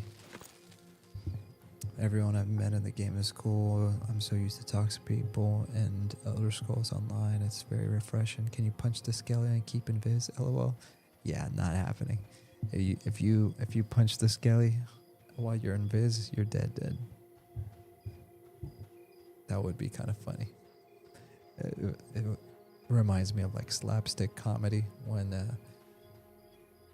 and those like older movies like not Top Gun, but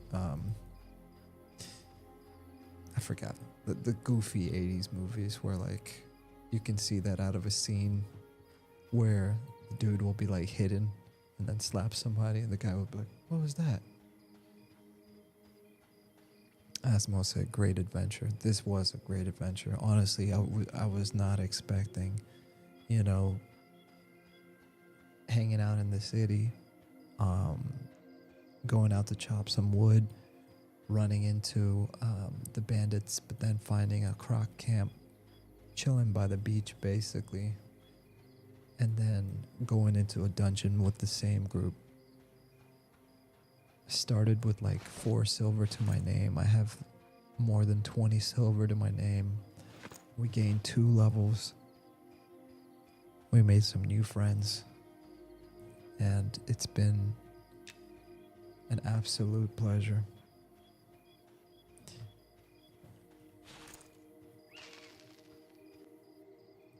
It's crazy, dude.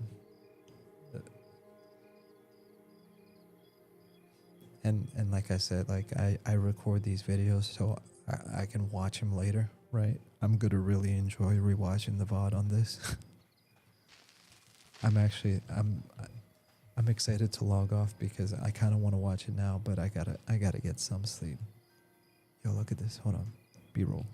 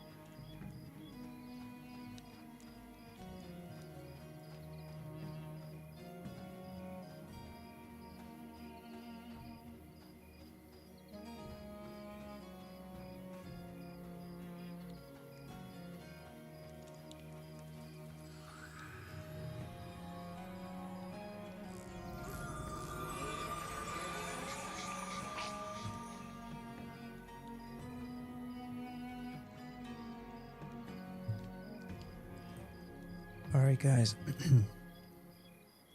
All right. It's that late. I'm gonna say my goodbyes. Asmo, thank you for hanging out. Monk Beans, I appreciate you. Majestic, great seeing you. Oh, I just realized you have an interesting profile picture. I like that.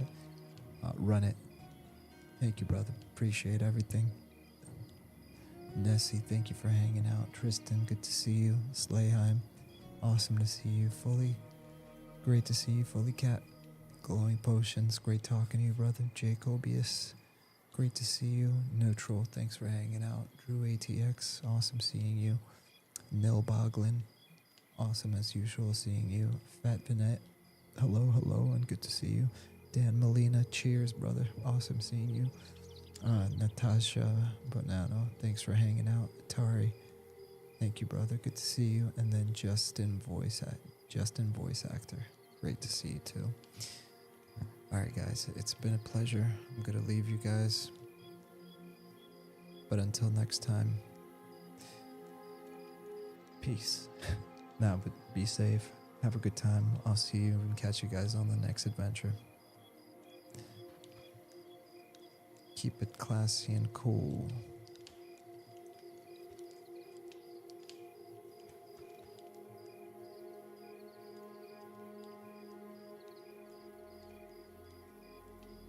Nah, it was a good time.